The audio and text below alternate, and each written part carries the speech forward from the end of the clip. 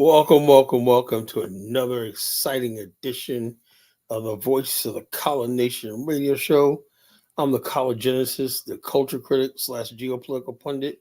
If you want to ask me what I am, I'm a culture critic slash geopolitical pundit. I hate when people say, "Color, you're a Pan African." I never said I was a Pan Africanist. And I do say I'm a black nationalist because that's what I am. That's what I am. But I don't describe myself as a Pan Africanist. I don't describe myself as a conservative, liberal, or any of these tags that go on today and whatnot. I'm simply a culture critic. I criticize the culture and my take on popular culture. Look, when I came online, like, what was this, good 20 years ago, I had came online for with a vengeance, a vengeance. I watched my generation, Gen X. I watched the complete destruction of our community and destruction culturally in our community. So I decided 20 years ago to become a culture critic because I know that's the reason why we're going through the stuff we're going through right now. We need a cultural revolution. I know that people, and I have evidence and people that were paid to misdirect Black America, throw us off course and whatnot, create this sense of materialism, individuality, selfishness, self hatred. All this stuff was done deliberately by people who at one time used to love and protect and our community. Our community was our sanctuary. We didn't have much in the world, but we had each other. And so that culture of black love that I grew up in when I was a kid, I saw in my lifetime disappear. I would never have thought that I would hear stories about somebody owes somebody $50 and it's okay to blow their brains out about it. And then somebody get on a record and make a record deal about it and people sing it and repeat about it and talk about brag about selling drugs to your brother and sister and hooking people on heroin and crack so you could buy a Bentley. When I looked at all this and everything like that, I knew there was forces out here who went from burning sheets or sheets and burning crosses to signing people as far as like record deals and stuff like that. Yes, they're after us. They want to destroy us, our culture, everything. But this time they got a helping hand. And these are the people I go after. I call race traders who I go after. And these are the people I want to expose. I am not here to compromise with anybody. My goal, if I could do it any straight to my body, is to wipe this group of people, these race traders, out of our community, wipe them from the face of the earth, right? And the only way we could do that is we got to basically say it's time for us to have a nation of our own. And that nation, we're going to rebuild our culture from the bottom up. And guess what? Some people are not going to be allowed in it. Some people, so I want you mentally to start getting prepared that some things in Black America you're going to have to leave behind. Some things and people you're going to have to forget. Some people, things you're going to have to bury. Some things you are going to have to adopt. Now, if you're on that trajectory of building or something positive, then we can talk. But if you basically talk about Ubuntu all the time, and I never hear you talk about the really destructive stuff that happens to Black America over the last couple of decades, which is culture, you know? And so therefore, as long as we're in the same situation in America, no Ubuntu, no Christianity, everything fails. We had the Nation of Islam came here, went now, oh, this is the answer to Black America. Didn't work, you know? What are you? I was fork of New York immigrants. What are you talking about, Tolliver? Tolliver, sit down. Go get a glass of water. Sit down. Jeez, man, where did I get these people from? What the hell are we talking about black immigrants in New York for, man? That doesn't even have anything to do with the conversation. So this is what I'm talking about tonight. Everything has failed, right? We had great revivals. We had the Garvey movement came through here. We had Daddy Grace. We had Father Divine. We had every last single cult, every last single ideology, every last single thing. We had Ebony Magazine. We had a BET. And everything comes down to, it all goes back to, we are still under the thumb of white America. And I think black people are at the point where they're done fighting. They're ready to throw in the towel and basically surrender and say, "Look, I'm just an American." That's why so many people are FBA, right? They're just like saying, "Yeah, you know something? I'm an American." Blah blah blah. Let's be American. Let's forget this. And some people even go so far as to say, "You know something? I only could be American if I basically, forget my history." Because look, no matter how, let me tell you something. No matter how much you try to be American, as soon as you stumble across slavery and you realize what happened to your ancestors and stuff like that, you become naturally rebellious. That's human nature. You like, I don't want, I don't accept it. But I think black people are to the point now they're ready to throw their ancestors and what happened to their ancestors under the bus. That's why they go for reparations. They're basically saying, white people, if you just pay us off, we'll forgive you for slavery and we'll become good Americans. That's what I think we're at right now. We think black people, either they want to basically what reparations, right, or to ease their pain and forgive white people and surrender to them, or they want to basically say slavery never happened and they let's be Americans. Yeah, there's somebody named Black America types in the chat room about we're the real Americans. You know, I mean, it's just insane what we're going through right now. So it is what it is, folks. So we're gonna have a good show tonight. Look, when you have topics like is Black America finally surrendering to white America, things are gonna get hot tonight. Things are gonna be things. So stop what you're doing and hit that like button, like, share, and subscribe. Tell a friend, tell somebody it's going down in Collar Land. Be here or be nowhere. This is the only place you want to be. I'm telling you right now, nobody gives you to you like the College Genesis. Nobody speaks with authority like the College Genesis. Don't listen to these little minions out here and whatnot. These are my students. Don't listen to these freaking these body boys and fools out here. Only listen to the College Genesis, and people that I approve of and everything, So it is what it is. Now, tonight I want to talk about something, right? Two things I want to talk about. One is, as we all know, there was an attempted coup in the Congo a few months ago, right? And it was done by a Congolese American, right? He went there with, I think, his father, whatever like that. The father was on the ground. The son was in America studying university, and they attempted a coup. And I knew this. Look, this is going to shock you, folks. What I'm about to tell you. 3 of the young men that were involved with this coup were white Americans, right? And they were all basically under the received the death penalty, for the attempted coup in the Congo, right? Now, some of the black people have already been executed, but guess what? The white boys that were there were basically turned over to the United States. They were turned over to the State Department, Trump administration, everything. In other words, Donald Trump told the Congolese, you execute those white boys and that'll be your ass. You see what I'm talking about?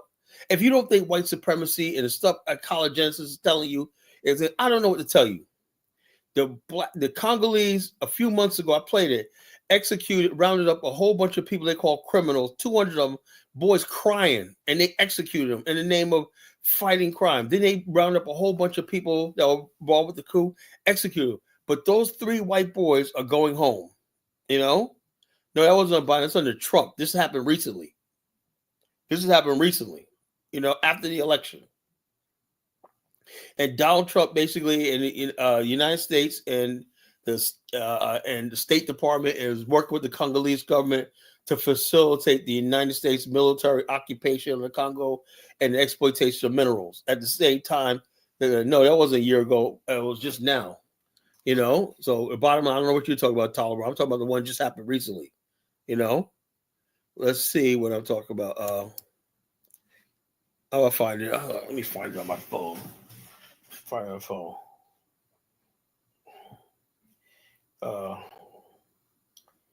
Coup plotters. Coup plotters. Coup plotters in Congo.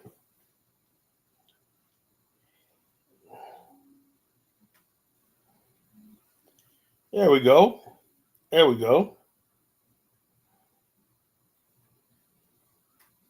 Free Tax USA, where federal filing is always free with no games or pricing gimmicks. Because this is why you listen to College Genesis and not somebody named Tolliver, because I know what I'm talking about. When I tell you about something, I know what I'm talking about, you know? So I know what I'm talking about, folks. Let me get it for you. I'm going to make Tolliver eat his words.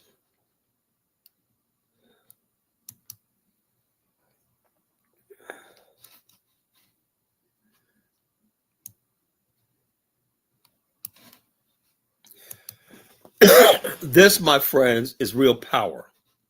This, my friends, is why I say everything that we had up until now, up until the College Genesis, was a joke. I want real power in this world, you know? So,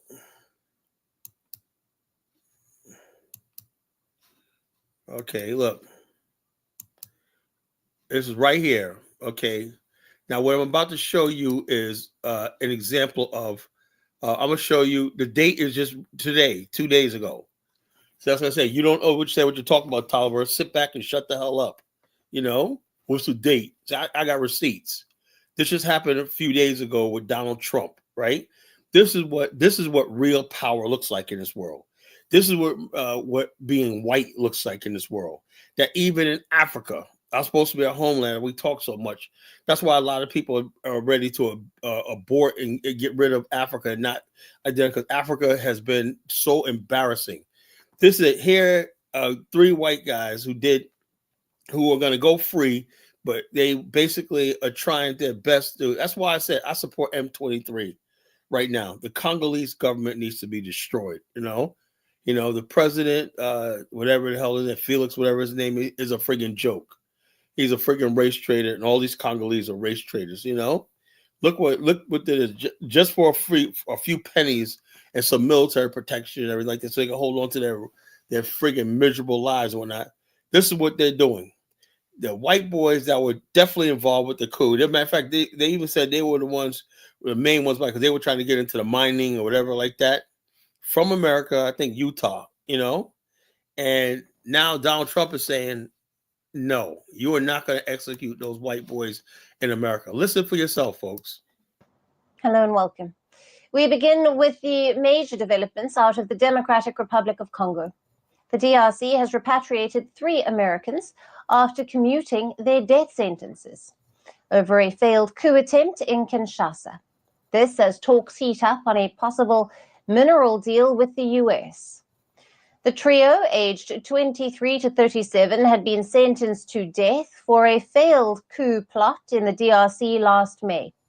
They were among dozens of foreigners convicted over the same plot.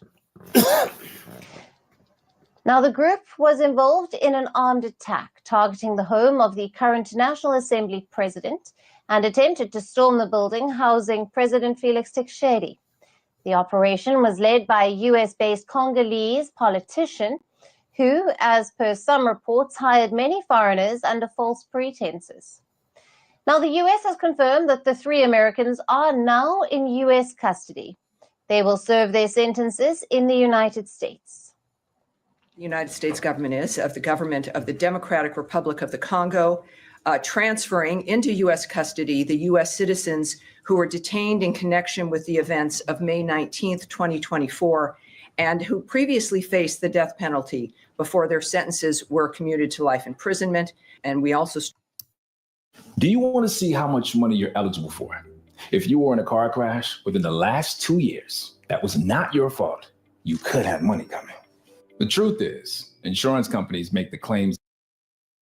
Strongly condemn the armed attacks of May 19th and support the DRC authorities in holding those responsible appropriately accountable.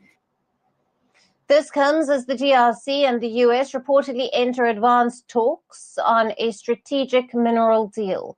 Leading the negotiation is Senior Africa Advisor to the US President Donald Trump, Masad Boulos, US President Donald Trump's Senior Africa Advisor, and also his in-law. Now, Boulos is on a multi-nation Africa tour visiting the DRC, Rwanda, Kenya, and Uganda. It was just ahead of his visit last week. The DRC commuted the death sentences of the 3 Americans.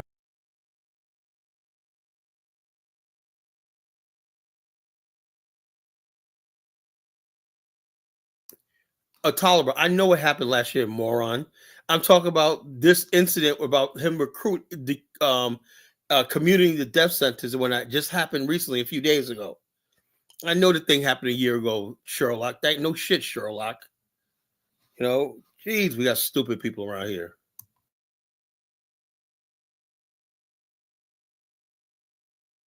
To life imprisonment. He has met DRC President Felix Tshisekedi and Rwanda's Paul Kagame during his visit.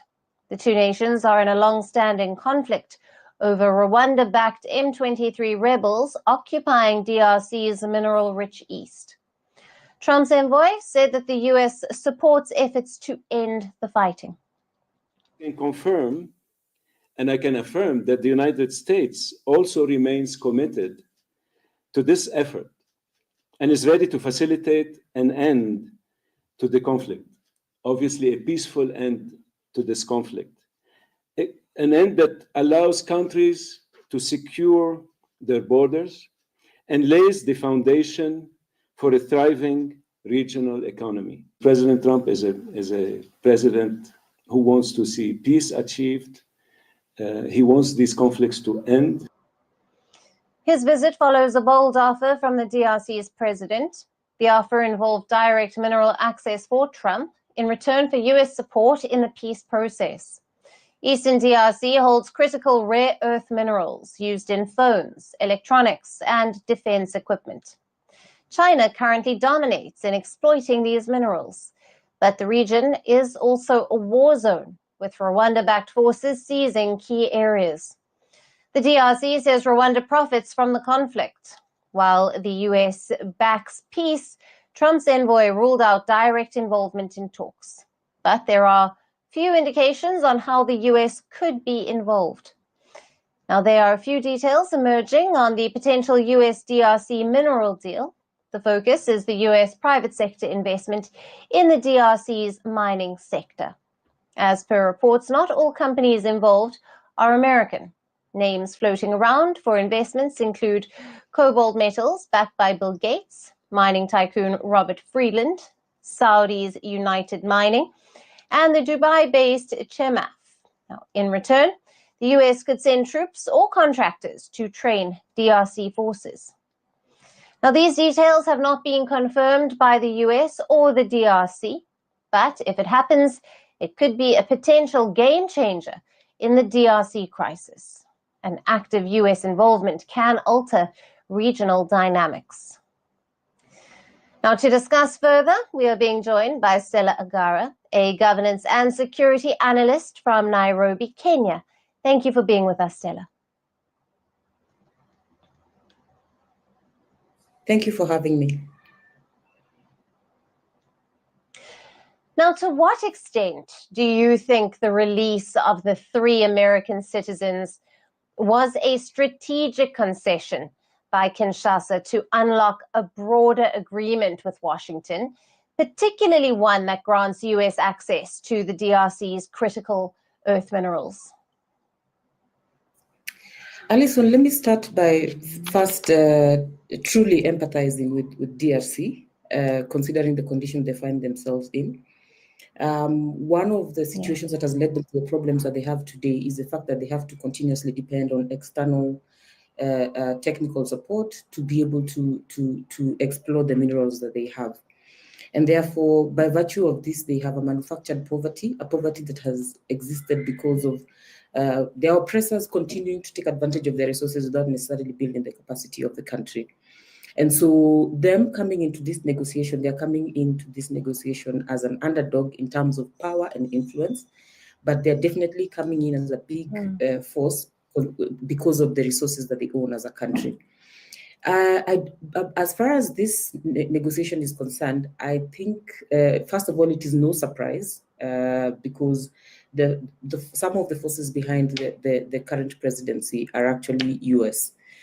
This Tshisekedi was definitely a US supported presidency, and so it's no surprise that they headed in that direction. The request for support from the US came from a senator from the country. I don't think the senator could have made that kind of a request without consulting the president, even though some political forces are saying that they are not involved. So as far as I'm concerned, I think at first it's not a surprise. Secondly, it is one of possibly the best deals that DRC is looking at getting. For two reasons. I will say this because I know the Biden administration also had a lot of interest in DRC, but for them, they were coming in from an antagonistic point of view. Their plan was to actually get minerals out of the DRC, come what may. And you may have noted that when Biden visited the region, just before he left office, he actually came to sign an agreement with Angola to build a railway that is touted to possibly have been a route to take some of those minerals out of DRC. So coming now under President Trump administration, this looks possibly like a better opportunity. One, because President Trump has been known to be one of those presidents who does not like conflict, who tries as much as possible to ensure that there's peace between his nation and the nations when he's in power. So I think in terms of that, it's a good deal. The other force that is in DRC right now and has declared support for them very early is Russia. The fact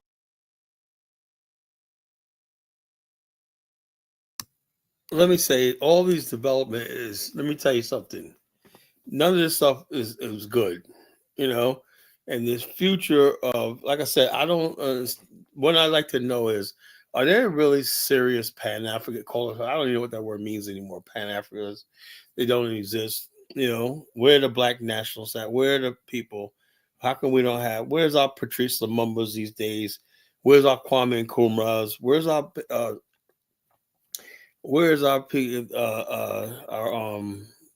Sobukwe's? Where are people? Where are Julius Nyerere nowadays? Where are the people, the black African men that stood up against the West? It's just it's disheartening, and this is what people want us to come back to. This is what people like Baruti want us to come back to. Yeah, come to Africa, starve, live in poverty, be ostracized, man. You don't need running water. You don't need development. You don't need the damn basics,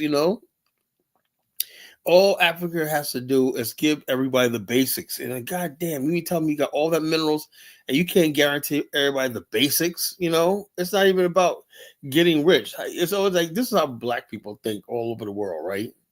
They're always trying to get rich instead of talking about the basics, Once you have the basics, and then if you get rich, you get rich. But people like in Africa, like either they're rich or they got nothing, There's no saying, look, to build a middle class, you have to basically compromise. You got to say, okay, I could try to go take life gamble and be rich here, but if we pull together, I might not have 10 cars and 10 houses, but I could have one house and I'll be around a bunch of other people who have one house, and we'll be living together because we're all one people.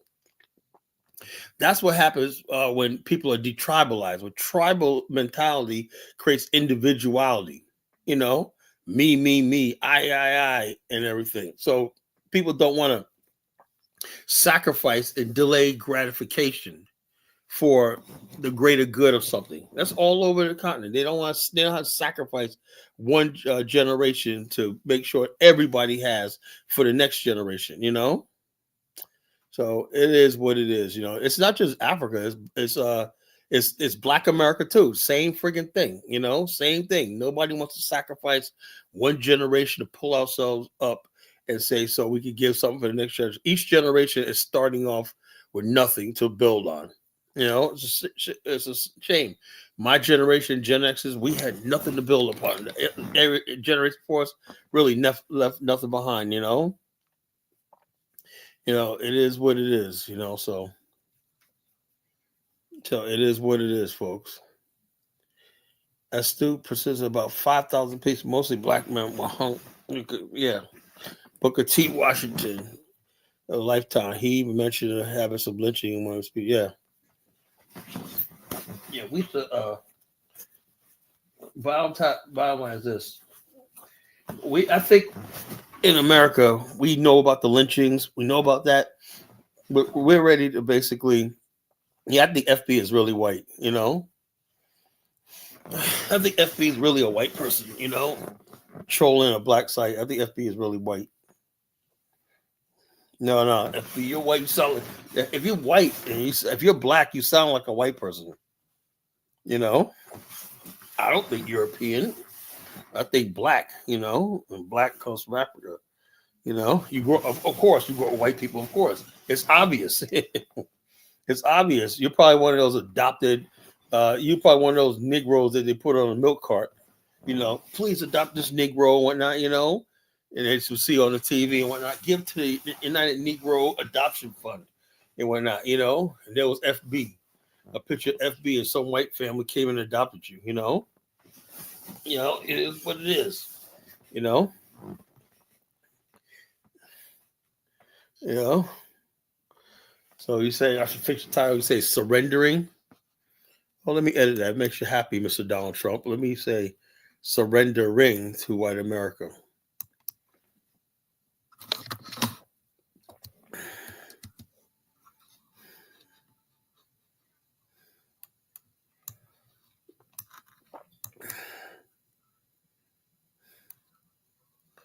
Oops. Can't change it. Sorry, I can't change. Okay, yeah, that's what it is. Let's change. Okay. But that's what it is, you know.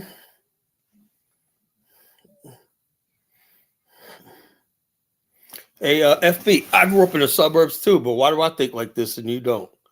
I live in the suburbs. I grew up in the suburbs all my life, you know. But I think like this. Growing in the suburbs make me more militant and black nationalist. You know, I'm more militant. Black people who basically grew up in the suburbs tend to be more black nationalists or black militant, you know, about black unity. And the people who grow up in the ghetto and the hood and everything, because they take being black for granted, you know. So it is what it is. So look, we're going to talk about that tonight. And also, there's an article going around talking about Ghana is now saying they want to charge all non-citizens $250,000, right, for citizenship for just being in Ghana, right? And Kofi commented, said it's $250,000 in CDs, which is $20,000. He said, and it doesn't apply to diaspora. Look, let me tell you something. If Kofi's listening, I know he is. I know Kofi. I know you're out there, Kofi. I know you're listening, bro. You know, you cannot. He said, well, they say have a way how to talk. Though out of bullshit. Yeah, I know about Ghana's double talk. We have Lewis that comes and Zongo that comes over at night. All right, I know how Ghanaians double talk. You know, because they're the biggest bullshitters out of all black people on the planet. Them and Nigerians are the biggest bullshitters. You know, I know how they double talk. But let me tell you something about double talk. You cannot basically say, okay, we're going to charge $20,000 for all people living in the country, and then say exclude black people or so-called diasporas that you call yourself, an African diaspora you call yourself, because they're not citizens. That means not all that whole African diaspora. So that's something people talk about online. It does not translate into laws and policies and everything like that. Why? Because the country of India and China and Europe would condemn Ghana and take it to international court for racism and human rights violation. If you basically say we're going to charge all non-black people, see, that's why I said all these laws that we tried to pass for years is now coming back to haunt us. Now, if you say that Ghana wants to pass a law charging everybody $20,000 just for being in Ghana if you're not a citizen. Now, Kofi says that doesn't apply to black people, right? Now, if that's the case, what will happen is these countries will sue Ghana in international court for racism. Do you understand how it works? Now, if that's true, that $20,000, why would you want to live in a country that's going to charge you $20,000 just to reside there? You know, what do you get for $20,000? You know, oh, come live in Ghana. $20,000, that's not a lot of money. You know, Come experience what lack of electricity is like, lack of proper sanitation, shitty roads, everything like that. Come one, come all. Be ostracized, starve, be ridiculed when I be poor. Come on over to Ghana when I and leave your $20,000 in our account when I go right ahead. Come right on. $20,000 is nothing. This is freaking nonsense I'm talking about. That's why I say ultimately we need an Afghanistan. We need a territory of our own. And I am not really happy about the United States presence in the Congo right now, because that's a threat to our thing. That's why I say it's going to be conflict between us and white America eventually. It's going to come to conflict, because I was like this. I'm like this. I was okay with Donald Trump, the MAGA movement, whatever like that. But when you start coming into my territory, my base, and my homeland and whatnot, now we got we got serious fucking problems. I don't know how this is going to end, whatever like that. I could lose my life, but there's no way I'm going to sit back and let white America have my ancestral, after everything, they're going to have access to my ancestral homeland. That's not going to happen. And the bottom line is, am I the only person that's angry about this? You know why? Because I'm not trying to go to Africa to make some fucking money. I don't give a fuck about tours. I don't give a fuck about land. I don't give a fuck about business, whatnot. I want to see my African motherland free. That's what I'm here for. I'm not here for business and all this kind of stuff like that. All I know is, as being a culture critic, I understand the world is unjust. Why is it one race of people have power over everybody else and whatnot? Who made them God to rule over us forever and whatnot? We don't have no power, no say-so over everything. Everybody else in the world, even the Vietnamese, once was a scorned, now making decisions, built their country up, industrialized, everything. Everybody else in the world is making progress and taking their destiny into their own hands, except for the black man and black woman in America. I'm sorry, that's what I'm angry about. I don't want to go to my grave and be like, damn, and leave this behind for the next generation where one race of people rules over us in paternity. I'm gonna say something about it. I'm gonna make sure before I leave this earth or whatnot, I'm gonna make sure that somewhere along the line, I don't care if it's 200 years now, one day we're gonna be free. That's what I live for. I don't know what everybody else is in this movement for. If you want to be in a movement for money, if you want to be in a movement for clicks and views and likes, that's what you. But I'm telling what the college genesis is here for. I want a revolution. That's what I want. And those of you who don't want a revolution, you just want nickels and dimes and everything, hey, that's up to you. But I want a revolution. Now, I don't give a damn who does not like it. No, it ain't the sinful ways. Hey, Real Don, what about the white man's sinful ways? What about their culture? Our culture is a friggin' is a reflection of white people's culture. That's all that is. We learn from the best how to be immoral and stupid stuff like that. White people do the same thing, but you guys have money and power to cover up your shit. That's the difference between us and them. If we had their money and their power, and they could do all their. Look at these white boys that just got thing. They started a coup, and they're going home. The black people in the Congo are facing the death penalty. The white people are going home. Are you going to tell me that's a fair world, Mr. Donald Trump? The fact that 99% of all money that comes in, yeah. Oh, let's look at the black community. Is it fair that your race controls everything in the community? So in other words, basically the fact that you control all the banks, you control all the policies, you control everything, you control all the jobs, you control all the taxes, you collect all the taxes, you collect everything and whatnot, and we have nothing, but that's fair? Only a white America thinks that's fair. You got everything, everything we do, all your stores, you make sure we don't have anything for ourselves. Everything we do, we buy, everything like that is controlled by you. And you're going to sit here and say, won't blame the white community. Okay, well, the day is going to come where 90% of our money is going to go to black. And when your community collapses because they're not getting a free ride off our community and whatnot, you only got what you got because we don't have. Because we don't have a nation. We don't have a government. So all our money and wealth goes back to you. So please don't tell me about no goddamn white America, man. Go to hell.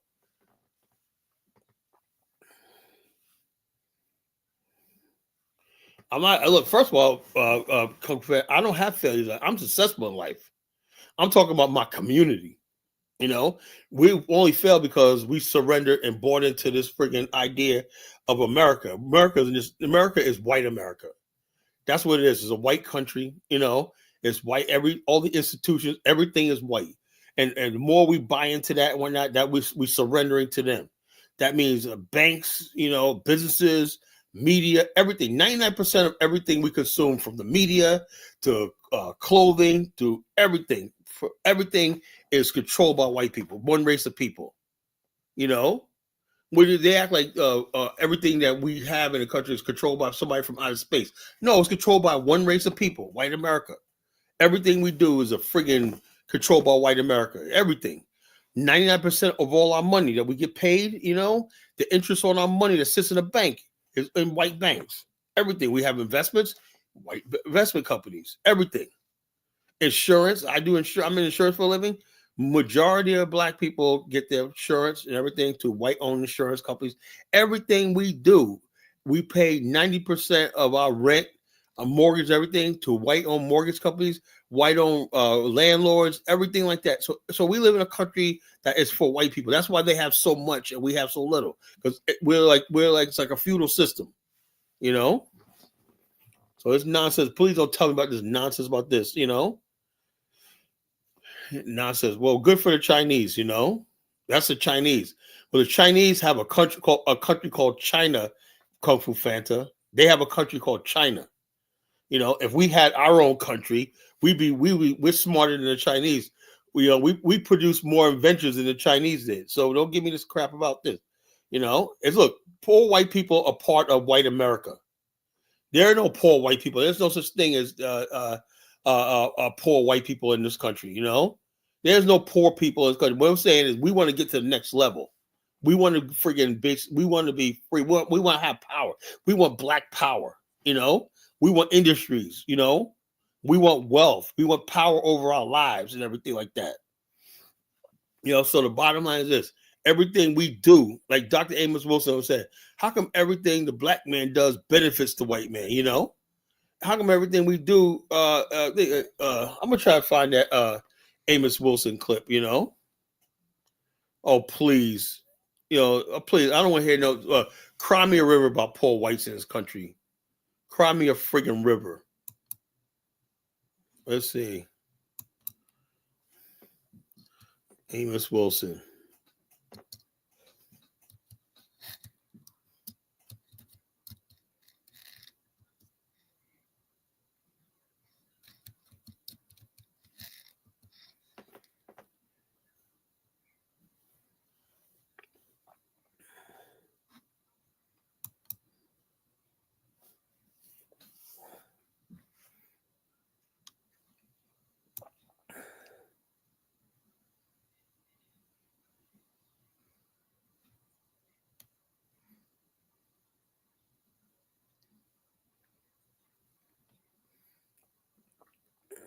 I can't find a specific clip.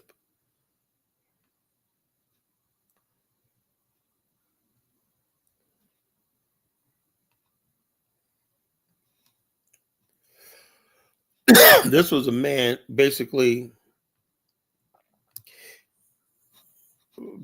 talking about, he was a man exposing white supremacy, you know, and this idea that we need a fucking white savior to save us all the time, you know. This guy basically talk about black dollars, you know. How come black dollars, there's a conspiracy to keep black dollars in white hands, you know. 99% of everything we do goes back to white people and everything like that. And they want to sit here and tell me about a damn how we're all American. Man, get out of here with that shit, you know.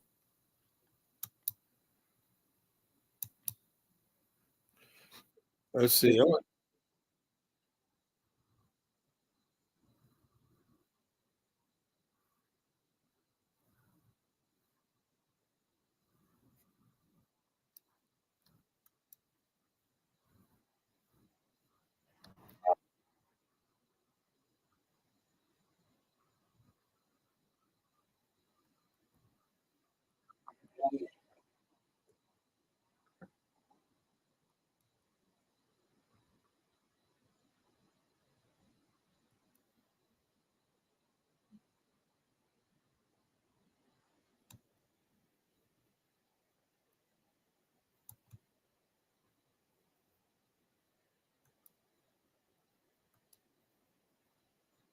seeking not only to educate, but to uplift and stands Dr. Amos N. Wilson, a towering figure whose contributions span the realms of academia, social theory, and Pan-African thought.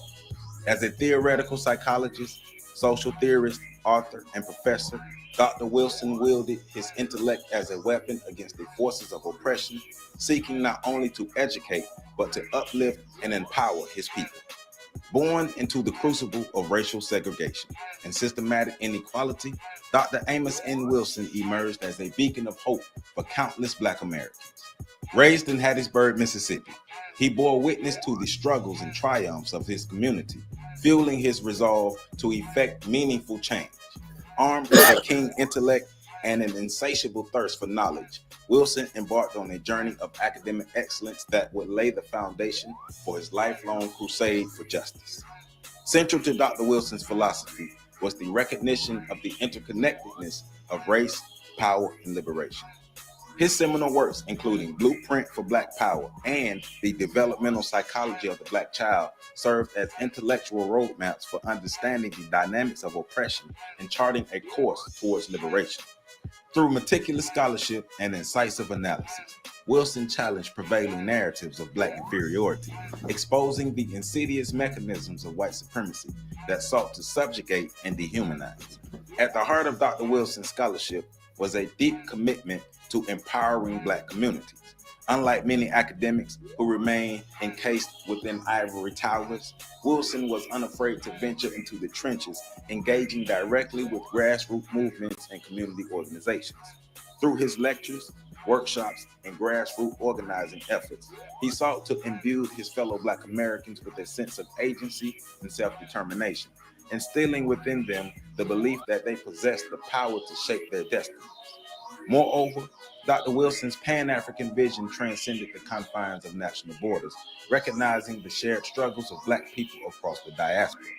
He understood that true liberation could only be achieved through solidarity and collective action, and he tirelessly advocated for unity among people of African descent.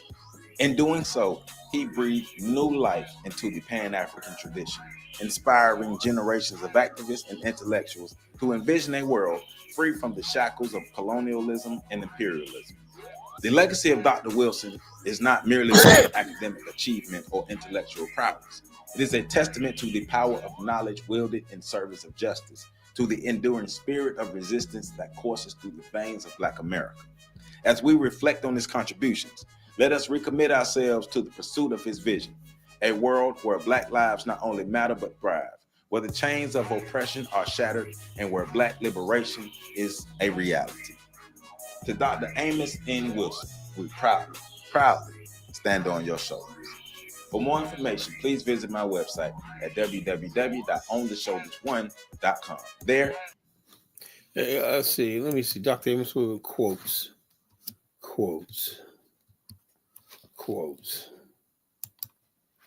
Let me find quotes.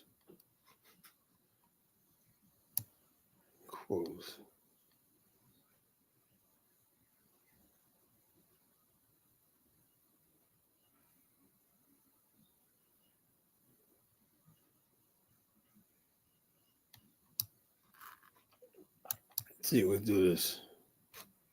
See if this is one of the major problems with this society is that men and women are not prepared to live with each other. You send your children to school, they learn math, and they learn science, and they learn all this other stuff, and they learn everything but the very basic thing that makes people happy.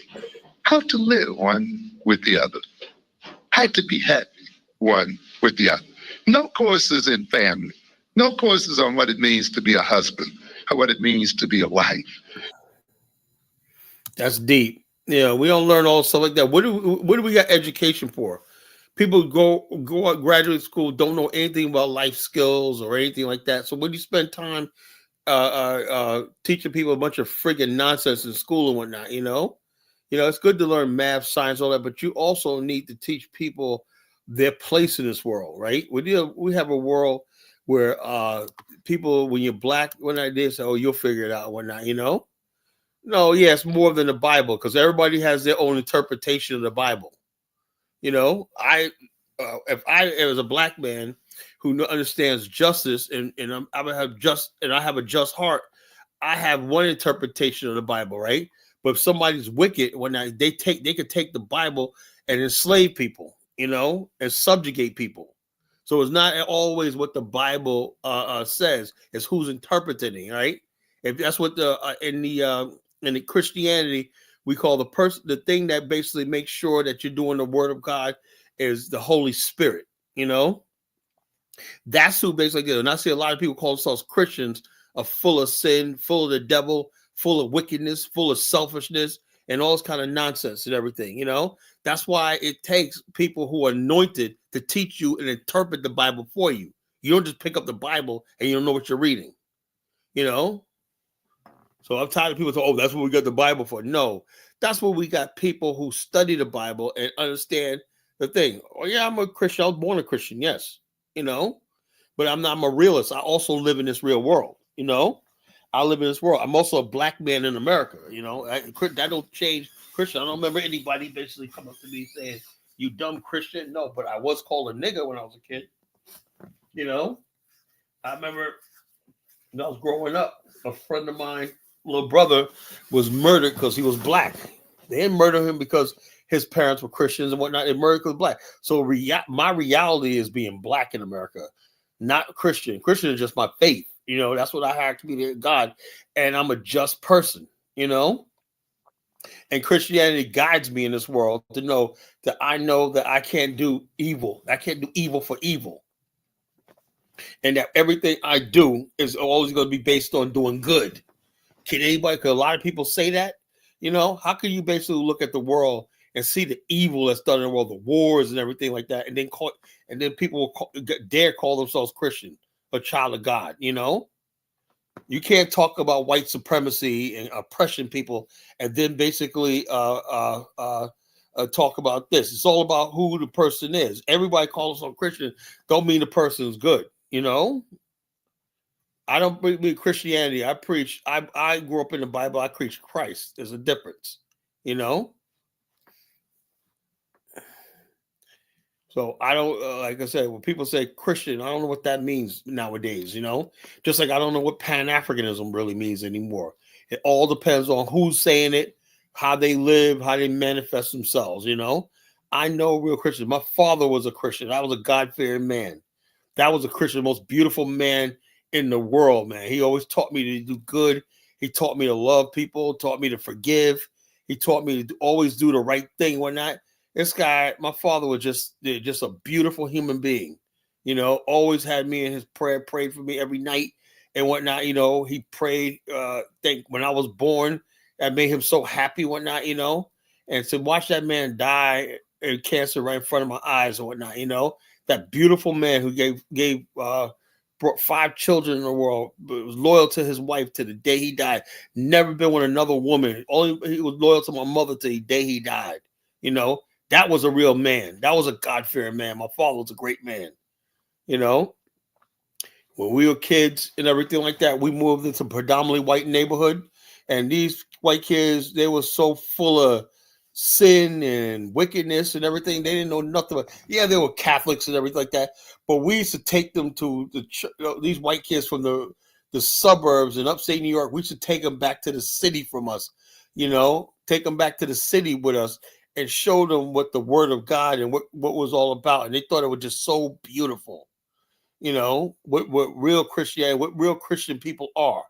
I'm a witness to real Christians, whatnot. The black church that I grew up in, we were real Christians. We did things. We helped the poor. We did things and everything like that. We weren't just somebody to say we're Christians because, we think Jesus Christ is white and he was walking around, we're Christians, we're black. No, we were actually real Christians when I was growing up. My parents were born again Christians, They're beautiful. I grew up with it in a beautiful household. Parents taught me morals. They taught me the value of education. They taught me hard work. They taught me to be good and obey your parents, respect authority and all these things like that, The black church was compromised. First of all, like I said, Marcus, right? The black church was compromised. I remember there was this guy, Pastor Washington, right? I never forget this, right? Think about this. This was 40 years ago. This was 1985. I'll never forget this as long as I live, right? There was a man named Pastor Rod. He had a church in Queens, New York, big black church in Queens, New York, right? Anyway, he was talking one day. My grandfather was playing him in the car, right? And he was talking about the fact that there was a lot of homosexuals who were infiltrating the church, right?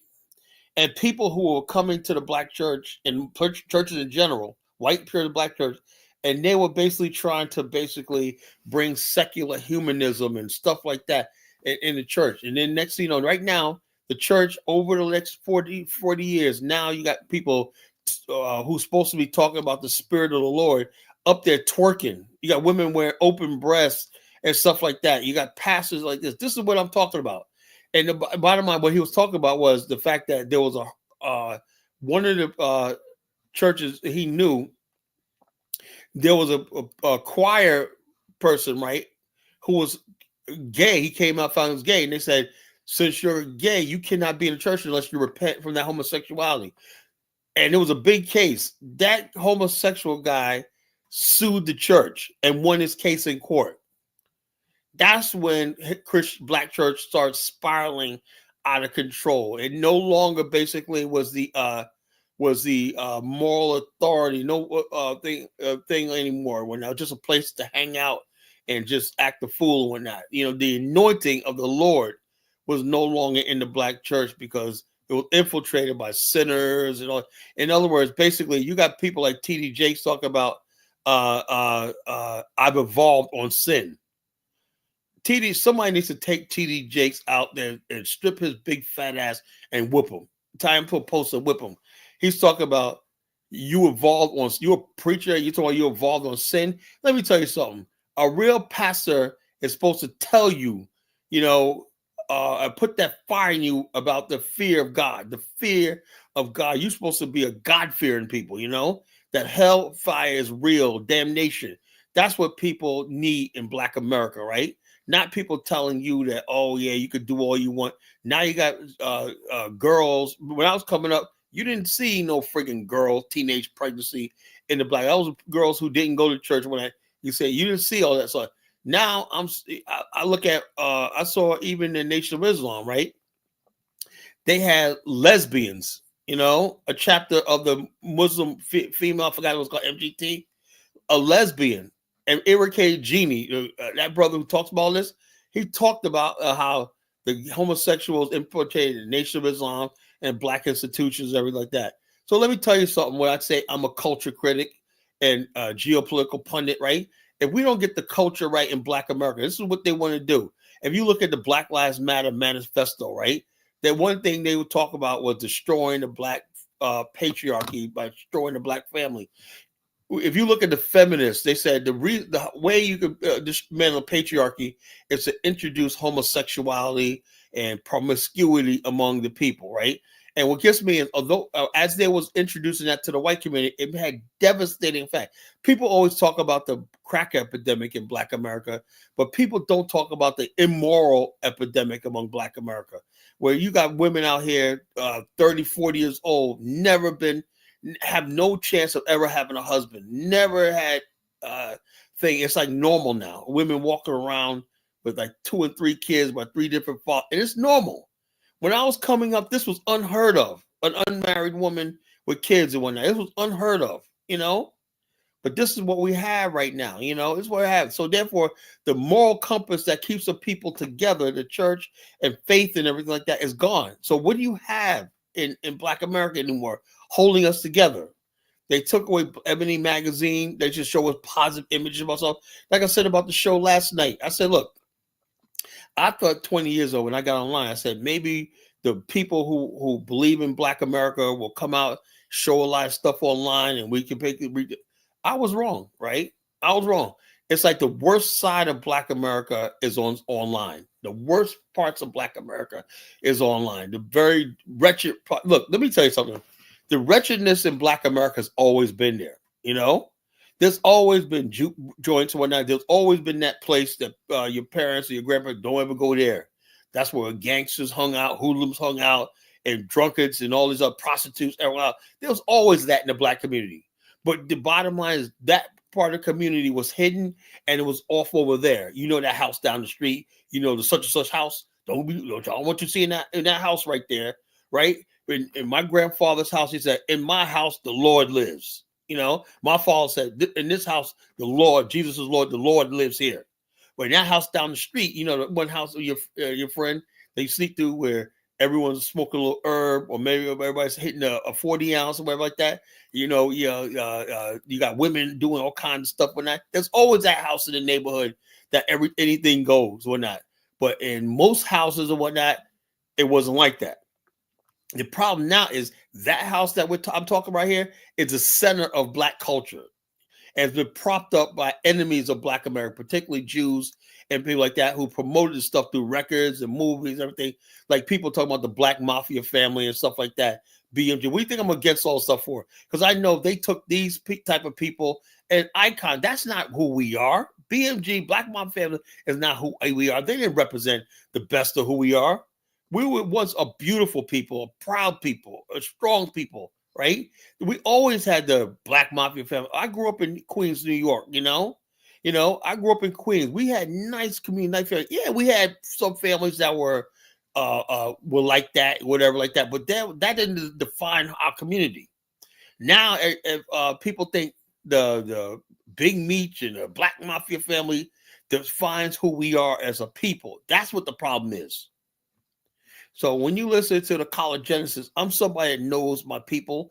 I know what happened, and I know how we do it. And I think basically, to tell you the truth, right, I think because white America is so vested in our destruction, that's why we got people like real Donald Trump in here talking about what you need to do. No, white America is vested in the destruction of Black America. Why do you think they give a platform to people like 50 Cent? Why do you think they would monetize something like Big Meech and stuff like this? White people want to see our destruction. That's the truth. Anytime, if everybody sees me, I seem like a moral guy. I may not say everything you want to say or whatnot, but if white America was just, then somebody like College Genesis would be popular and stuff like that. They wouldn't try to suppress me. Even I don't even like Tariq Nasheed or Umar Johnson or whatnot for the most part, right? This, why is it that almost everything you see that's promoting the mainstream media is so degrading, stuff like that? Why do they have no problem platforming and monetizing people like Young Thug and all stuff like this? Why do they get a platform? Why do you got people like Jay-Z? And also they talk about P. Diddy. When now you talk about Diddy, how the hell is the fact that you had rich billionaires hanging out with somebody like P, legitimizing someone like P. Diddy? Do you understand where I'm coming from, folks? So no, you talking that shit. Yeah, Definitely talking that shit. Check this out. This is my Sunday night sermon. Now you talking that shit. No, listen. It's bad. I thought, check this out. When I moved to Houston, I'm seeing some of the most beautiful women with other women. Yeah. The gens. I used to be a teacher assistant a couple years ago. I saw them young motherfuckers, them little middle school motherfuckers talking about they going gay. Black. Yeah. Yeah. It's normal now. I got neighbors. I'm surrounded by black women that are lesbian. Beautiful black women that are lesbian. It's normal. And you say something about it, crazy. They're gonna call you a homophobe. Yeah. They're gonna come at you like crazy, man. That's why on this platform, yes, we condemn that stuff, and I dare anybody to call in here. That's why they would love to be able to shut me down and shut me up and whatnot, but they're not gonna do it.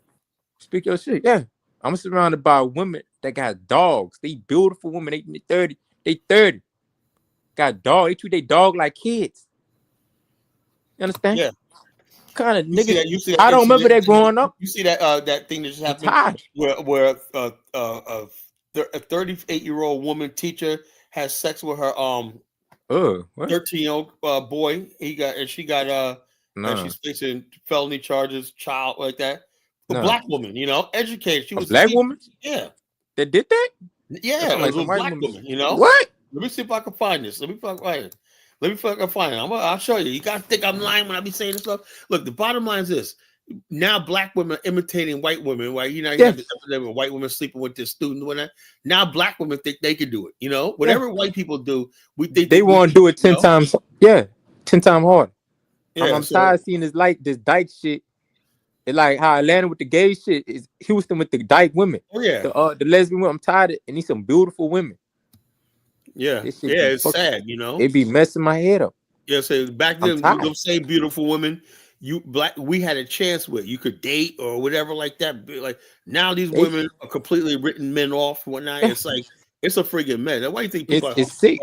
Hustle Smart talks about women like that. You know, that's Yeah. what he's experienced. That's why I don't people say, "Well, how you let Hustle Smart talk like that?"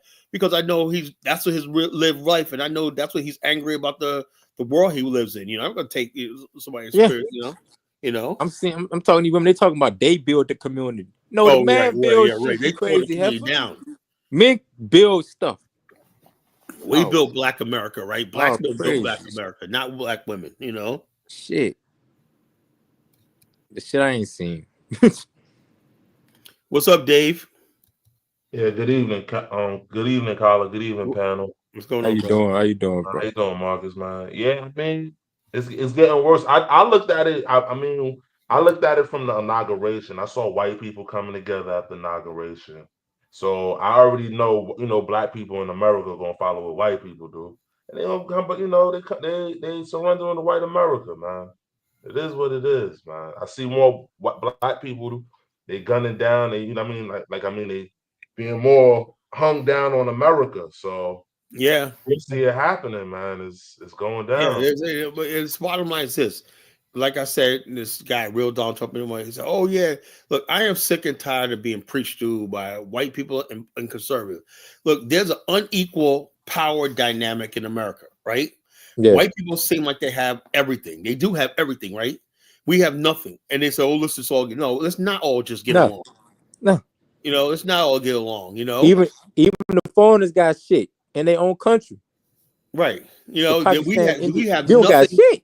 I said, look, sometimes if you move to this country, right, and you realize this is America is a country, you might get a little piece of it, right? But you know your real power base is back in your home country. You know, Thank you. Black people in America do not have a home country. You know, We're like the Kurds. We're aimless people. yeah. So the bottom We line, ain't got so shit. if we're aimless people, don't have a land, don't sit here and judge us about what we're doing, try to put your white standards when you got all the money, white privilege, and everything like that, not have to worry about racism and stuff like that, you know, psychologically and everything. You're on top and everything like that. So you psychologically, and you want to put that on us, man, get the hell out of here. Yeah. That's why I said I am sick and tired of the Jason Shitlocks, the Candace Owenses, and all these other fucking people, the Tommy sort of asshole Mayor and all these other people that's always apologizing for white racists, you know? But the crazy thing is, the shit that they test out on us, they don't really take it in. Like the LGBT shit, all that other shit, they're gonna fight back. But everything the LGBT shit and everything else, we take it 10 times harder. Because we don't have the power of reward and punishment in our community. That's the problem. Our Black America, bro. Let me tell you something, young brother. Let me tell you something, young brother. Back in the days, Black community functioned on one thing. What made it work was Black love. Black love. That's what made you basically like, you know, it'll say anybody could talk to you and say, you know, that ain't the right thing to do. And then your brothers will hug. And, I'm sorry, brother. Brothers will hug and kiss. I'm sorry, brother. I remember my Uncle Michael, man. When he was a teenager, when I was a kid, whatever like that. Yeah. He said, he used to have fights with dudes, whatever like that. And they'll say, oh, remember that dude? Like, he was like, oh yeah, man, I bumped into him on such and such. He said, man, how you doing? He said, that was your mortal enemy. He said, I saw him and whatnot, you know, man, we was like talking. He said, man, when you come by the house, I'm married now, I got a kid, and I got another one on the way, man. I missed you, man. Good to see you. And these guys are hugging and whatnot. And every time he told me so, I would break down and cry, man. I said, that's really Black love, you know? When Black love ended. When did it end? Now, what did we do? We're gonna kill that nigga, you know? Somebody's gonna die tonight. Look at stuff that's going in our spirit, you know, in the record industry. Somebody's gonna die tonight. Somebody needs to die tonight. Biggie Smalls, all kinds of stupid shit, you know, they put out in our youth, you know. Somebody just kill a man, all this death and destruction and murder. When somebody puts out a record, right, and you put murder and stuff like that, you're doing that for a reason, you know. You're changing the culture, you know. You're putting stuff in people's head, and people think how you deal with somebody. Like you got kids running around talking about, oh, I gotta look out for my ops, you know. young black kids hunting each other down in Yeah. the community. But the thing is, nobody wants to talk about it. Nobody wants to talk about that. The death and destruction you see in Black America, right? Sex, money, and murder. Yeah, sex, money, and murder. All the stuff like this that we see right now. That's the destruction of Black America. And I'm somebody that's gonna say something about it. I don't care who doesn't like it. I don't care. I watched the destruction literally before my eyes. I watched the destruction of my beloved people. And I'm the only one that talks about it. Nobody else talks about this. Because everybody's too scared and whatnot. They're like, I'm like the type of person that sticks my finger out the window and see which way the wind is blowing. Oh yeah, I can't talk about that because people. No, I'll say what needs to be fucking said. And so this is what it is. Nobody talks about this stuff. That's the struggle community, right? What we got like the big mamas. Do you hear Phil Scott talking about this? Hell no. Hell no. Oh, what does he talk about? Karens, stuff like that. Them people, them folk. No, you need to talk about our folks. The most destructive thing in Black America is what's going on inside of Black America. I ain't seen some shit. I ain't seen some crazy ass shit in our community. You understand? I ain't seen the boys. They 14, 15 with a whole AK-47 the size of them. You understand? There's walking choppers, I ain't seen. They got a song out there called My Chopper. You says I heard that song. Yeah, choppers. I lived in New Orleans. I lived in Chopper City. I used to live in New Orleans, Chopper City. AK-47. I seen it. I seen all that crazy ass. I seen dude in Houston. We partying, we having fun. They black men jumped this dude and ran his pockets. They was attacking him like animals, hyenas, attacking this black man and took everything. Like, it's crazy. It's crazy now. It is what it is. It's crazy. It's what it is. The whole thing is, that's the reason why it's like that, because no one condemns it. If no one condemns, the only person that really condemns the stuff is that Pastor Geno Jenkins. He's like the only one I see, that says stuff like that. Everything else is always like Jamal Bryant. Everything else is talking about racism. I'm sick of hearing about racism. I want to talk about us, because despite we used to have racism back in the days, but Black America used to be our sanctuary. You felt safe around your own people. You felt loved around your own people.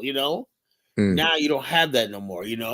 Nah, you damn near gotta attack your own people. Like, you joking around, it's gonna lead to something.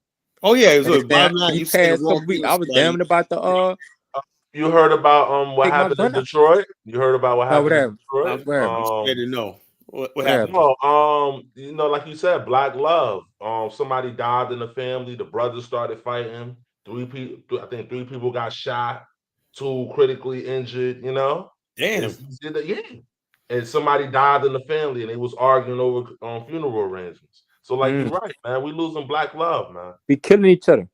Family even killing each other. So it's like, everybody, all this toxic stuff in our community, because the root of it is we never healed from slavery and the trauma that happened to us. So Jim Crow. And all the stuff like that we went through, right? People just tell us, just forget about it. You can't forget about this stuff. So, like I said, me personally, right? When I have some people who are like, and I am not anyways a racist. I am not I don't believe in that, whatever like that, right? But when I have people tell me, look, Carla, I hate white people. I can't stand them, whatever like that. I hate them. I wish if I could, I'd kill them all, whatever like that. I said, I'm sorry if you feel like that, but maybe God will touch your heart one day. But I'm not going to condemn that person. I'm not going to turn my back on that person. Why? Because I know he's hurting. Yeah. The problem is, we basically have been so long trying to protect white people because we want to surrender to white people, right? So we want to basically take the people that we know that white people will never accept and turn our backs on them. We understand we got people in our community that white America is never going to accept. In order for us to go into America, I don't think white people will ever accept us, though. Yeah, but there's some people in our community that white people will sort of accept. Like who? Well, just some black people. I know, just some black people. When they're around, I know there's black people that get along with white people really well. And like I know, they get along because why? Because they never bring up race. They never bring like that. And also, even black immigrants get along with white people very well. And what it's all about your attitude. If you go around white people and you're not talking about slavery, you're not talking about racism, if they ask you about like one thing they always test you back in the days was it was the Jesse Jackson, then Al Sharpton litmus test, you know? Yeah. White people will ask you, what do you think about Jesse Jackson, right?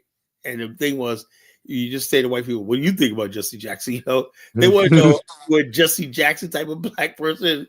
Oh, you would have to hide it, you know. You're like, okay, I don't know about Jesse crazy, whatever like that. Then you're cool with it, right? But if you say, yeah, man, I'm voting for Jesse Jackson, oh, you can forget it, you know. Yeah, then Al Sharpton, when the Tawana Brawley situation going on, every white person, when you could also you sit down and talk to a white person, you just know 5, 4, 3, 2, 1, they're gonna ask me about Al Sharpton, you know. So what do you think about this?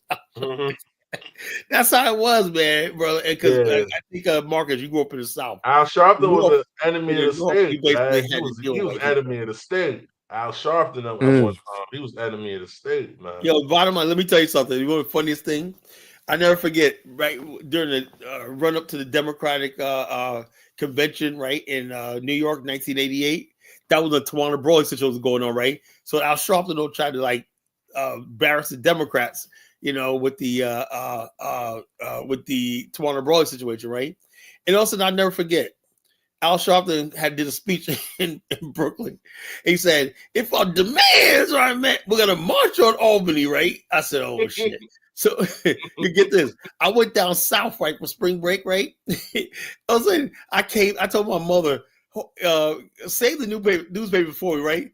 I got home and I saw a freaking on the front page was Al Sharpton being led away in handcuffs on the New York State Thruway. I fell out laughing. That shit was so funny, man. That nigga marched on Albany. Al Sharpton at that time was a radical, man. That was radical. Bottom line, back in those days, Dollar Bill will tell you, man, that white people, all they want to know is what you thought about Al Sharpton, you know? Yeah, what you thought about Farrakhan, you know? Those things, man. You gonna answer that? Yeah, Good evening, brothers. What's happening? What's going on, Dollar Bill? What's going on, Dollar Bill? Yeah, I like what you had to say about everything except Ubuntu. Maybe I had to throw that in. I knew you were listening. I know, I called you earlier. Listen, I agree with everything that you say except for the Ubuntu situation. And the reason why people don't understand, I push Ubuntu, I push my and other African, ways of organizing ourselves and talking to ourselves, not even just so much for our information in terms of talking to continental Africans. I was a young guy, really young. You played that clip of Dr. Amos on that speech. When he first did that speech, I was there. And I was a young brother. And I didn't tell this to Joe or any of the other brothers. But when I think about the brother, I wish he never would have wrote the book. Why you said it? On Black Power. Why you said it? The reason I'm saying that is because Dr. Amos Wilson's whole work wasn't about economics. It was about us as a people and how he could cure us from our suffering that we went through. So what he did was he identified our psychosis. And one of the books that I had to tell Brandon about, because he runs his mouth, when he says something about Dr. Amos, well, I know he don't know jack, is The Psychodynamics of Black on Black Violence under the Servitude of White Domination. Yeah, I remember that book. Exactly. Yeah. So when people think of that, right, if you really just break that down, how our actions, our ideas, and the things that we do are pretty much, and you see this in Africa, you see this in Jamaica, you see this in Trinidad. This is not just an African-American phenomenon. So when we talk about this self-destructive behavior, that behavior is almost like put in a petri dish and disseminated to our people. And we think that we're coming up with something new. And so people like Dr. Amos Wilson were people who were like decolonializers, the people that could see the symptoms of your problems and analyze those symptoms and come up with solutions, sort of like giving you some psychotherapy, right? So, you know, I don't know if you guys, I know you remember, Carla. Remember the movie The Drop Squad? Remember that joint? Yeah. You remember the brothers used to go out in the middle of the night? It's a Spike Lee joint, right? And you had these people in the community, you know, the preacher, you know, the gangbanger, the pimp. All of these people really actually come from the same mindset. They're just different mutations, okay, of the symptoms of what happens to us in Black America. They're just acting out, right? And Dr. Amos talked about this 30 years ago. He talked about it, that the conditioning, and he kind of like talked about it similar to Pavlov's dogs, right? You put certain things in the atmosphere and you kind of like condition the people and they will respond in that way. This is why rap had to be done the way it was. It had to be taken and messed with in its organic form, right? It was about movies, museums, and the Hall of Fame. And people were talking about being Black and blackness. Okay? Black and proud. I'm Black and proud. Well, 94 changed. 94, that year after the LA riots, we was cooking last night, Dollar Bill, right? Dave and us, we were talking about how the early 90s, right? This country, Black America, I remember that time period, was basically almost like our generation was ready for a race war, you know? Oh, yeah. Those are the days leading up to the Million Man March, the Men's Only Movement, the LA riots. There was a lot of stuff going on, right?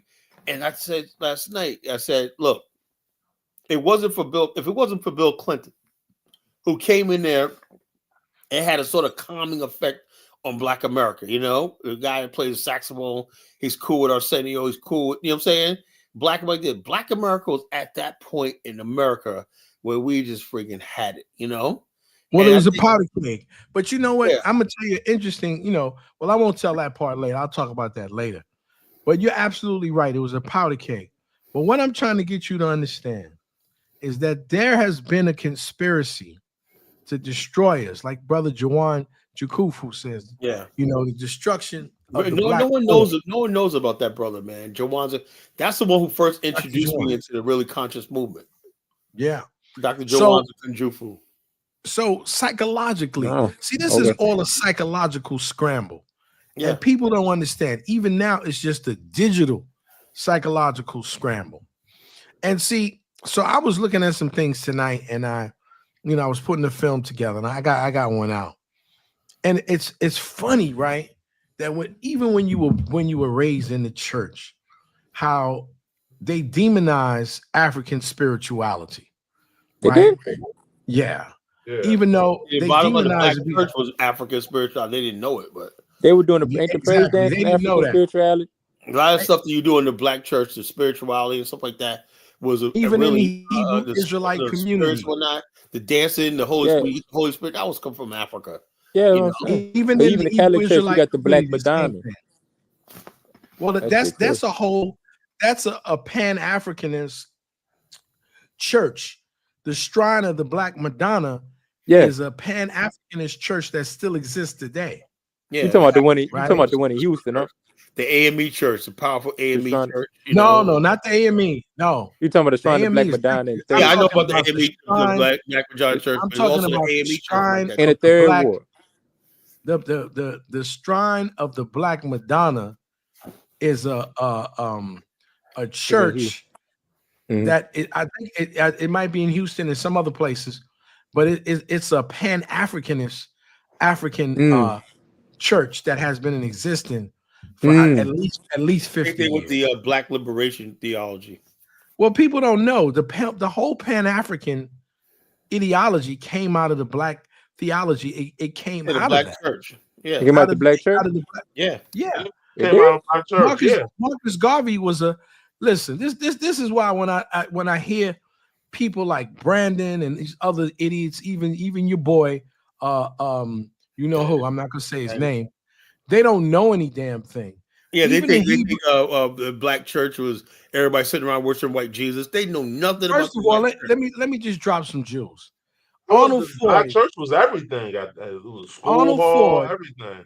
Arnold Ford was a Hebrew Israelite who was in Marcus Garvey's army. There were Hebrew Israelites in Marcus Garvey's army. And see, so when people say, "Oh, they anti-African," dummy, one of the oldest churches in Harlem, not churches but temples, which has been sold by his stupid grandson. One of the oldest Hebrew Israelite churches in Manhattan was the Ethiopian congregation. The Abyssinian church. No.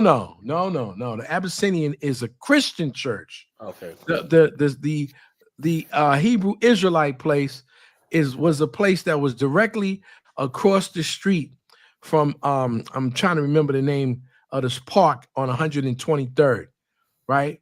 And up the street, I used to see them all the time. And up the street was a Seventh-day Adventist. No, the Abyssinian church. Oh, do you remember Refuge Temple? Yeah, but I'm just saying, I want to tell you about this synagogue that people don't know that they're now in Queens. These brothers were radical, and they started in the Marcus Garvey army. And so when people talk about a lot of stuff, they really don't know New York, like we know New York. I'm just saying, when they say this stuff, they're talking and they're running out of they're running their mouths. They really don't know. So all they see is the young guys who are out there now acting stupid and fool, and they go, "Oh yeah, those are all the Hebrew Israelites." No, they're not. Those are different sect of brothers, okay? And they're brothers who have been in the struggle, in nationalism, okay, and we're in Marcus Garvey's army, But people don't know that. See, people think they don't tell you those things, and on Google would never tell you because Google don't know. Everybody, we come up in an age where everybody thinks Google knows everything. I had a girl on TikTok talk about, I just Googled Google and I said, just something about who were the real Americans. And then it showed, those phony pictures of black people with fake hair. They, put there, and then, this is what I got. And I started saying, girl, that's some one of these Dane Calloway people that posted that on Google. I said, that's not he goes, I went to Google and I found this or that. They can never say I went to a library and checked out a book that's peer reviewed, Well, you don't even have to do that. You can go to the Schomburg in New York. Arturo Schomburg, the father of black history, okay, who by the way was a Trinidadian born in Puerto Rico, is across the street from the place that I was born, Harlem Hospital. Okay, is the largest research for anything in the diaspora in the world. The largest one, the Schomburg Center. And so this is what I'm trying to tell you. People think they know something. A little knowledge to a fool is dangerous. But getting back to what I was saying about the brother, I wish he would have never, I know that was a great work. He worked extremely hard. And I was around him when he was doing some of those things, writing Blueprint for Black Power. But his most powerful work to me was on the mind, because you have to decolonialize the mind of these people. Excuse me. So when I talk about Ubuntu is an operating system that teaches other computers how to talk to one another. Let me say this before you continue the dollar bill. I was not basically like single out. I was just saying that we had everything that came in Black America, whether it was a Nation of Islam, whether it was a 7-day event, whether it was Father Divine, Daddy Grace. We had the Garvey movement. We had so many movements. And I said, after everything, right? Even we got Ubuntu now, right? It seems like Black America is throwing in the towel and saying, okay, remember when that Uncle Ruckus that thing says, okay, I'm Black. What do I do now? Remember that? Right. Boondocks. He goes, okay, I'm Black. Remember they gave us a DNA test? What do I do now? Black America's at that point now. White America, okay, y'all win. What do we do now? They won't be white. Yeah, Well, I think the thing we is, gotta we get can to never, the we can point never where be white. you gotta understand how is it that no matter You what, said it never will. We can never be white. Yeah, it's happening. No, but we yeah, can but never They there's be. breeding people out out. there that want like you got somebody like this free game. We said well I disagree, Dollar Bill. This guy actually said that we were here and we brought white people here as slaves. Yeah, it's nonsense. Listen, Yeah, we that's can what I'm never saying. be That's why I white said it's sick. because It's Yeah, that's the reason it- that we can't be it's white. happening. We cannot be white. I mean, you want to do a Michael they Jackson. want white people's. They want what white people have. Black I guess, people. No, I guess you could do that if you got enough money, okay, to bleach your skin. It's not But that. Even when they're black, right, in their mind, they're seeing It's- themselves like Uncle Ruckus. They're seeing themselves as white or That's not whatever that. white people did. They did, you know. It's not that. What Black is it, people bro? they breeding out. The birth rate, Yeah, and people abortions. are breeding out. You- I'm seeing Nah, more and more we're black not women breeding with. we Listen. breeding out. It's true. It's true. No. I'm meeting them. Listen, Dollar. Look, I'm meeting a newer generation of these little mixed motherfuckers. They're not even saying they black now. They saying that they white. They don't even claim they They're black. saying they're light skinned. They say listen, they say let they me say just they Mexican. I remember when they want to say they Mexican, even though they daddy black. I met It another used to be one a time when mixed race person call themselves black. Now back in the day. Yeah, thank I you. could Back tell- in the day, they used to say they were first of black. They all, don't say they black no more. Their numbers are so small and insignificant. No, That's- out here, No, it's not. This They happening. are. Every time I look No, around, it's not. there's a white girl with a half black kid, and they're Nah, breeding a new race. nah. They breeding that's out. in the South. Right there. That's not up north. No, listen. And now They north doing is it in here. they doing it all over, bro. What you talking about? In the Nah. West Coast, they doing it In all the over. West Coast and the South, No. man, the mixed racing is. They out doing of- Mexican No, black. no. They mixing out. Listen. No, it's not. Yo, I'm telling And- Dollar and- Bill, and- and- Dude, it's there, bro. You trip And in listen. 2050. All right, Listen. all right. This is why I always say, and here I have to go again today. Black people in this country, and I know they're not gonna want to hear it, okay, are gonna have to learn how, like you said, whether it's in Afghanistan or whether it's going back to Africa, like you're doing, and you're married to an African woman, we have to get back into there's a billion people in Africa. And so all of us, okay, are not going to get into white America. Now, there'll be some, I'm not going to say that you're not right about that. There are going to be some that are going to, assimilate into whiteness, right? And so, but the majority of us, okay, are not. The majority of us are just too black, even in our ways and our thinking, to That's not the assimilate case. into white people. You I looking- said the that's- majority. Nah, I it said is the case. That's not- majority. That's The not the case. majority of us are not. You just finished, guys, telling me about how the majority of black people in America are doing this and that. They're not assimilating into whiteness. Yeah, you right, White- Dollar Bill. Yeah, but the Like, majority of not. us. Are he- people you is- from listen. He from the South, Future in the generation. West Coast. That's the West Coast. Dude, I'm from the motherfucker. The South is home of black But motherfucker. I'm It's not even saying, that. like, You're y'all, not even y'all, listening. y'all breed out in the West Coast. Dude, don't we do now, that on dude, the we East got a whole Coast. It's community. not really no mixed Dude, couple it's like not that even on the that. East We Coast. talking We don't about the do way. that. It's Y'all talking about do the way. that. All right, let me talk. It's the way of life. 30, Not 40 even. years ago, me and Kyla always talk about this. Niggas won't really take care of dogs like that. We doing that. 30, 40 years ago, black women weren't being lesbians like that. We're doing that. 30, 40 years ago, niggas weren't being punks like that. They doing that. We picking Yeah, up but the the were thing way. there, about you the just East didn't Coast, know. like a lot You of our just didn't people know have who they too much were. black You pride. know we Like used to we call have a lot lesbians. of good I roots. don't agree with the Our East Coast shit because families, you know like y'all be We mixing used it to with. call I don't agree this with lesbians. that. stuff since we were Yes. I don't agree children. with One that. time, I So don't one we at agree a not with time, that. really one at a doing time. that. Go ahead, Dollar Bill. I don't It's really agree always, with it that. just wasn't out in your Yeah, face. you not from Listen, here, so of Dude, course I you don't wouldn't agree with that. the most East Coast Come on, niggas I know, fellas. maybe New York One at City, a but time. Baltimore, Philly, they coonish. What are you talking about? Let me Well, say okay, that's this. them. Yeah, Dollar Bill, I'm I from agree Maybe with New you. York Right? City. I agree with you. Hold on. Everything in the back of the days was hidden, right? Remember Dollar Bill? Remember the brown bag? with the brown bag rule, When it came, paper when bag. everybody came up on the stoop, what they have covering their beer? Oh yeah, okay, a bag, yeah. Bag, right? See, that Mhm. goes. That's deeper. What I'm talking about, right? When I was growing up, right, my uncle, whoever like that, sitting on the stoop, and they would have a brown bag, whatnot. Even though everybody knew it was beer, right? But just because they knew we would looking at just church people around, whatnot, they had a brown bag. It was like a sort of shame, even though they were drunk, they would sit there and drink all day, no job. But the thing is, you don't see the brown bag no more, right? What you see is people carrying a 40-ounce right thing, just like Marcus was saying. Now people, if you want to be lesbian, you come right out with it, Yeah. You do it in public. You do it like that, it wasn't a shame.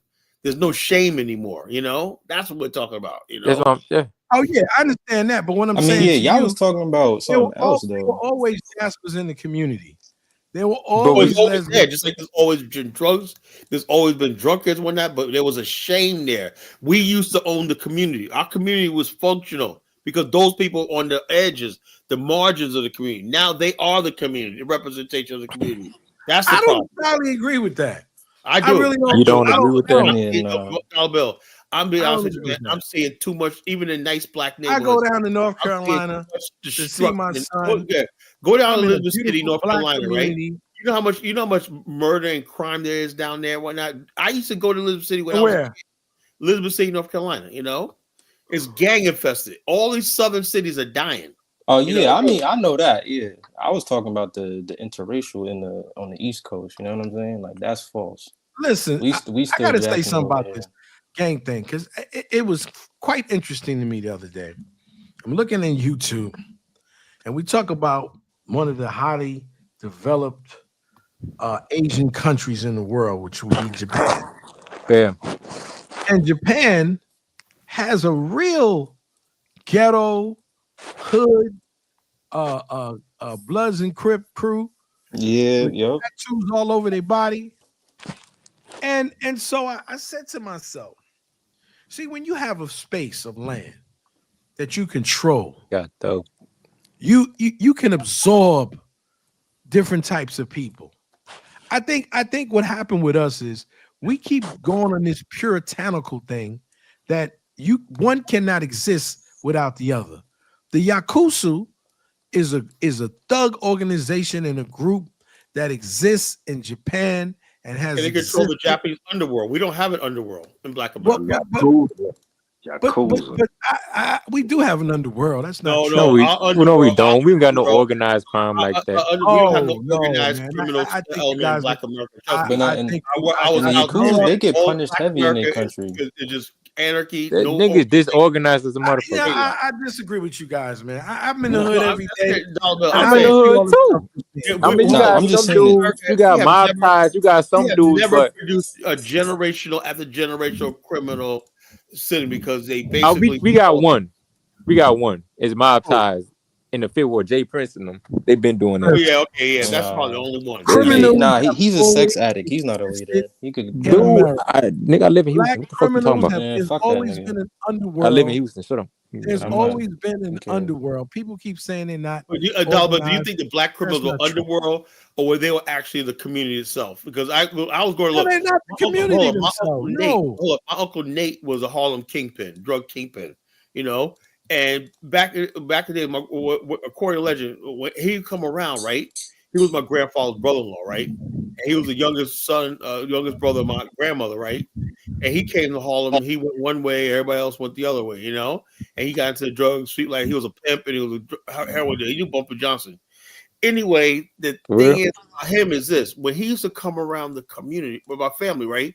My grandfather would always never be there, right? Okay, Uncle Nate's come around, so okay, that's Uncle Nate's time. Oh yeah. He would pass out. My mother said, yeah, he would want Uncle to give you a pack of cigarettes, buy you a beer, laughing, good time, whatnot. Put $10 in your pocket, whatever like that. Uncle Nate, he was Uncle Nate, whatever like that. Anyway, but the thing is though, he died in Harlem, right? It was like, and he was in a hospital, right?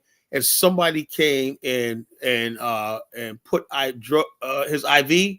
Somebody put heroin in his ID and killed him, while he was in the hospital, That's what I'm saying about that is this, I've seen many different, we have people, criminals in Black America, right? But it's never been to the point where you have like the Italian mafia where they could pass it down and stuff like that. Because for the most part, the Black criminal element and they too loud with it. they basically other people when they say the Godfather, make sure you do the trafficking and the dark people, the animals. What black people see in their criminal element are the people that's working for the white community. You know what I'm saying? Let me tell you something. My Uncle Nate and everything like that. I'm going to disagree. I'm going to let you say what you got to say. My Uncle Nate, all of that is myth about white people. He's speaking real shit though. Guess where he got his drugs from? The Italian. Can I say this? Can I say the wops. You see that shit, and we're like, yo, you working for the white man, you know? The grease ball. Can I say this? Can I say this? White people are strung out on drugs right now. We know that in this system. There are more white opioid heads. We always knew that. We always no. Let me land. The traffic is in our community, though. No, that's not true. Chill, let them cook. Go ahead, Dollar Bill. What? I'm trying to hear this. You have upstate groups now where white people and in different places in the country. Let's deal with upstate.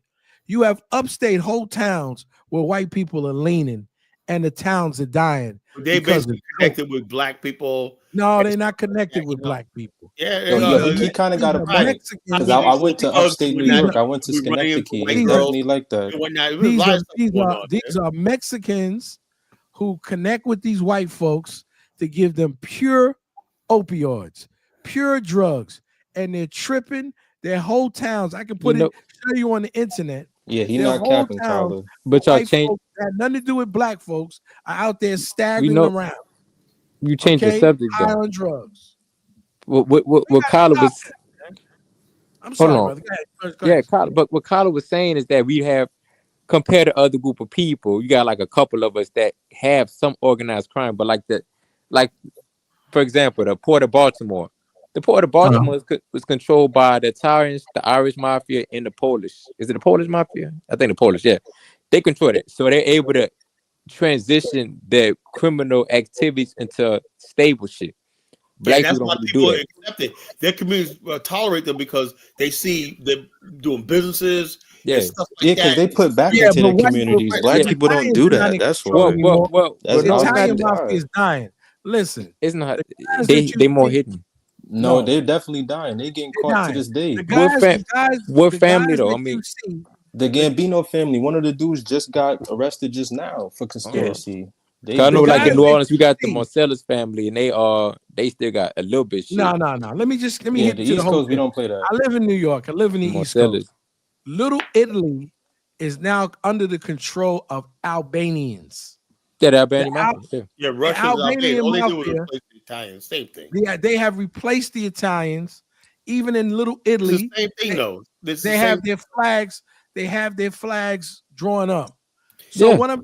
But every those Albanians, whatnot, they still have to. But you're not listening to culture, the side swagger, whatnot. There's no difference between Albanian and Italian because they all got the slick hair. They all do the same thing. They made whatever. Like this is so. No but you're not listening with college. Basically, like, man, I lived all over. Like in Texas, for example, basically like the cartel. They're able to transition. They have construction businesses. They still moving shit. You understand? They still laundering their money through the construction businesses or the taco shacks, so they're able to do it. Same for the Italians. You got some Italians. And you got Jamaicans. We got their Jamaican posse. Well, I'm talking about down south. They moving meat patty places and everybody does that, right? And Jamaican restaurants. Hey, Dollar, let me ask you this question. You and Colin, man. Oh man. How can this we were doing good, man. Nah, he about to say some bullshit and derail the whole convo. Who's that? Zongo. Come on, that's Zongo. Oh God, he's not over.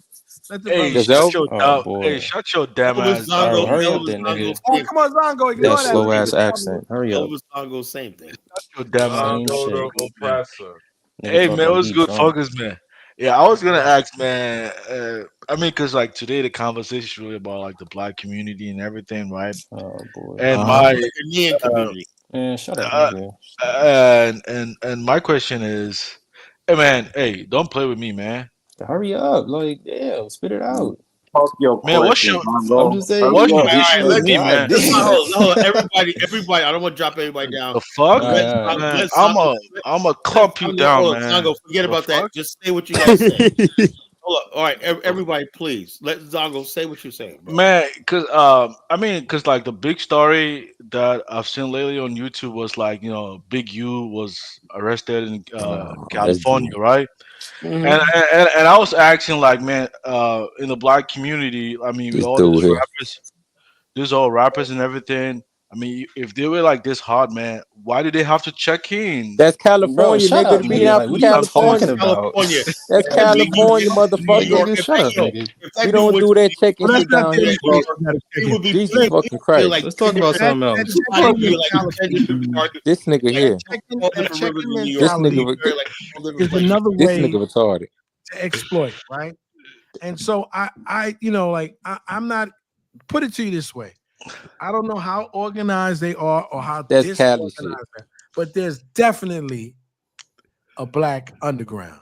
Man, that ain't no. There's an underground. No, there's a black, but it's not as it's not like What's up, the Dion? mentality. Dion, my brother in the Can't house. slip into whiteness, but believe me, there is. There Oh, there no, I are know. people. Yeah, check this out. Hey, even if Dollar they're Bill, let me say loosely- this. Dollar Bill, I let me say know. this. Now, I basically worked in a club for years. I was around the underworld. Let me tell you something about this, right? When I worked in the club, I had a reputation of being tough, whatever like that, with people and everything like that, just roughing people over. Anyway, one couple times roughed up the wrong people, right? And they were connected. One dude, these dudes wanted to shoot me, right? They wanted to kill me, right? It was like, yo, that dude, he fucked up, whatever. Anyway, my boss, Robert, right? He went to the dudes, right, and told him, look, he's a civilian. He's not a street dude, whatever like that. And so he just guy's tough but he ain't somebody in the street that's gonna be like blah blah blah. So anyway, the next day they came in, they were like, okay, it's all good. We had a misunderstanding, whatever like that. Understood that I wasn't I was a civilian, even though I was tough, They said, the guy said, look, they told him and said, you're our friends, our boys, and everything, but you basically got to respect my security, right? And I was the doorman, the lead doorman. So you got to respect my guys because they're going to get rough with you. Anyway, so my point I'm trying to make is now, I don't mean to put their names out there, right? They owned 3 clubs, right? I helped run one of them, right? And I did the website. Anyway, they basically, it was just so fucking obvious, right? It was like, yo, they got three niggas, right? Both in their late 30s when they had like they owned like a fleet of tractor trailers, right? Grew up in Berkeley. Berkeley was a section of Norfolk, right? Grew up in Berkeley, and he had a fleet of tractor trailers, right? Owned 3 clubs and whatnot. It was just a matter of time, It was just a matter of time, right? Because everybody's coming in, yeah, Bo, damn. Everybody knew it's a joke, It was a joke. Well, let me ask you a question. Hold on, but let me finish. Because every time at night, I was like this. I said the other night, right? And I said, okay, I look on the thing. It says we made like $30,000. I said, tonight, we didn't make no money. And also I see bags of money coming in, right? And I used to be like, and this some strange dudes be showing up and whatnot. And I didn't see nothing. I'm like, I didn't see nothing, right? But the point I'm trying to make was, although they were on the top, and when they finally got busted, right? And I heard Bowen was supposed to be out. And this is back in 2009. They're supposed to be coming out home soon, right? That's what I heard. Anyway, they said they had moved like $40 million worth of cocaine in the 757, right? And basically it gave so much houses, everything like that. But the thing is, though, there was white people that I know, right? Mexican guys, white Mexican, and that did way more than that, right? Guess what they're doing? They're still there. See, they got the connection for the complexion. Okay, can I say something? Right? Because if you black, man, so all innocence, all any police officer has to do is say, wait a minute here, you own that club, you're black, and you got all this. They automatically know. See, if it was a white person, they'll say, oh yeah, he probably got a trust fund, whatever like that. Black people wear a mark because of just like our community is persecuted, our drug criminals are persecuted because they face racism like the rest of us. Well, you got to work. Hold on 1 second. All right, let me say something. So I'll drop a name because during that time that you were in Virginia, oh Lord, I knew the guys that were where they was getting their drugs from. and I can talk about it because they're dead. There was a guy who used to work with me who came from New York and brought several clubs up, several car dealerships up. And the only reason that he was able to do it is because I used to work at the Fort Washington Men's Shelter, and right up the street is the George Washington Bridge. And so when the Cali cartel came to New York, I don't know if it's the Cali or the other one. It might be the other one. With a guy that got killed. They came to New York from Columbia. They were doing business up there in Washington Heights. And so this particular brother used to just hanging around, you could get a drug connect. You didn't even have to be smart.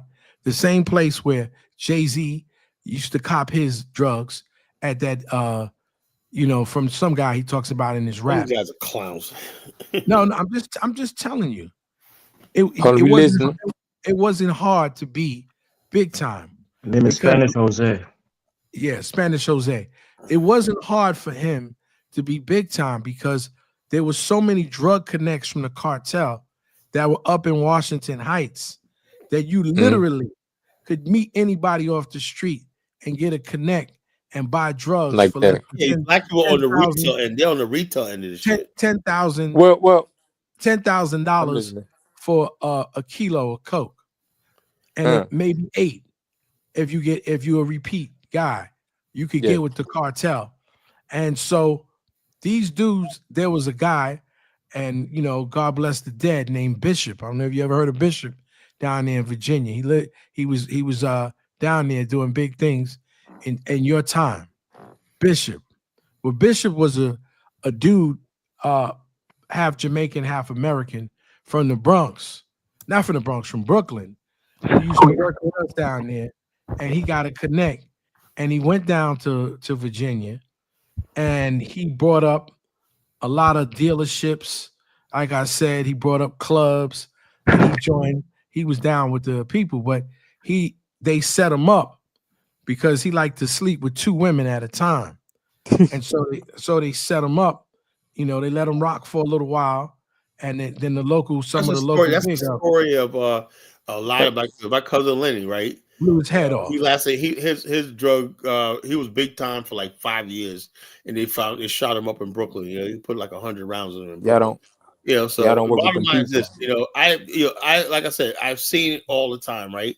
When you're on the low end of drug dealing, now what I'm saying, the reason why the guys I was talking about lasted so well is because they at least they gave me a job. I was working at a club. That's what I'm saying. It is an underworld. First time, back I first started blogging, right, when I worked at a club, and I said people used to say, you're so angry. I used to talk about stupid shit I see at the club. One of my first blogs was dress code strictly enforced, right? Well, anyway, my point I'm trying to make was the first time, right, in my life that I wrote a blog said, have you ever worked at a black-owned business and received a payroll check, right? And then I had all kinds of people talk, well, I said, that's the question. I asked you, have you ever worked at a black-owned company? I ain't talking about they pay you when they get you or somebody pull money out of your pocket. Have you ever seen a W-2 and a payroll from a black-owned business, right?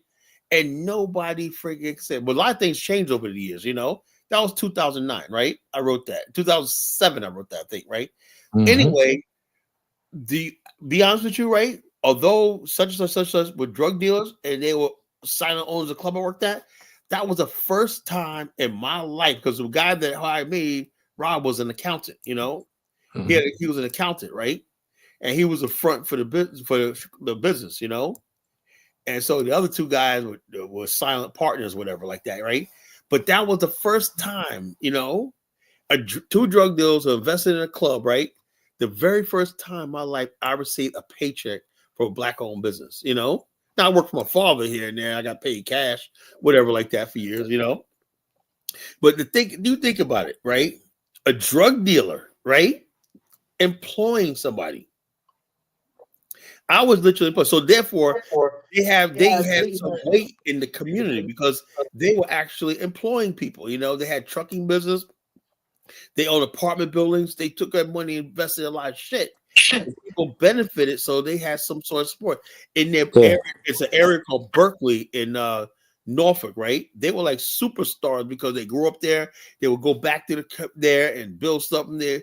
They built like a boxing gym. They built this for the girls, you know, and they put a lot. So therefore, they were part of the community, you know, back in the days. But for the most part, right, nobody, people usually don't get with it. And also, that wasn't really unique to the black. That was unique to that particular community, Berkeley. You know, there's always been a black underworld. But they only lasted for a few years. They last is a certain. There's always been a black underworld. Yeah, but they don't last. They don't last long. The individuals don't last. Don't listen. I want you to use your mind and think. Yeah. There's certain individuals who have a 1 year, 2 year. Listen, that's like I'm not proud. 90% of it. Listen, you know what? I'm just gonna say it. I'm not proud of it, but I had an uncle who was a big time dealer who never got arrested. And when he was in New York, he was a little nickel and dime dude who had to hide out in the Bronx because they wanted to kill him. So my crazy dad allowed him to take over my room. But when he went back to his hometown, he was a big time drug dealer and lasts for 20 some years and never seen the inside of a penitentiary. So when I say to you, there is a black underworld. Oh, you don't know about it because you ain't in it. You're not in it. No, hold on. Dollar. Listen, I live in Houston. Home of mob ties. I see this all the time. Listen, let me finish up. Home of mob ties. They got black organized crime. A lot of them work with the police and work with the cartel. I see it a lot. But on wholesale across the board, there's not a lot of black organized crime that lasts like the Princes in them, or last like some niggas that I ain't gonna put in there. Some other shit that I know down. Yes, let me say that. But yeah, you gotta work. If you last that long, you gotta work with them people. Yeah, you gotta be an informant, right? You gotta work with them people. Let me just say, hold on. I'm gonna say something. My uncle, every year, and you'll know if I'm legit when I say what I say. I know every year, all of the top players in this organized, they go to this one particular spot, and they all go every year, the Kentucky Derby. They go to the Kentucky Derby, and they all decked out with brand new cars and brand new clothes. I'm saying to you that there are people who you know, they might run for a year or 2 or 3 years, but the underground is still been there and has been there for the underground. Let's say, but the underworld. It's an underworld. But the underworld has existed. Black people don't have an underworld. We don't control nothing. Do they move like the Italians? Do they move like the Vietnamese? Do they move like the Japanese? The Chinese? All I'm gonna say to you is that all of these underworlds know each other and do business with each other. I've seen that. Like I said. Yeah, we know. Russians, and listen, I knew people when I was a little boy who were down with the black mafia, right? I remember the first time I seen a guy pull back his console. Now I'm a little kid, 7, 8 years old, when I seen a grown man pull back his console and he got nothing but those AK, not AK, I don't know what it was back then, but they were machine guns. I know what it is. Yeah. Automatic. Let me get probably the Mac 10. That's what I was using back then. Bill, you see that thing I sent you today about Ghana and the thing, you know? Now I want to ask Zongo this, right? Now Ghana's talking about charging everybody who's not a citizen, a resident. They said now Kofi says, did you see that thing, Dollar Bill? Kofi tried to say the $250,000 is in CD. That's what he's saying. It's what? It's $250,000. That's in CD, roughly $20,000. No, he said American dollars. He said that. So why is Kofi? See, Kofi, this is what I said. Exaggeration is a bastard child of enthusiasm. He's all on my timeline talking about Colin, man. He's spreading misinformation. That don't apply to the diaspora, right? This is what I'm talking about. Let me say this, right? That shit means nothing. Ghana cannot just cherry pick who they're gonna charge, do this to. If they say 250,000, you said a USD dollar bill? Yes. So what does that do? To Ghana? Yeah, but I don't really think you don't really think. So you don't talk about all these Ghanaian crooks that are trying to get us over there. Zongo, man. You can't trust these niggas, man. You know, at least Elvis tries to keep you from going to Liberia, man. Yeah, I give him that credit, you know? But you went there anyway. These Ghanaian crooks, you know, he's crooks. Him and Lewis will be calling in soon, but the pound's full. You know, he can be calling in soon. You know. Oh no, here's Kofi. Here's Kofi. Go to YouTube. Oh yeah, here's Kofi. I knew Kofi. Even if it's CDs, still alive. I knew Kofi was gonna be. No. But actually, the interior minister, what he was saying that there's a lot of people, foreign people from other places. No, he doesn't mean everybody. Nah, man, I think you're missing the point. He was talking about the Indians. You can't do that. That's against international law. That's well, but I'm telling you about where the origin of this whole conversation started. Like people just taking advantage. Yeah, but he's talking about policy. Yeah, but he's talking about the policy stemmed from something that happened in the past, right? And he was trying to explain why that's really happening. Well, what I'm saying, hold up. What I'm saying is this, though. Okay, let's say he implements that policy, right? And he says, you know something, and some people saying, man, I gotta leave Ghana, and so you have some small talk, and you're sitting at a cafe in Accra, and all of a sudden Black American or Jamaican sitting there. Oh yeah, I've been here. Did you pay your $250,000? No. Why not? Because they told me I was black. Yo, look, the bottom line is this: if that hits the international press and they go before the UN, Ghana could be under sanctions. You know, they can retire. Oh man, Colin, man. So now, what kind of system? On one breath, I'm just you don't like one breath. On one breath, you don't like the white man system. No. I'm saying like this. I'm saying, look, if Ghana feels like it has to do that, Ghanaian gangsters. No. But I think you're missing. I think there's a lot of groups that come to get married to local girls over there. So man, you mean one of these passport grannies got to marry Zongo to stay? No, but I'm saying in a span of time, they use the marriage route as a way to get citizenship, and they're trying to close that loophole because that was the example that Interior Minister was saying, though. So he's trying to close that loophole. You can't just take advantage of this loophole in our policy. If your end goal is actually to get citizenship so you can really take advantage of the system over here, then you have to pay more. How much money are they actually making? $250,000 is a lot of money for it. But he's specifically referring to the ones that are really making money through using the only Chinese going to be able to afford it. Exactly. Like, so those are, you know what he's trying to do? But he was copy off of Donald Trump with that $5 million gold. No. But he was speaking. Well, Dollar, you right? Actually, he's referring to the Chinese and the Indians. Those they take advantage. No, he's talking about everybody.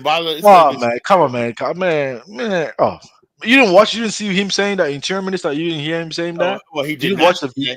He should have said, no, this doesn't apply to the black people in the diaspora. He didn't say that. Oh, man.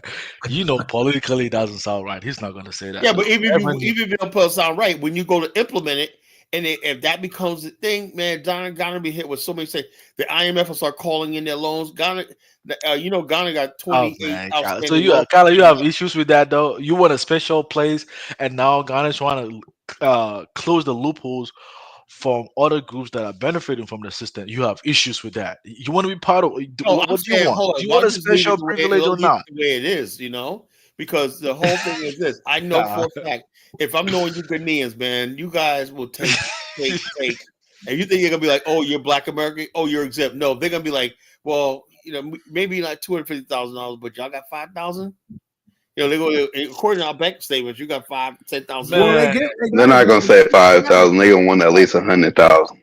Yeah, 100,000. Man, Dollar, you saw that news, man. How do you guys get the access to that information, man? I'm like, damn, these Negroes, they're always updated, man. God damn. This is the College Genesis show, brother. Hey, yo, now they got a full check this out. Now I got a full panel of Negroes, right? I basically want to ask everybody. You heard about? Didn't I say this right? Remember those 3 white boys that got convicted in the Congo? It was a coup. It was sentenced. They got let go. They got let go. Donald Trump said, So the black guys, the Congolese, these dumb motherfuckers, their white friends are gonna go home, right? They're gonna be enjoying spring break soon, right? And the black Congolese, these fools are gonna be on the firing squad. You know, this right. There's, in other words, you go to Africa and you still facing white supremacy and racism. You know, Carla, can I give you a quick synopsis of that whole case, real quick? I'll go and friggin' Elvis, man. The white supremacy. One second. There was a guy called Christian Malanga.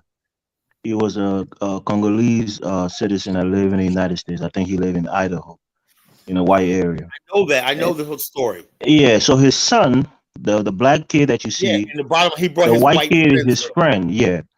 And he went into the country and tried to overthrow the government. He went to the palace of the president where the president wasn't even living. And the white guy was his he broke in there, and they killed him. He died. Christian Malanga died in a gun battle with the Congolese army, and they arrested a bunch of other people that was with him. And his son and his white friend was one of the 2 other people that was with him. So I'm sure the United States, talked to Congo to bring their citizens back. Donald Trump looked at them white boys. It's all about diplomacy. Well, do you see how white supremacy works? And they try to say the Congolese boy misled them. The bottom line is this: ain't no African is ever going to execute no white American, and then not to be a nuclear holiday. Donald Trump would blow that country to friggin' over from white boys. I remember a couple years ago, Dollar, you remember that case with Michael Fay in Singapore? Remember when I was doing vandalism in Singapore and they caned him? To be fair though, Carla, when's the last time an American was actually sentenced to death overseas? Never. Not even a black one. Yeah. They beat his ass with that U.S. passport carries power in this world, especially if you're white. That Michael Fay situation, right? There was people actually talking about military intervention to prevent someone whipping that white boy's butt. The caning. We learned about what caning was. He was friends with committing vandalism, right? And he was sentenced to 10 lashes of caning, They carried it out too. They whooped his ass, And you have people talking about, even the New York Times talking about we should do a military strike on thing to free him or something like that. They said, they basically, because they said America is going to be humiliated by this boy getting whipped like that, America has this idea that they can go any place in the world and do what the hell they want to do. Like this guy who almost killed a girl in Liberia, Jessica. Carla, that's not completely true, right? It's just with African countries because they have less leverage. But in European countries like Russia, where you have Otto Warmbier, in North Korea, where you have Americans who are put in these countries and spent many years in prison. What I'm saying is this: as far as we're concerned, that's what we're talking about. I understand if you go to Singapore, Singapore will execute your ass. Malaysia, America's like the Bali Nine. Remember the Bali Nine? They got executed, Someone with America, they got executed. Yeah, you would be surprised, Carla, because you're from upstate New York. What's going on upstate in the opioid crisis that is primarily white people walking around strung out in New York State? That's everywhere. That's everywhere. In the Bay Area, it's the white people that's looking like zombies on the corner. We got a heroin problem out here in Virginia Beach, man. We got a heroin problem here, so it's like it's all over the place, But what I'm saying is, when black people had a heroin problem in the community, it was criminalized. They went to jail, and they took the people who because all it was an extension of being black in America. Dollar Bill, you're black, you're a criminal, So basically, they say, that's how they would handle us through the criminal justice system. White people. They give sympathy, empathy. We even do it, right? When I tell people all the time, like when I tell people like Afro Dumbass, right? Basically, I showed him some white people who are really suffering in West Virginia. I said, now, Afro Dumbass, you have a lot of advice for Black America, right? What do you think of? Well, you got to understand. I said, wow, geez, you were just giving us a third degree. How you going to solve all our problems and everything, but you can't even bring yourself to even acknowledge that you got white people strung out on drugs and everything like that, that you have any advice for them? Because the bottom line is, you know, when you look at the comment section of the poor whites and people strung on drugs, the comment section are always very, very empathetic. Oh, we got to do something about drugs. We got to do this like this. But let it be a black, oh, these people are no good, blah, blah, blah. And they train. Welfare mother. Well, yeah, all this stuff like this. Abuse the system, whatnot, you know. Or, yeah, they'll say, like, there's one town in Kentucky where 70% of the people on welfare is 90% white, you know. And so, therefore, when you look at the comment section, man, we got to rebuild America. It's a shame they can't get jobs. And all that, yeah, the foreigners take greedy corporations sent their jobs overseas. That's what they say. All the usually talking. That's why I said, and a lot of times I even talk about my brother Brandon about that. You know, stop using their talking point. Their talking points are made to let white people. Such a coon. You know. Brandon is a coon, man, but he just misled, man. He just misled. Oh man, he's a grown ass man. Coon slash misled coon. Well, I didn't know he actually changed his name, man. He changed his name by Africa. He should change it to the coon that he's. Well, he's waking up. Just give him time. He's waking up. He's like defiant, man. Maybe now I think maybe like his audience base is kind of increasing. He should say the coon who sits by the door. He doesn't want to limit it to. He's the coon who sit by the door. He's always trying to find ways, okay, to tell somebody about what black people are doing. He would never talk about the opioid crisis that's going on in white America. You know me. I let it all hang out. Well, I know he's not you. That's a fact. He's not like you. Colin Dalabo, man, the interior minister of Ghana is saying like on I think is it like on yearly basis, Indians, over 8,000 Indians and 7,000 Chinese are applying for like resident permits, man. I mean, a lot of them are really. Yeah, but the whole thing is they can't basically discriminate. If you're gonna say you're gonna make a law, the law has to apply to everybody, you know. Yeah, but I mean, oh man, this loophole that is only for black people, like in Liberia, and you won't have the issue. Just what I said. We just gotta put up Elvis people's ass, man. But even the thing, but they don't have no issue because I mean, are they having like 8,000 of black Americans having residence, man? Well, no, there's a lot of people like O'Shea Doofus Jackson just did a video where an African American person got scammed out of $90,000 in Ghana. I saw that. Yeah. Oh my God! It's not funny, Zongo. It's not funny, man. You know, you work their whole life. Go into Ghana, man. Like Ghana and get robbed, man. Man, I'm tired of you niggas, man. Like I know, rob us, man. Rob us blind. Where you guys getting this news from, man?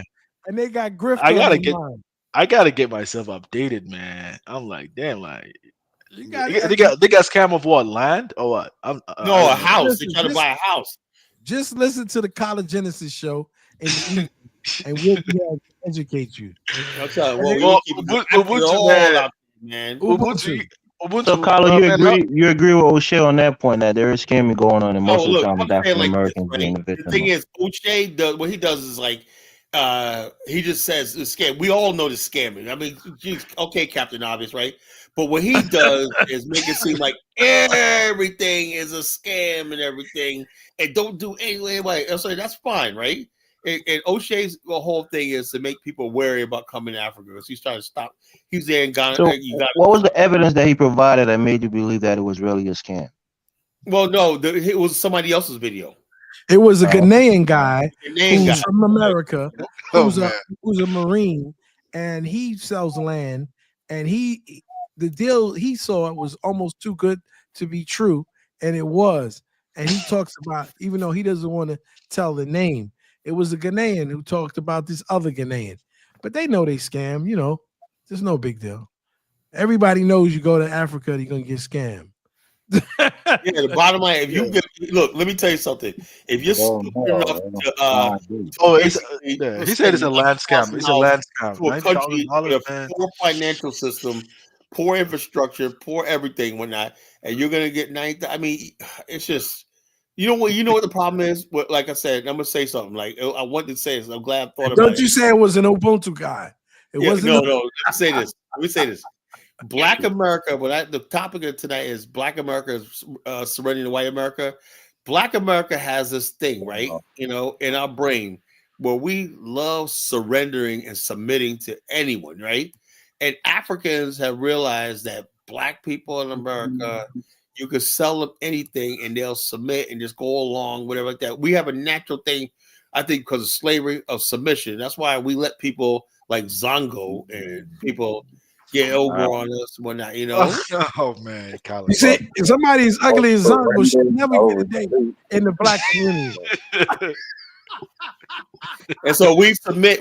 So in other words, it's not surprising that an African American is conned by a Ghanaian, you know, out of $90,000. It's not. It doesn't surprise. Getting conned is not submitting. That's getting conned. Yeah, but the bottom line is this: in order for you to be conned, right? Let me tell you something. Anybody in sales knows this. You know when you're doing a sale to somebody, you know at that one point where you know you got them. You know it. You know those who never been sales know this.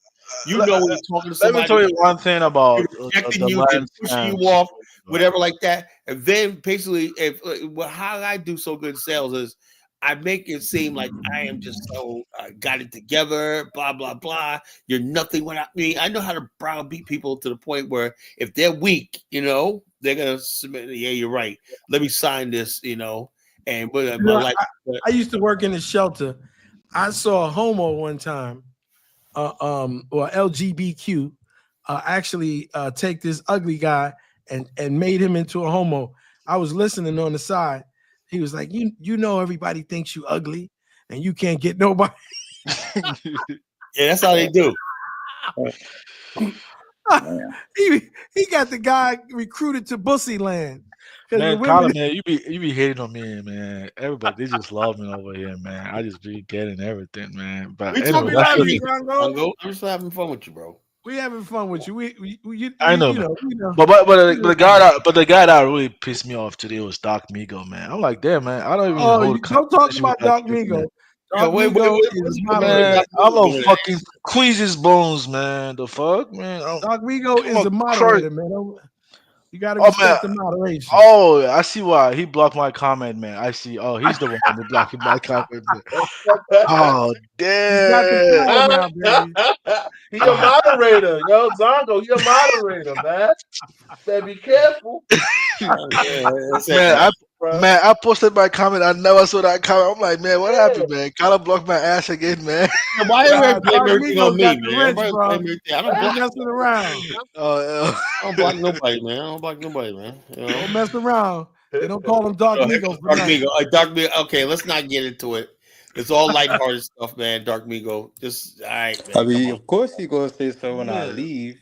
But squeezing somebody bones is pretty gay, bro. That's all I'm gonna say. Man, I'll squeeze the balls, man. Crush it. Pretty gay, bro. Relax. What do you mean by squeeze his bones, Zongo? What does that mean? What does that mean? Yeah, specify that. Crush it to Smith.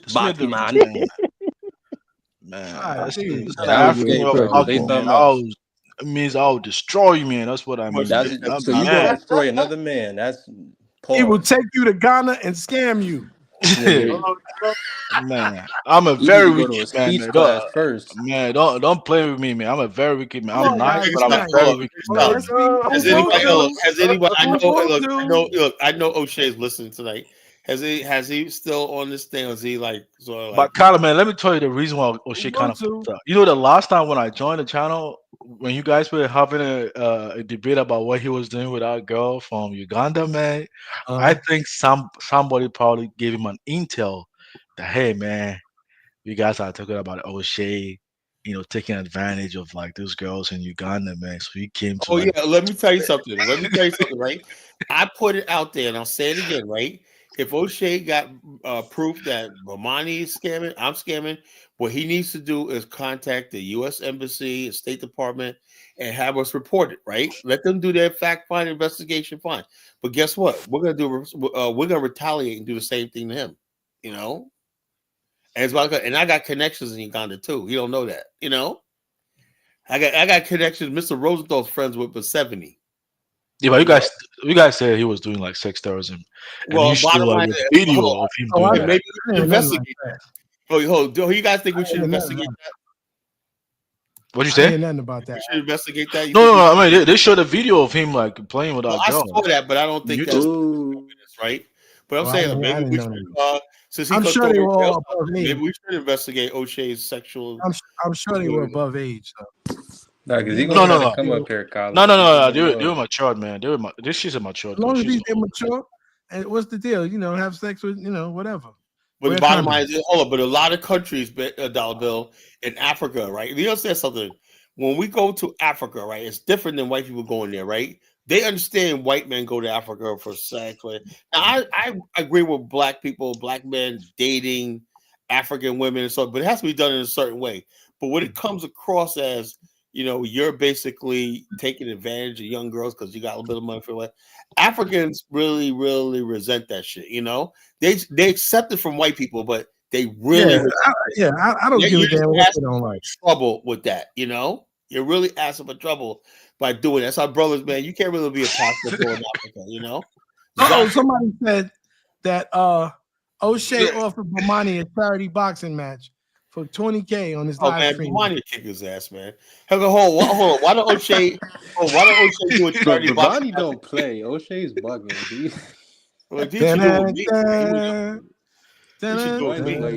Charity boxing match for me, man. I would love that, man. Yeah, do it with Kyler. Yeah, I'll go to that. I'll pay 1,000 a ticket. I'll have too much fun with that shit, man. I know who I got my money on. Yeah, who? Man, O'Shea is star, man. He's gonna kill like Bomani, man. Bomani's no match. Bomani is fucking strong, man. That dude. O'Shea's like 6. I like the way you big up Bomani. It's kind of nice that you big him up. O'Shea comes from the home of gangbangers, man. He's gonna fucking destroy. Bomani is boots on the ground in the. I know. I like to have one of those slapping matches. Man, O'Shea is going to destroy Bomani, man. Bomani been drinking coconut water his whole life. He got a lot of vitamin C. Man, I'm going to bet on O'Shea for sure, man. Bomani's a little tiny guy, man. No, he's not tiny. Nah, he's pretty tall. He's just skinny. He's skinny at O'Shea. But you don't see O'Shea, man. That dude is very tall. I'll do it in a celebrity match. He's slapping O'Shea gave Bomani 2 headbutts. He'll faint in the ring, man. That dude got a big head. I'll take Dark Nico against Zongo. Me against Elvis. I just want to slap. All right, man. Let's go, man. Me and Doc Nico. But I want to slap first. Man, I'm fucking strong, man. Doc Nico, you want to try that shit? I'm talking about slapping Elvis. That would be elder abuse. I'm going to turn that fight down. Man, okay. How about you guys put Mark and Doc Migo against Zongo Native, man? Just two black Americans with a Mandingo African from West Africa. What? You said who? Mark? Who's Mark? Who's Mark? Who you talking about, Zongo? He knows himself, Mark, man. Doc Migo. I think you mean Marcus, nigga. Yeah, check us out. Marcus. Yo, everybody. Yeah, Marcus and Doc Migo, man. Combined together. Nah, I want to fight Africans. So I can't fight Africans. That man, they big Bomani. Look, Bomani is crush their bones right now. And the people that patronize Bomani's business ain't watching internet. They're not thinking about O'Shea. Man, this ain't no gang banging, man. It's real fight, man. With the original bones. Okay, man. Okay, Lord. Let's get back on topic. We can get into the degenerate topic. Where was all that? I'm gonna crash that bones, man. When the president colonized your ass. I ain't never been in a fight in my life before. I've never been in a You fight. get your ass swept. Even if I'm old, I whoop your young ass. I never been in a fight. I'm a pacifist. I don't believe in violence. I'm a pacifist. All these people are colonized, man. Bam! I just get 2 bams and knock that silly smile off your face. 2 bams. Hey, Kala, I know you hate this. Man. I don't believe in hating people. I know Kala is gonna bet against me. I know. No, but I would say like this, Zongo, right? One thing I would understand. Now you claim yourself a warrior and whatever like that. How come you guys couldn't prevent the British from taking you off? They can't fight, man. I wasn't born at that time, man. I wasn't born, man. I was. They can't move in all directions. Everybody in Africa is a warrior. Right? He comes from them people, though, right? Like, everybody in Africa is a warrior. My money's on you. Man, Bro, I actually you- trained. He's cooked, bro. He's not fighting me. Dog me gonna take your ass down and be pimp slapping. Oh, Bro, I man. kick that nigga his liver. It's game. You spitting Man. up all that foo-foo. Stop playing. Man, I mean, I've never had issues with you, Doc Migo, man. I just I joined the haven't, channel, but man. I don't got problem with you, but you'd be coming up here playing sometimes. I'm Hold like, on, bro. but didn't you hold it? Didn't Man, y'all? what was No, it? it What was was it? Ja. It was Ja. It was Ja. All y'all motherfuckers. You got Doc Migo, Ja, Zongo. Weren't y'all all cool at one time? Bro, I don't have a problem with Zago. He just be playing Man, sometimes. I've never He been come on up here, like. Carla. I'm like, come on, I'm I'm trying gonna to hear come in there something, nigga. and beat Elvis's ass with a Man, when Ubuntu. was the last time, man? I've been away from this channel for a Dollar Bill, while. I don't know Bro, why you keep trying to come fight up me, here bro. I'm a passive. I BSing. don't believe in fighting, so leave me alone.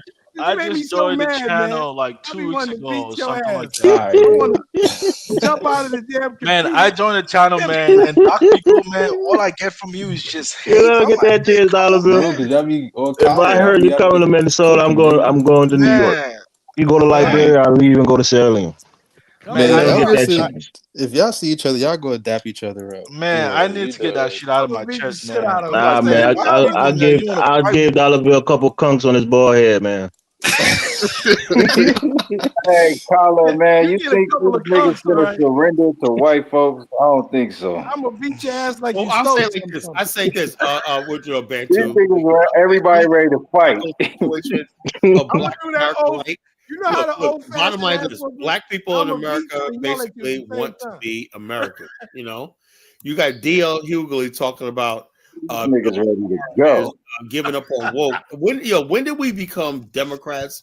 What part of our history? When did we become Americans? That's what I like to know. Dusty, Like, brother, that is not true. I'm a pacifist. I'm nonviolent. Don't be afraid of me, man.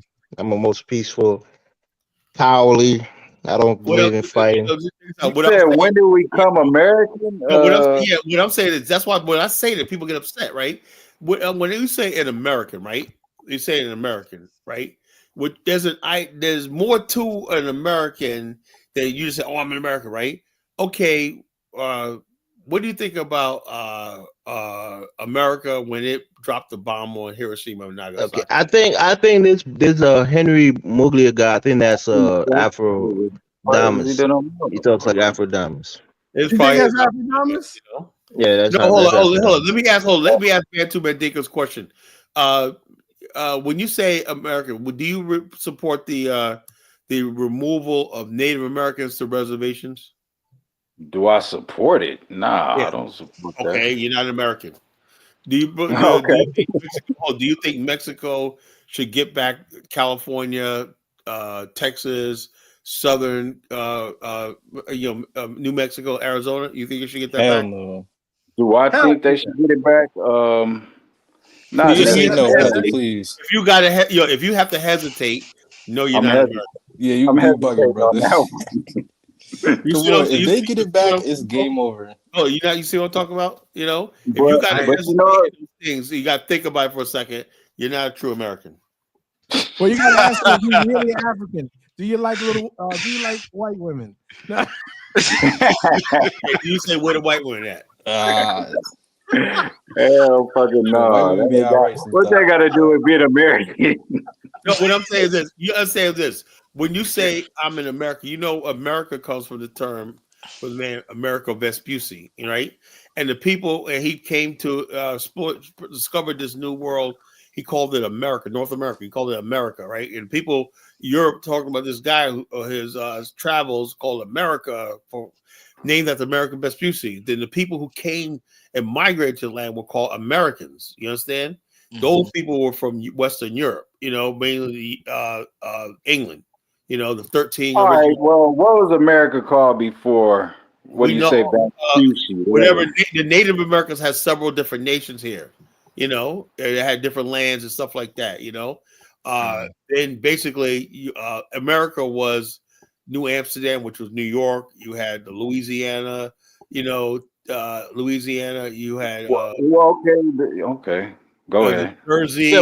Yeah, but kind of, I heard about some of the states. Some of the names of the state originate from like the names from the native Indians too, California, right? the California Yeah, Indians. California. Yeah, some names like this, like Illinois is a Native American name.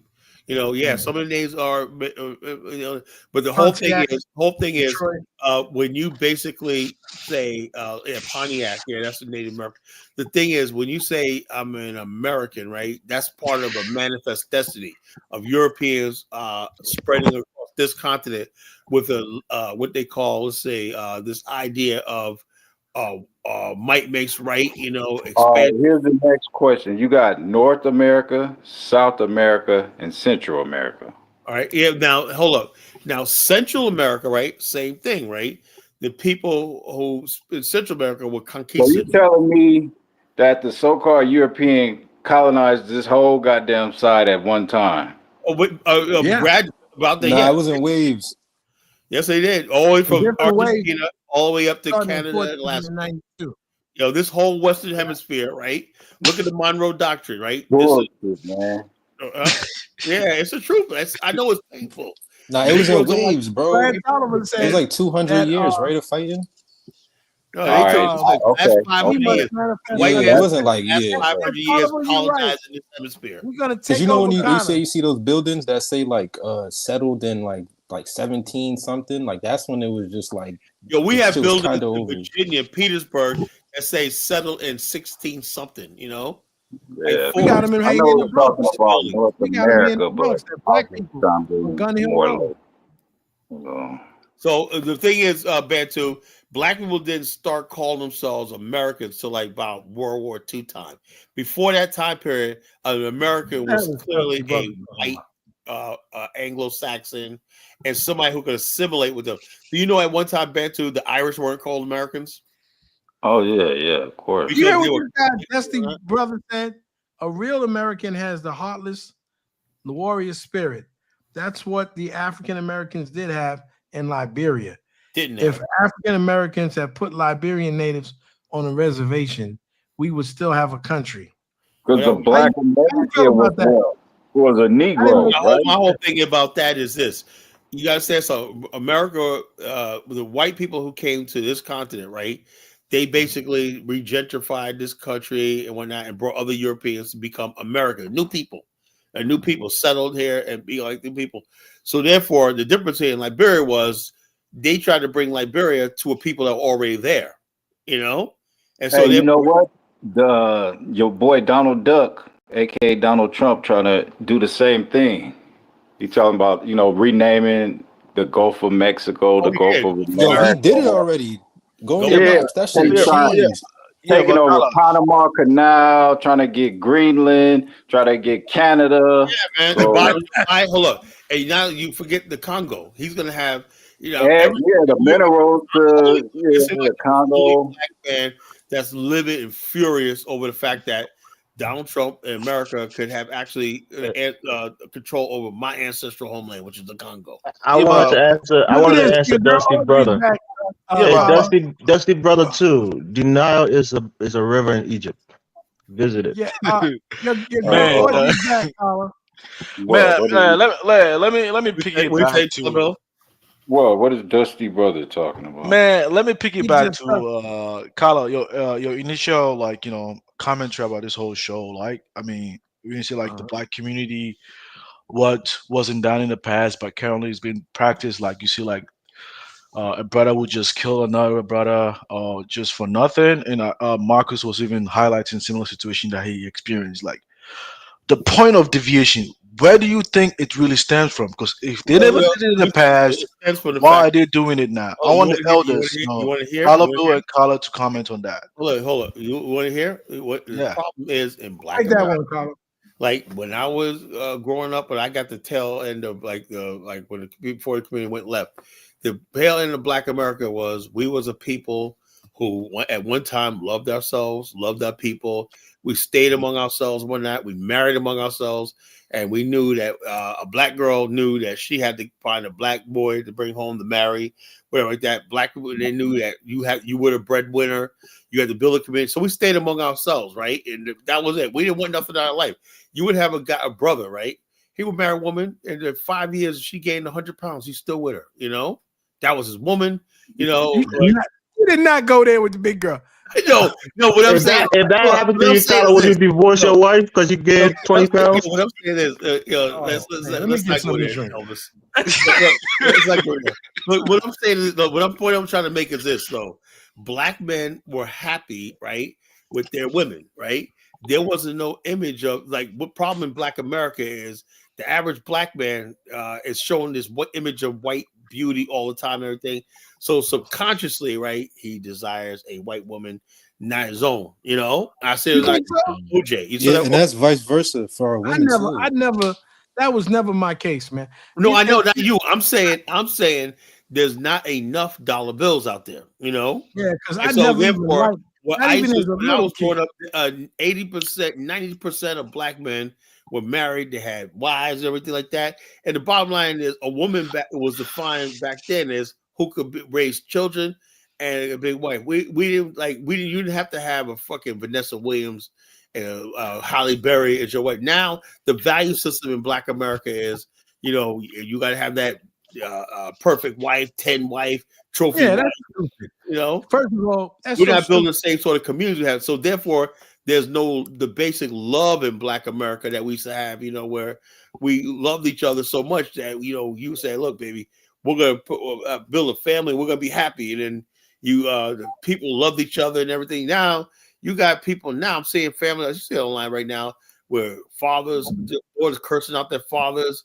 I wish I didn't have you anyway. The stuff you hear coming out of people's mouth.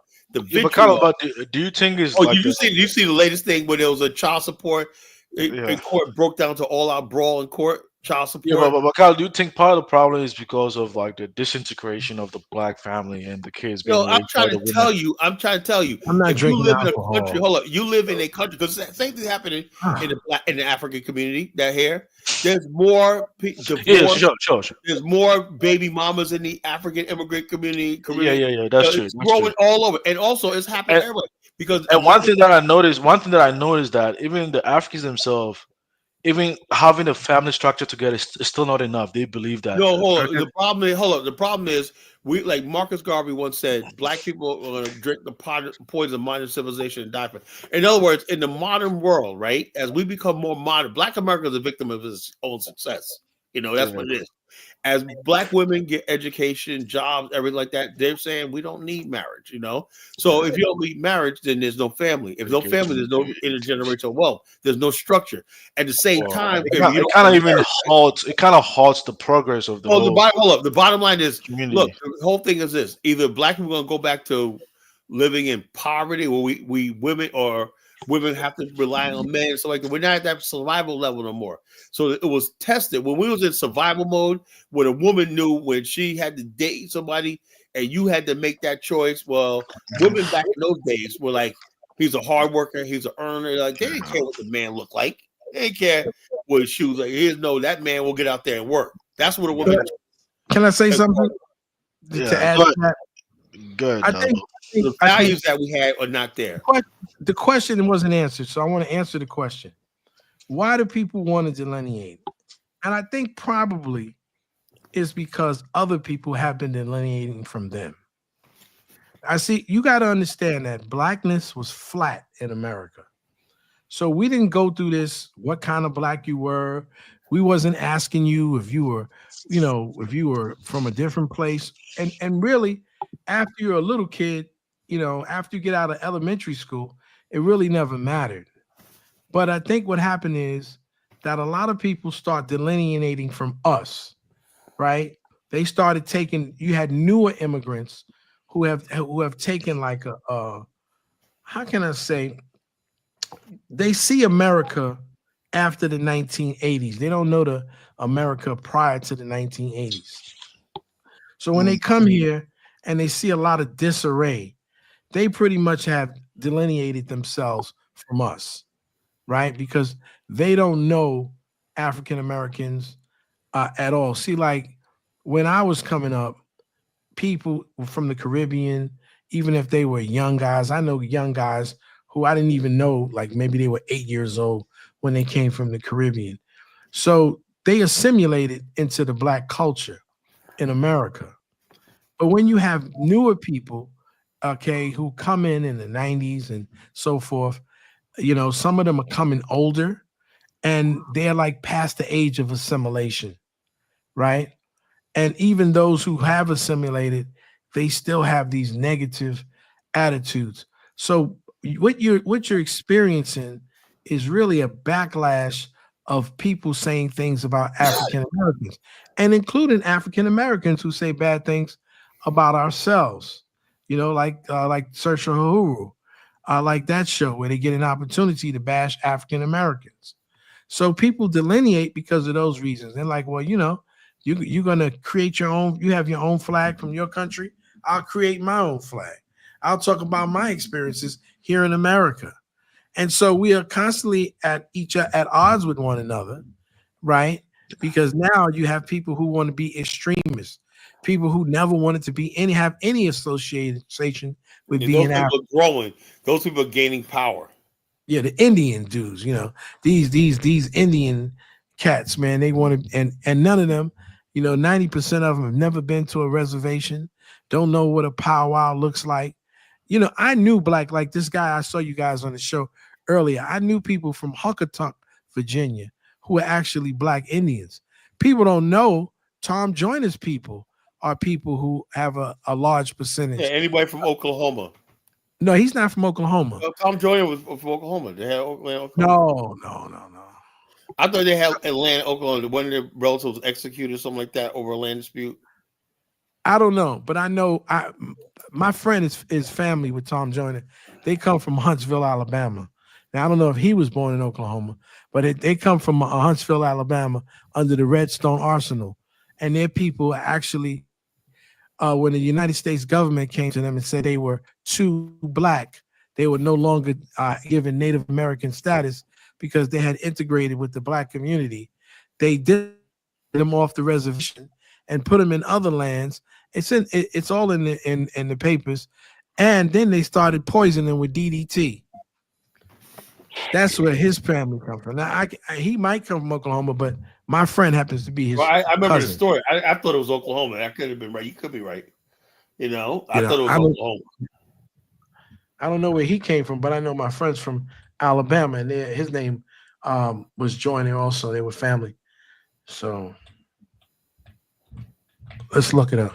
Yeah, you're right. He's from Alabama. I always thought that he came from Oklahoma. Yeah. It was my fault. Yeah, He's 75 years old. Tom Joyner. Yeah, he was born. You know who's got that Native American blood too? John Cashin. Yeah, that's why I know John Cashin was like. That's why I know John Cashin. Like 75% Native American. I think John Cashin like 75% Native American, like 25% Black. Yeah, well, see, Tom Joyner, they're more than that. But Tom Joyner and his cousin was my friend, Robert Joyner. And Robert Joyner told me the whole story about their family. I had heard about them. They had lost land, right? They had lost land. Their land used to be on what is now called the Redstone Arsenal in Huntsville, Alabama. They were, I don't know how they got with the Native American people, but they were with the Native American people, and the government said that they got too Black, that they had intermarried with too many Black people, and because of that, they lost their Indian status, so they moved them off the reservation and used that land as the Redstone Arsenal, and then they turned around and they put DDT, put them on a different land, and then tried to kill them, poison them. That's Huntsville, Alabama. I learned a lot from Robert Joyner. Robert Joyner is the brother that used to house the people who would get in trouble in New Africa. And I believe one of those doctors, there's another doctor, I forgot her name, but there's two doctors, they have the same name. One of them worked for George Bush, right? And there's another one that is a fairer skinned woman. You talking about Condoleezza Rice? Yeah, no, it wasn't Condoleezza. Yeah, it was Condoleezza. She worked for the Bush, but there's another Rice, Dr. Rice. Susan Rice. Susan Rice. They're cousins too. Him, her, Robert Joyner, and Tom Joyner are also cousins. The Rices. They're from Huntsville, Alabama. Susan Rice? Okay. Dr. Susan Rice. She's Tom Joyner's cousin. I just know that because I know the joiners from Huntsville, Alabama. My boy, rest in peace. Man, do you guys really believe that Trump is saying that they're planning a Holy Week in honor of Easter, man, at the White House? Oh, what's wrong with that? Do you think it's a political strategy for the Let me tell you Republicans? something, Zongo, you heathen. For the most part, this country is practices Christianity. Like it or not, that's what it is, man. Yeah, they got to do it because all that LGBT stuff that was going on. That's what I'd rather. That's stuff for a minute. How come Zongo didn't call it like that? That Biden had LGBT. Man, Colin, man, why you gotta do me like that, man? Come on. But I'm saying, they painted all the rose rainbow. LGBTQ in the White House and whatnot, So with the lights. What's up with that? I'd rather have that than the friggin' the fruitcakes and the transgender. Dusty Brother says moreover, Caribbean people went through slavery, and they can identify. Of course, a lot of remember it's a triangular slave trade. So you had people who were from the Caribbean, from America, sent to the Caribbean, and people from the Caribbean. In fact, we were all the same people. We just got off. What's strange, Dollar Bill? You know what's really strange? If that's the case, then how do you explain people like Ross Moisture and Principe? They sound like they're African immigrants, like they never had a slave experience. They think that they're African for real. The dumbest thing in the world, man. The dumbest thing in the world. They just got issues, bro. I like Principe, and the other one, I'll deal with him, but Ross Moisture. Ross Moisture's got issues, man. He's been colonialized so long. I love my Haitian people. I love my Haitian people, and they talk about, the rebellion. He's a black Frenchman. He ain't a Haitian. He's a black Frenchman. But the reality is, man, that after they won the battle, but they lost the war. The French came back and been taxing them ever since. We don't want to. I know, Dusty Brother, that Tom joined us from Alabama. He's not just from Alabama. He's from Huntsville, Alabama. Brother, I do my research. I know my people. Thank you, Dusty Brother. Hey, y'all up on that Carmelo Anthony case? Well, my whole thing is like this. Now, I'm having a falling out with a lot of people because there's like a conservative juice running around Black America, right? And this is why I know people bite my head off on that. But I say like this, right? As somebody who's done martial arts, self-defense, one thing they tell you, if somebody pulls out a weapon, you back off. They pull out a knife, you back off, unless you got a stick or something like that. Like, what I would like to do, I'm not getting the whole story. If this kid pulled out a knife and that kid still came at him when that, then yes, it was self-defense. Yes, it was self-defense. Because let me tell you something, right? As somebody that got jumped and almost killed before, that when you getting beaten and attacked when that, if I know when I got attacked, if I had a gun in my hand, people will be dead because you're trying to survive. You know what I'm saying? When you at that situation, you getting jumped or whatever like that, you'll kill. You will kill. You got a knife in your hand, you got a bat, you're gonna use it. You got a gun, you'll use it, whatever like that. So I'm saying like this. Now, the hypocritical thing is, whatever happened to stand your ground? Whatever happened to self-defense? Remember all these white people? Remember George Zimmerman went after Trayvon Martin, 17-year-old kid, and put a bullet in him, right? And white America was talking about, stand your ground.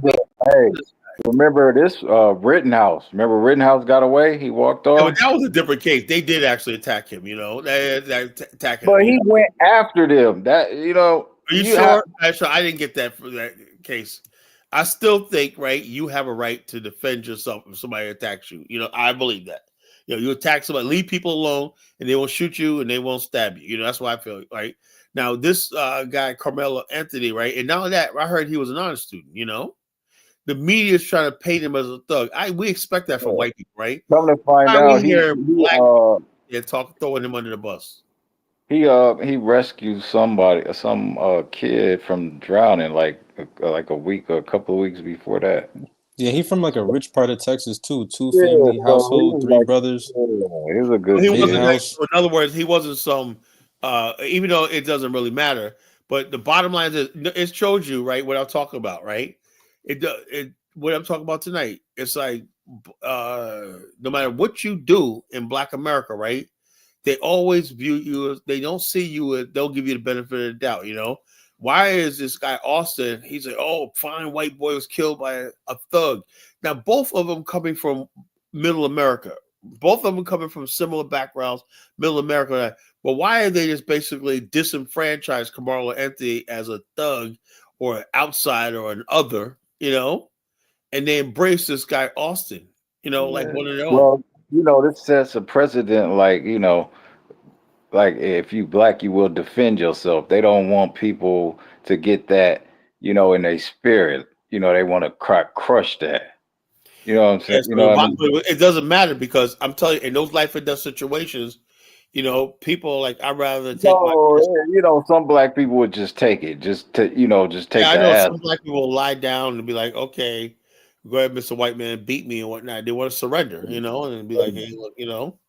So I said there's a lot of black people surrendering, man. Like, hey. So that's why this case is so getting tried, like in a public. What I would like to do is a real somebody come out with eyewitnesses, or you know how they do the thing where they can piece together what happened, you know.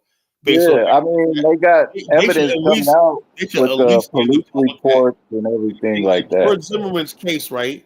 There was several different theories. They give you the thing. This is what happened. George was right here.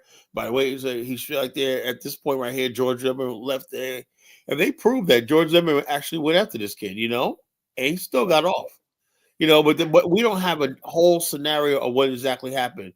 What level of the bleachers are? Was Carmelo Anthony up top? Or was he on the bottom?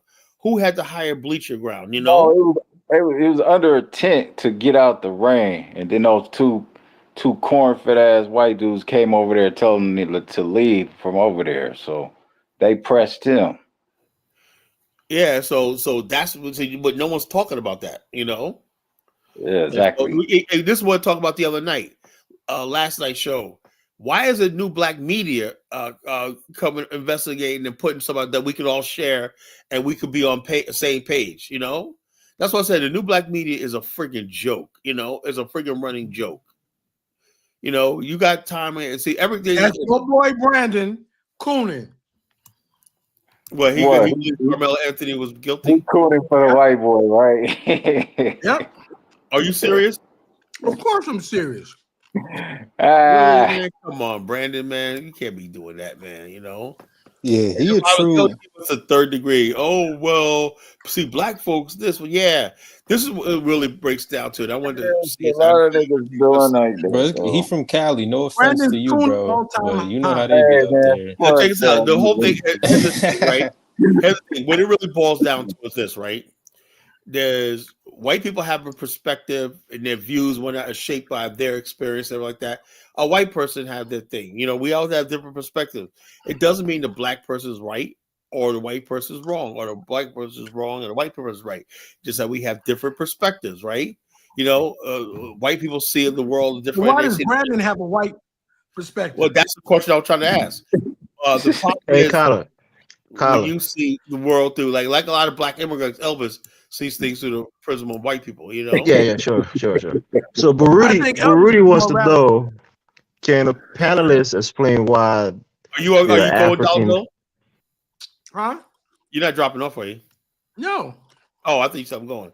I'm reading the comment from Baruti, right? He said he wants to know if the panelists can explain why they're African beyond the notion of just being black. What mindset are you? What mindset as separate let me say this, from that of the white makes you African? Let me say this. I.e., your ethos. Let me say, right? Like, let me say this, right? Unfortunately, right? Like I said, is we say African. Look, we all know that we came derived from Africa, right? But over the last 400 years, right, our way of life and experiences are not the African experience. You guys Africans do not have a relationship in captivity with white people. Our culture and who we are, our soul and being, is about being. Man, Colin, man, that was partly our ancestors, man. Come on, what are you talking about, Colin? No, I'm saying like this, right? Look, that's fine, right? We acknowledge our ancestors, right? But what Baruti wants us to do is forget who we are here. I can't do that, you know. I cannot do that. He wants me to forget who I am here when I, like I said, when I go to Africa and whatnot, certain things bother me when I see, it bothers me when I see white men seem like they forget it. I like this. You, in my mind, like you have no business being here. That's what I'm saying. I don't get that question. What do you? I don't understand that shit. No, well, basically, he wants us to be Africans and just basically forget who we are as Black people in America, And so, like I said, we realize that we're racially Africans, right? Culturally, we're not, because so that's what people are saying now. What does it mean to be African? Is it just skin color that makes you African, or your culture, or your mindset? Let me say this, right? They call Elon Musk an African, right? They call white African Africans, right? They got Chinese in Africa tomorrow. I'm an African now, and stuff like that. So what does it mean? The bottom line is Africa is so weak that it doesn't have any Africa being an African doesn't have any really power. I mean, it kind of really defines it. Well, not really, man. I mean, because like I think so if what you call it. If you okay with white people calling themselves Africans, Zongo, right? Oh, not really. I mean, people can a white person be culturally African, Colin? No, no, they can't because they're white. They can be good actors. They can act like that, but you can't be culturally African because the whole thing is you have your DNA and who you are matters. A white person, for example, what I found out culturally African is if like I found out. You got if you trace your ancestry back to the you got Afrikaners that live in Africa, right? And the bottom line is you look at their music or whatnot they listen to. It tends to be country and western. Why they gravitate? They live in Africa, right? But they gravitate towards country and western music. And again, this is off-putting, right? And again, it's just anecdotal. You say culture. You asked me culturally, right? But hold on, Carla. Let me say this. Europeans, they're culturally the Europeans. Yeah, let me say this, Carla. I was watching one second, Zango. I was watching the crowning of the new Alafin of Oyo, and there was a white lady right there. I'm guessing she might be a Afro, Brazilian, but she was very white. And she was part of the ceremony. She had all of the talismans. She had all the things. She was performing rituals and everything right next to the elephant of Oyo. Look, let me say this. So culturally, culture is not static. People can transfer culture. Can I take this one? Race is permanent, but culture can change. There's Africans that live in China that can speak Mandarin, that can speak Cantonese. But are they culturally Chinese, Elvis? No. When you talk about speaking of language is one thing. I'm talking about somebody who is practicing the culture of these people. I'm not talking about the language. No. Can I say something? Elvis, the entire people of the continent. Elvis, hold on 1 second. You have to get the bigger picture. Culture can be. You can learn culture. You can't change your race, but you can learn culture. Elvis, can I say something to you? Go ahead. Miss Jane Woodhull, a white woman, went to Africa. Jane Goodall to study chimpanzees and apes. She learned how they communicate. She was able to communicate with them. Is she culturally an ape? I mean, Donovan, you're smarter than that. You're a teacher. You're educated. No. You shouldn't make those things. We're talking about human beings. That is just as preposterous. Yeah, man. No, let me tell you something, right? $1 bill. That's not fair. That's not fair. Right. Elvis, are the Afrikaners culturally African? No, I'm not here to be fair. One tribe can leave from his people and go into another tribal group that's completely different. Can you name a group of white people that have done that? Tribe. So you can learn culture. You can't learn culture, Elvis. Afrikaners haven't done it. Forget about just the white people. I'm not just talking about white people, but anybody. You can go into a place and learn the culture. If you take a black person, if you take a 2-year-old black American child, and you take them to Nigeria, and they spend 30 years in Nigeria, they will learn the Yoruba culture. If they with the Yoruba people, they'll learn the culture. They'll learn how to make their food. They will know their language. They will know their dance. They will have certain tribal knowledge that So and they might have it can be transferred. Culture can be transferred. You're not born with culture. You learn culture. Yeah, but you can assimilate because you're the same race. Well, wait a minute. Just out of curiosity, Elvis, explain where that has happened at so far. I'm giving you an example, right? So say there's a No, give us a real world example, not a theoretical one. Even No, Black I'm saying I'm Americans sure it's happened Black before. Americans I'm sure it's happened before. You should you should be able to give an example of it happening. No, I'm Black telling you, Americans. just as simple. You don't Any say logical Tarzan. human being will know that You don't say if you Tarzan. take a child, let's forget about white people because you guys saying it's impossible for white people, but say black people, right? So even a child who was born in Ghana, I think Dollar Bill even did this whole thing with the Ubuntu, or not with Ubuntu, but making videos about the Afristan.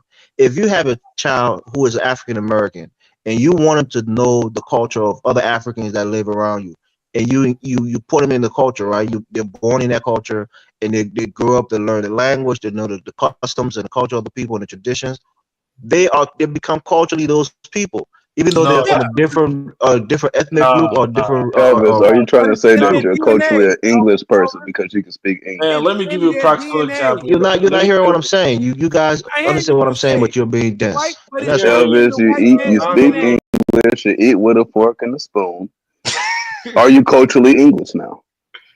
You're not listening to what I'm saying. Language is one thing. Elvis, I Culture is understand what not you're the same. saying. Language can be part of a culture, but language is different than culture. Elvis, You have to understand what it is. speak English, you Culture eat with a is fork and a customs and spoon, you drink out of tradition. a bottle. Culture is Okay, customs and you're not tradition. walking 2 miles to Anybody go can collect learn a water language of another to people, go and bathe. You but use they're a not shower now. You're practicing not the using a customs bucket and at tradition home. of that Are you people. culturally English? They don't You're not like listening you. to what I'm saying. They don't like you. Jonathan. When Miss Jane Wilhelm, We practice part of the English people culture. We practice part of it. Some of the foods we eat, the way we dress, the way we talk. So we practice part of the culture, but not completely their culture. What I'm telling you, Okay, in but an now African because you context, practice part of it, are you culturally yes, I'm English? saying in an African context, like the example I gave you, right? If you take a 3-year-old, which is very impressionable, they will learn, and once they become, they get 20 years into their society and learn everything about those people, they become culturally those people. Racially or ethnically, they might be different based on their bloodline, but culturally, they become infused as part of that group of people culturally. The only problem with that, Elvis, is that that's a theoretical thing because you can't point to any example currently in where that has happened. Do you have kids in Nigeria? Do you have kids in Nigeria? Yes, and they're still not culturally Nigerian. Okay. Yes, they are. He don't want to admit it. He said not. No, they're not. Their mother's not. They eat American food while in Africa. Good luck with that. And they're not culturally Nigerian. Shit, you know that. And you got black people, America, like in your dream world. What happens is a lot of people try to like become a part of the culture that they are, but they never actually blend in. It's kind of like how those black people in Mexico, they're not culturally Mexican. They think they are. They think they are, but they're not. They got that brother from Meridia. I think he's a Mexican man. Yeah, He's it's not hard to understand what Elvis is saying. I think y'all just it's not hard to understand, but the thing is, Elvis' example didn't make any sense because Rudy asks about a white person or like can white people be culturally African or something like that. And the answer is fucking no, because there's no example of white people becoming culturally African. It's not possible. It's not possible, but after hundreds of years, this never happened. One second, Dave. Have you guys ever heard the term Taipan? You heard the term Taipan? No, it wasn't Dave. I think it's like Mandinka. No, I'm asking Dave because there's a white guy. Hold up. The British I'll go. It was Mandinka speaking to you, man. The British created an enclave in Shanghai, right? Shanghai was it wasn't you? Hold on, let me say this. Zongo, guys, let him speak. Shanghai was a British enclave, right? Mm-hmm. You had Chinese that lived there up until World War II, and they were driven out by Japanese, right? You see the movie Empire Sun. They were called Taipans. That means English white people who were born in China. They never became Chinese. They spoke Chinese, but they were British, right? And they lived there, born there for many generations. You know, they came in the early 1800s, and they built whole settlements and everything like that in China and everything around Chinese, everything like that. Learn the culture, learn everything like that. But they're fundamentally still British. But the thing is, though, they although they lived in China, right? They were basically called Taipans because they were not Chinese. You know, why is it that so easy to break into the African? Kyle, you might know this guy, right? And this is the example I want to give Jonathan. So it's not as completely my example I was giving, but it's similar to that. Have you ever heard about the guy called the giant Jinnah? Have you heard about him? He's like a white guy who speaks Liberian English. You seen that on YouTube, right, Kyle? I think you talked about him a before. bunch of stupid white people. No. Yeah. So this guy, 1 second, he was born in Liberia. There's a lot of white people who were born in Liberia. Well, I know those Indian guy. blonde hair kids. I know all about him. Yeah. So he was born in Yikipa. He was born in Yikipa. Yeah, he was part of that Swedish shit. He was born in Yikipa in Nimba County. He speaks the dialect. He knows the culture. When he speaks, you think he's a Liberian speaking with an accent. First of all, this is here's the thing, right? Liberia, the term Liberia means black people from America who are seeking liberty, right? How the fuck can a white person, right, who does not have a slave descendant, be a fucking You're not hearing what I'm saying. I'm giving you an example of a person who was born in a place, grew up, his nannies and the people that raised him taught him the culture of the people that he lived amongst. And to this very day, Liberians invite him to their programs. They invite him to be part of certain things. He does his comedy skit. Your native primitive people, of course, they all do that. Fine, whatever you want to say, but I'm just giving you an example because Jonathan wanted an example, and that's an example that I'm giving. It's a bad example because what she actually ended up saying is at the end of the day, even though he can speak like a Liberian, you can tell that he's not actually a Liberian. Yeah, because you can distinguish based on his skin color. You can tell that he's a white person. Hold on, don't listen, Elvis. When you go to Liberia, right?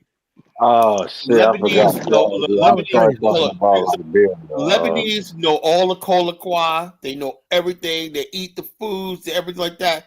But they know they're not Lebanese. They're not Liberians. They say, but they're gonna make them citizens. They're gonna make them citizens, Kyla. Oh, eventually they will. You know, we've had an interview with the guy before. I'm telling you. No. Let me tell you guys. You know what the problem is, though, right? In your examples, black people can try to talk white in every kind of way, but at the end of the day, the white person will know that person is not one of their people. Not talk black. He speaks the language of even if you speak the dialect, he knows the can speak it real well. Somebody will be able to tell that that's still not one of their people. I'm not saying that makes him people. I'm just telling you that he learned the culture. Culture can be learned. That's the point that I'm making.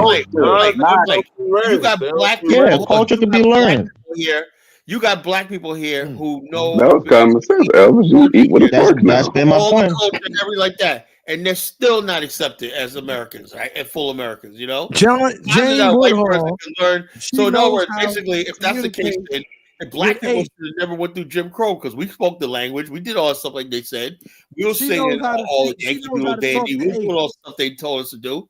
You know, we're singing the I Pledge Allegiance. All that. When you say, Carla, when you say you're not African, and most people like Chantel or Lisa, they say they're American. Why? African because they've learned American culture that is different than most African culture. I call myself an African because I don't have the African experience in life. You know, I don't know what it's like to go without running water and fucking electricity and have to go to hunting and gathering at a drop of a dime. You know, I don't know that life, man. You know, exactly. So most of the things that you practice, you know, all of the things that you practice in America is part of American culture, whether it's from the white side or the black side.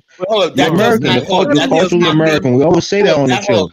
I'm culturally American, but racially African. I'm culturally American, but that don't mean American has to recognize my. That's the whole thing. We're in a conundrum. We're Americans. Like I said, we're too African for America, and we're too American for Africa. We're in a conundrum. That's why I say ultimately the black man in America needs a land where we can practice and be in ourselves. You know, since we can't be American and we can't be African, right? Because we need a land of our own so we can build our own shit. You know, can't we be our own African? We see this even with the black British, right? Somebody is making a point, which is, you know, it's similar. But you have a lot of black people who are African. Some of them even first generation or second generation African. But they speak the British language. They eat the food. They're culturally British. Let's go on. Hold on. The black British completely assimilated because they wanted to. They went there voluntarily. So they learn the British culture, right? Wow. It doesn't matter about the culture. That's what I'm saying. Culture can be learned. That's my main point. So culture be.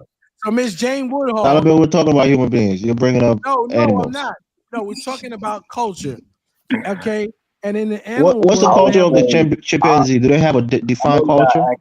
I'm sure they do. Okay. I'm absolutely positive that they do. You don't know it. I don't know it. Maybe you know it. What is their culture? I don't know it either. But Miss Jane Hall a white woman from America knows about animals that live in your continent more than you do. Does that make her an ape? Yes. We're not talking about apes. Apes is not the same as human beings who have complex language, culture, customs, and traditions. It's not the same thing. Come on, man. You know that. She's a behavioral scientist. She studied their behavior, and that's what she did. She's been doing it for decades. I watched her videos when I was in high school. Hold on 1 second. If that made her an ape, if she had a child, would he be Tarzan? I'm not telling you that if you learn a culture that makes you a part of that group of people. I'm just telling you can learn the culture. And I'm saying, all right, and also apes don't have culture as we define it as human beings. They have certain behaviors. They have certain things that they do that she studies and she understands. But that's not a culture as we know it. No, it's not a culture that you understand or recognize, but it is a cultural. They have norms. Okay, Dollar They Bill. have a civilization.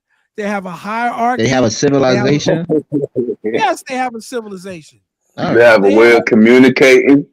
Yes, that's a civilization. That's their culture. Apes have culture and they have a civilization. Apes have That's a my culture. first time hearing it. You don't know the culture. She Apes knows. have a culture. What is your classification of a civilization? Lions have a culture. Why do you think the females are always hunting and shit, and the dudes just usually sitting there being a lazy Lions fuck? have a pride. It's their culture. They have a culture. They have a way. They have their own ceremonies. A lot of people who are tribal Africans, they're not too far from animal packs, you know. Calm down, Colin. Damn, we wasn't going there tonight. This is why this is it right here. You wonder why people get on you. This is it. I'm You go to Africa and you're amongst Africans. You lay with an African and you say crazy shit like that. No, I'm saying no. Look, I'm saying like this. All human beings.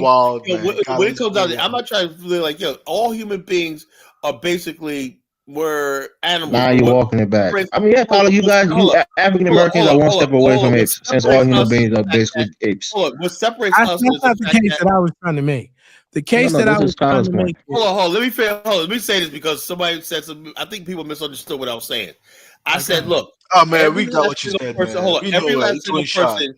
And hold on, human beings are nothing but animals, right? What makes us the thing is our ability to rise above that and become civilized and see things and reason. Animals can't reason, you know. They can't things like we could do, you know. But when you get to the point where it's just one way and blah blah blah, yeah. What's the difference between you with your tribal hating everybody else and two lion prides going at it, you know? Oh my God! We're not even talking about tribalism. We're talking about culture, Colin. You like to go there and insult Africans. I'm not insulting Africans. I'm saying, but what's the difference? That's what white people say. What's the difference between a black African and an ape? And you're regurgitating that same talking point. That's what you're doing. I'm saying the fact that human beings have the ability to evolve, right? What, Africans haven't evolved, Colin? No. There you go. I mean, it's the same thing that white people say. It's the same thing white people say. Africans haven't evolved. They're really like apes. That's the same sentiments you're sharing. And I can't believe you're saying it. You want us to respect you. You want us to like you and respect your opinion. And you say things like that. No disrespect. It's just the fact that the Africans have things, but the thing is, they're afraid. You got a lot of people in Africa who are afraid to friggin' say, you know something? This stupid shit we're doing with tribalism and all this kind of foolishness, it's dumb. Let's move on. But they are terrified because the lower self, the people that like benefit from this, and people are, just like in the Black America. I'll give you an example, Elvis. I'll throw Black America under the bus. There are people in our community who tolerate crime and everything, gangs, everything like that, because they are afraid of basically wanting to do better. They're afraid of wanting to learn. They're afraid of wanting to evolve and wanting like this. It's the same thing in Black America. You haven't transcended that yourself. You live in a family who had drug dealers, drug users. You haven't transcended that. I don't know why you think you're above it. You're not. Hold up, but guess what, Elvis? Right, my father, right, was a man of God. My grandfather, he all met working men, and they was an example, right? I didn't go down there. Right? None of my uncles would go down there. Right? We said this is where you're gonna go. You know, now if I was basically at my lower self, man, my uncle Nate was making a lot of money. He had Cadillacs and everything like that. All my uncles, everybody, I should have gotten in the game too. See, but you gotta learn how to do better. You know, I didn't want that life for myself. My father didn't want that life for myself. That stuff was not around us. We What do you chose. mean it wasn't around you? You live in Harlem, Carla. You think drug I dealing didn't live wasn't in around in Harlem. I said Harlem? my uncle. No, Or I in didn't. Queens or wherever you live? I did not live in Harlem, bro. I'm Everybody from thinks Queens. I Harlem. moved upstate Yeah, New but York. there was drug dealing in Queens. Why are you saying it wasn't The around thing you? is, hold up. Let me tell That you something doesn't about mean Queens. that you're involved in the drugs because That's what I said. They don't No, have no I idea. didn't say involved. I said around. Look, I came from. Look, Queens has the largest black middle class in the world. You didn't eat The nobody. largest black Does that home make ownership you in the world. a cannibal? You see the movie Coming to America? Queens is not known right. to have the largest black middle You're class. not being in the fair, world. Elvis.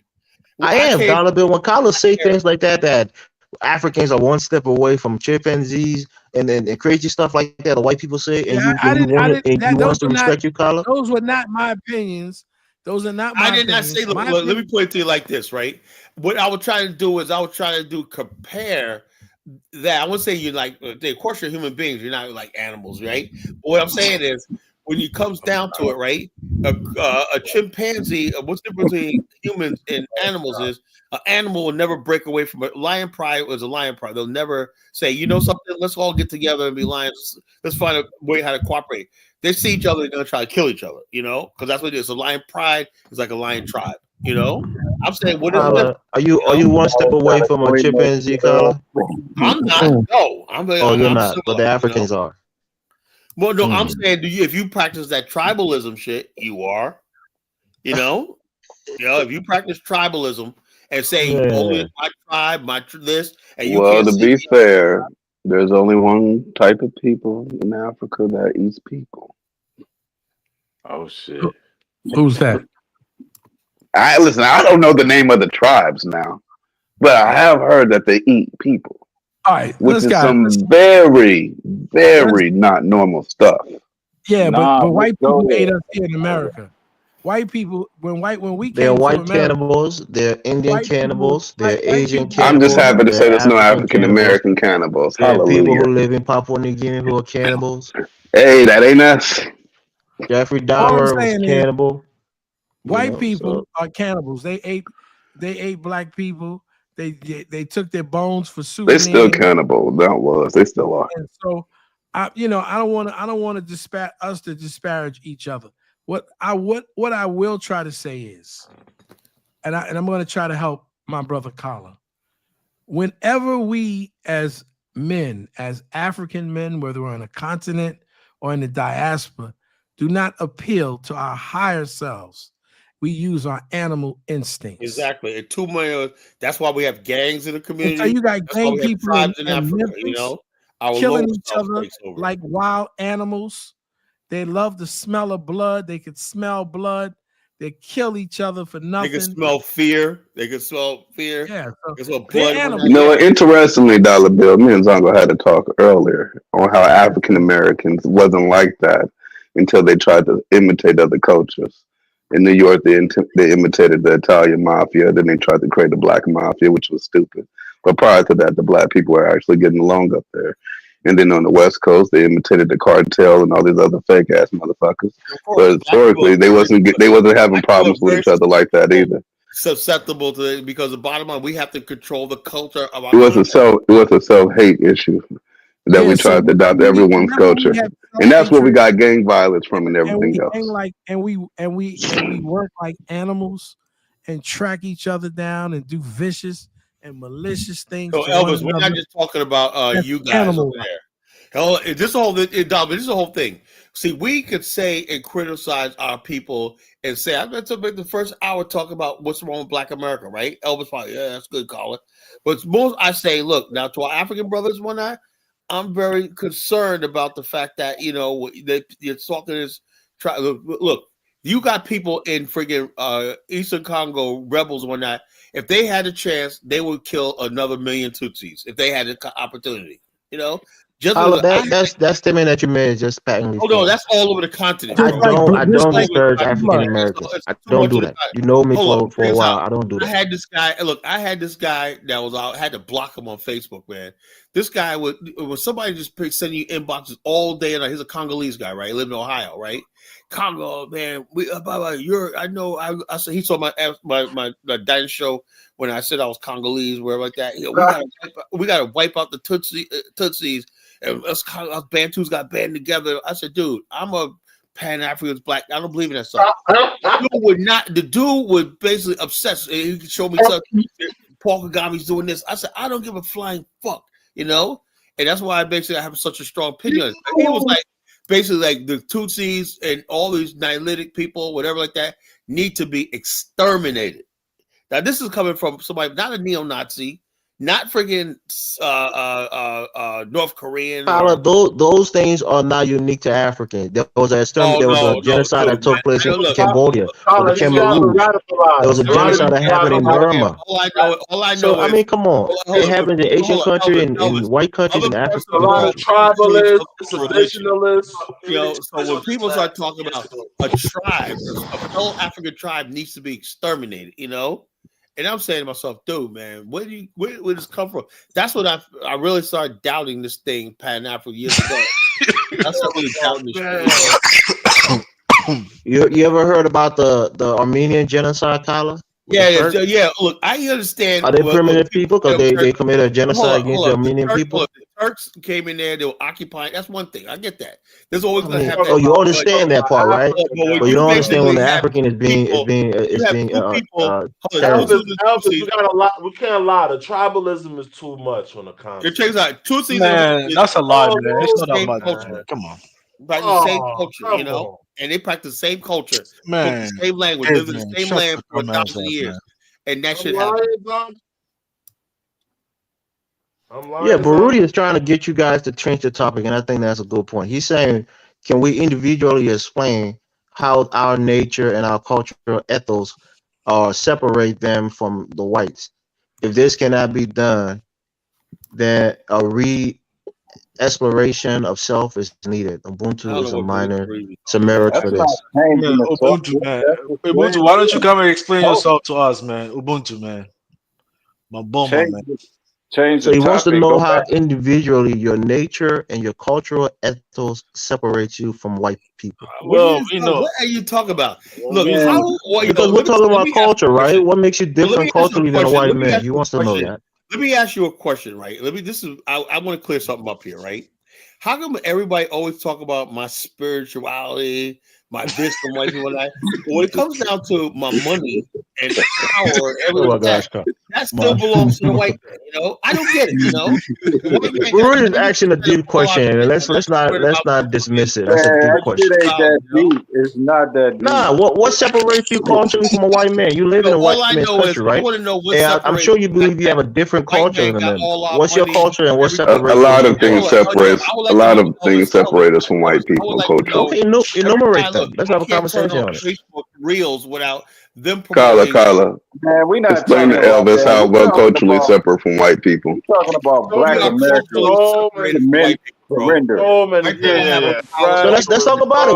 What are those many things? I'm not saying there aren't. I just want to know what are they? The same things that separate all cultures: food, language, music, all that shit. Family, friends, everything. Are there foods that white people eat that black people don't eat? White people don't have our struggle, bro. Is it foods that what? There actually is. White people eat snail. You know, I'm talking about here in America, though. In America, they eat snail. I'm gonna give Elvis a mic drop right here. The difference between Elvis, them, and us is this: when a white person lays his head down, right, and he looks outside and see that American flag, and he may see a police officer, he knows I'm safe. This is my land. He believes 100% in what. So, like I asked Banty, what do you think about the United States when they took Texas, California from Mexico? He had to think for a minute. A white person in a minute will say, "Yes, we did the right thing." Whatnot, you know. I was gonna say you wouldn't see that. Black people, when we go down, right, we have to basically live in a country where we're constantly reminded what they did to our ancestors, and we got to smile about it. Kyla, you're right on that point, but we're talking culture. That's not the culture, Kyla. Yeah, we're talking culture. That's not culture. What are the differences between white and black culture? Because white people use this to criticize and denigrate black people. They say we just have a different culture. We're not culturally separate. They have a different culture. That's why they're poor, they're violent, whatever. White races like to use culture. What white people want to do is us, if they could get us to forget about slavery, forget about Jim Crow, forget about the fact that because of the violence and the fact that they took everything from us, took land from us, and everything, we lost like 50 million acres of land Black Americans used to have, right? They burned down our cities, towns, everything. Jonathan wanted to make the point. I want to hear what Jonathan has to say because I think he's about to enumerate. Yeah, Kyler, because at the end of the day, you're not really making a point. The fact of the matter is white people have a lying culture. They lie about everything and tend to believe in their lives. Like, for example, they know Santa Claus is fake, but they still teach it. They know that Christopher Columbus didn't discover America. They still teach it. They know that Easter has nothing to do with a damn Easter bunny, but they still teach it. This is part of white people culture. Mythical mythology, fake bullshit, lies. That's their culture, and they stand by their culture. Stealing and manipulation is all a part of their culture. They all practice it in every single way. Hey, Jonathan, you know, like okay, just to post that with Black people, then, Jonathan. Wait. You know, we don't have no mythological things that we ever created to be like, oh, listen, this is our little crazy story in which some random motherfucker came over here and did some shit. We don't have none of that because it's not a part of our culture. We don't create it. Okay. That's just the start. The whole thing is what you see. Let's say you said, "What's the separate from us from white people?" The struggle. Barudi's giving us food for thought. And I'm just getting you guys to White people never know what it's like to be judged by what you look like. You know, they don't have that thing. So that's not their culture, though, Colin. Culture is something that these people actually live upon. That's the point I'm trying to make. Every time you see a Black man, like I see it all the time, you go into the store, right? The Black people know when they walk into the store, they gotta be smiling, they gotta be over exuberant to ease white people anxiety about them. You know, they go out of their way. You see that, right, Dave? Yeah. You know? But white people walk up, they're free. And you ever see white people they'll get loud and whatnot, hey, blah, blah, blah, blah, blah. And they'll say, oh yeah, it's Mr. Such and Such. He's cool and that. But the guy's acting like a jerk. Oh yeah, but he's Mr. Such. Black people, when you see Black people, even the guys with people money, when they well behaved, they're well this because they know, you know, that they're representing their race at 100. White people don't have to worry about representing their race. But even within white culture, there are variations, right? People who live on the East Coast, on the coastal areas, they have a certain culture. People who live on the West Coast, people who live in the South. The cultures on the East Coast and the West Coast are exactly the same. They're not white different. culture in America, like from the North and the South, right? Every white man I've ever met in my life or not, they all have, even if they're cool with you or not, they all have this thing where they're like, yo, my Mr. He knows it's better to be white than be Black. That's what I'm saying. They, in so many words, they basically like, thank God I'm white. That's what you're talking about. Kyla, focus on the culture part. Yeah. And prejudice. No, what I'm saying is their culture, right? And he asked me what distinguished us from them, right? The distinguish us from them is they don't have a culture of oppression. You know, we do. Our culture, everything is rooted in oppression. You mean they don't suffer from oppression? Or Kyla, our culture isn't rooted in oppression either. But our culture is rooted in oppression. You know. No, it's not. Look, the crime you see that Black people, we justify crime, right? White people justify crime. No. But the thing is, white people support the police. You know, they support law enforcement. Look at the comments, like Kyla, somebody did a crime against you. Would you call the police? Yeah, of course. Well, Black people call the police too, so you can't say that. You got to pick something else. Oh, look, Jonathan, man, that's bullshit. You know, Black people don't call the police, Kyla. For the most part, white people, like they did surveys, Black people have a less faith in the police than white people do. That's less faith and still call. Yeah, less faith than they won't call the police when they need them. Most white people strongly support law enforcement. When there's a shooting, when a white person, like when George Floyd, white people see it completely different the way Black people see it. George Zimmerman, white people saw the thing differently than Black people saw it, and that comes to how positive that guy Tamir Rice. They called Tamir Rice Mr. Rice. You know, took responsibility. This meat-headed cop called him Mr. Rice, 11-year-old kid. You know, and they said white people more like to see Black people, even young kids, as adults. Right? They don't have. Black kids don't get the benefit of having a childhood. Okay, Kyla. Kyla, we can acknowledge that white people are a natural enemy. In the way that they see us, we should see them also. The bottom line is, Kyla. it's like this. Yeah, It's like this. it's what Baruti is saying. I wouldn't say. Look, let me put it. Elijah Muhammad already answered. Let me say it like this. This is why I disagree with that. Right?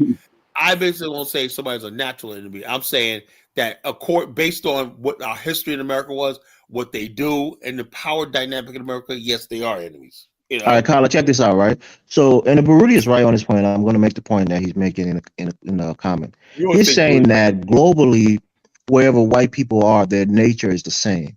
So a white man can leave Britain and go to Rhodesia at the time and get along with Ian Smith and his acolytes because they have a nature that's similar. But the African Americans, hold on, Kyla, let me finish. The African Americans complain, for example, that when Africans leave the continent and come to America, their nature is not on par with the African American. They have a different nature. No, I'm saying like this. Do you agree with that?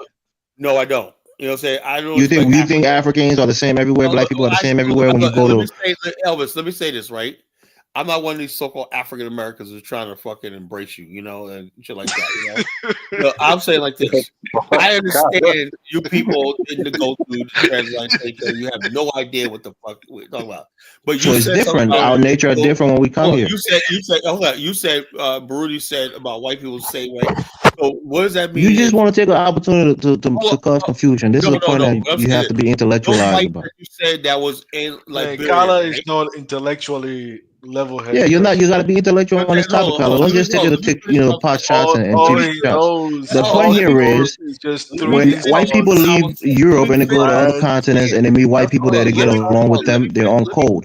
When black people leave Africa and go to Europe or come to America, we're not on code with other black people that we meet there. Let me finish what I'm saying. That's a true thing. Hold up, let me finish what I'm saying.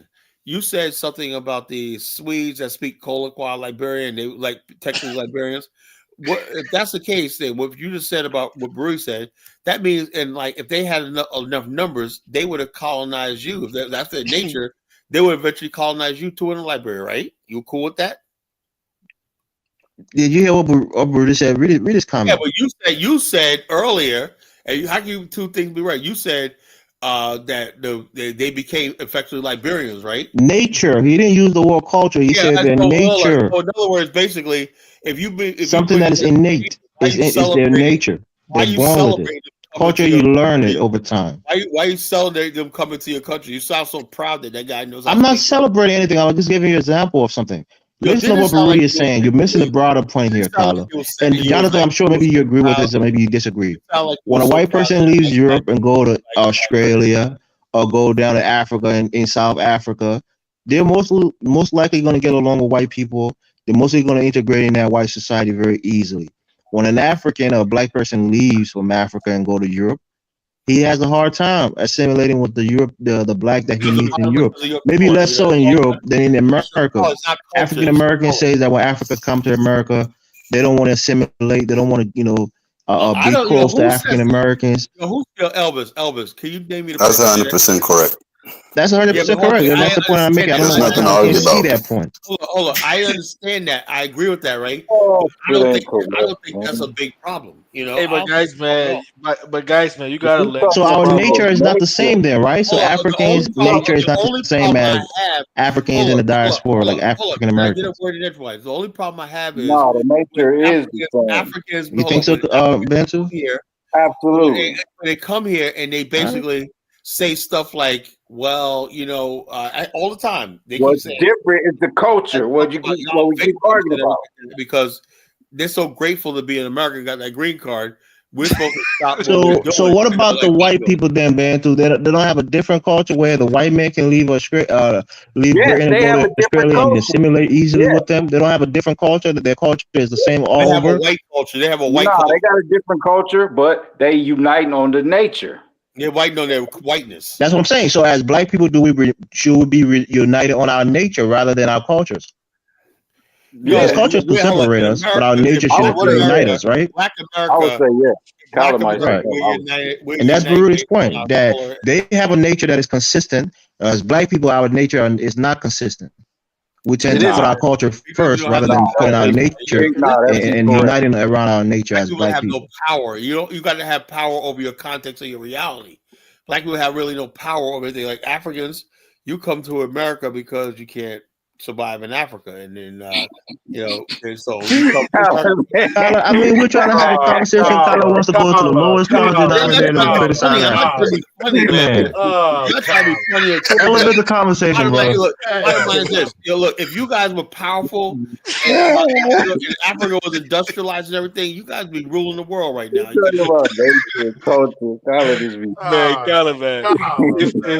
If Kyler lose an argument, man, he want to find an evidence just to destroy your African morale. Goddess is saying something here that might also be true. She's saying that white people have a consistent nature, perhaps because they come from a position of power.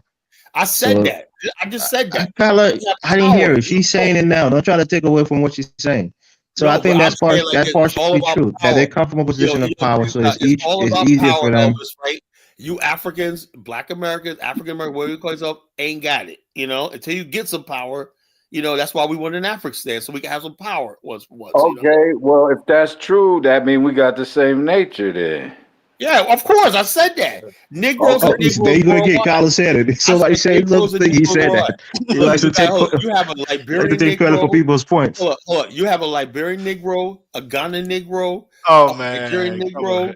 A Negro's a Negro. Whether Garvey calls all Negroes, It's hey, Jonathan, what say you?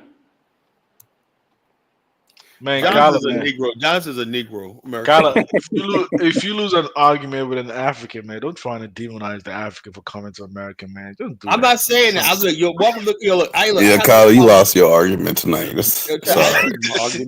I tried to come in and rescue you, but like, no, Kyler, that's not what it's about. He just went back to his nature, which is criticize Africans, call them primitive, and call them chimpanzee. That's what he went back. Hey guys, the problem is Zongo, right? I have a problem with Zongo, right? When you got people like Afro Dumbass who's in opposition to everything we do and whatnot, instead of sitting in the corner, what you guys Africans need to do is just sit in the corner and be quiet. Get off TikTok. Get off trying to antagonize Black Americans. This APH is out of control right now, Hey, Kyler, have you taken an IQ test before? Because you never address the question, man. You know how to beat about it. I got a high IQ. I've been testing. Kyler, stop. I got a high IQ. Man, that was a simple question, Kyler. You did not answer it yet. Kyler skips the question and goes to criticizing the criticize Africans. That's what he does. Man, Kyler, I'm gonna give you a chance now. Ask me a question. It's no wonder why you never went to college, man. God damn it. Zongo, stop attacking the man. Let's not go there. I'm gonna give you a chance. Okay. Somebody should ask me a question. I answer. Okay, read a highlighted comment, Kyler, and give us your intellectual perspective on it. What comment? The comment that's on the screen that's highlighted. I can't see that.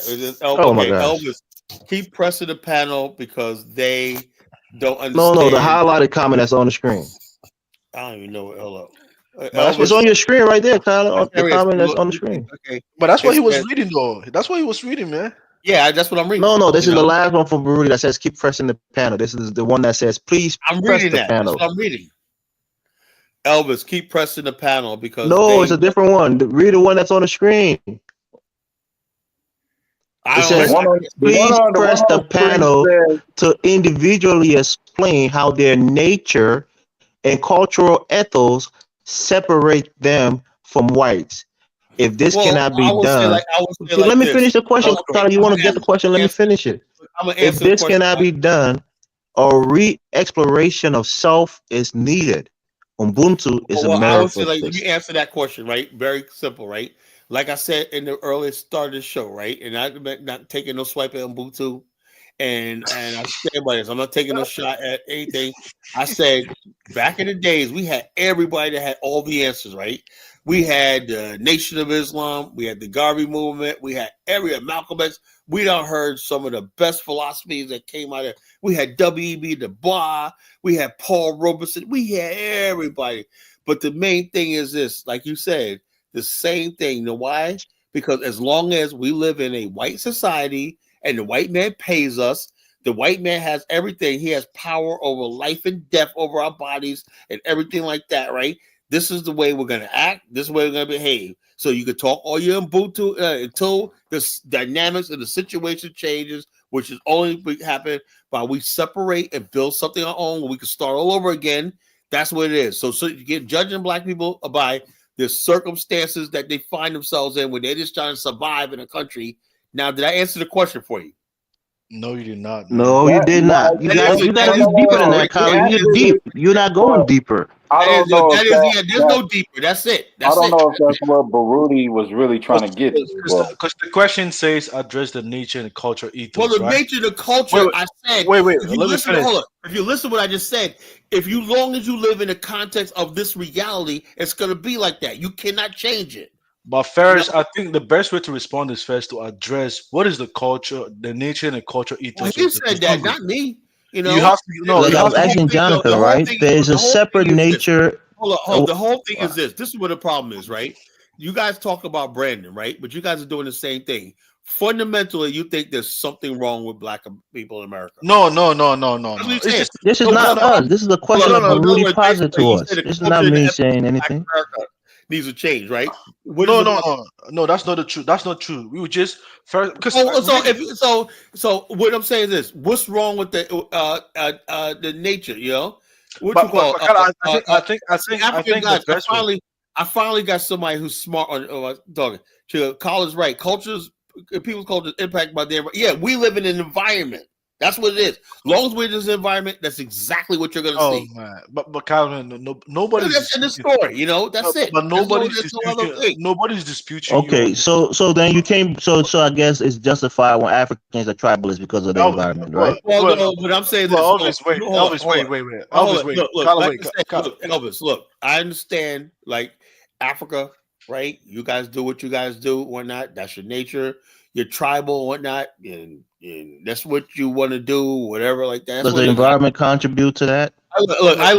The bottom line is this: all I know is our people right here have been. Now you're walking back. You disagree with African goddess. Stay on that point, Hold on. Look, our environment right here, despite everything, right? Despite everything, all the shit we went through, the hell we went through with white people, whatnot, it's still, unfortunately, better to be Black American than anything else. You know, that's just the truth. No. So we can talk all the stuff you want, as long as that's the truth. Long as that's the truth right there. Now, what you want to do is this: you want to build Africa where you got thriving metropolises and everything like that. You kick the white man off the continent and build Africa, make it a place of pride and whatnot. Then you'll see Black America change. You know, that's the way. That's what the thing is like.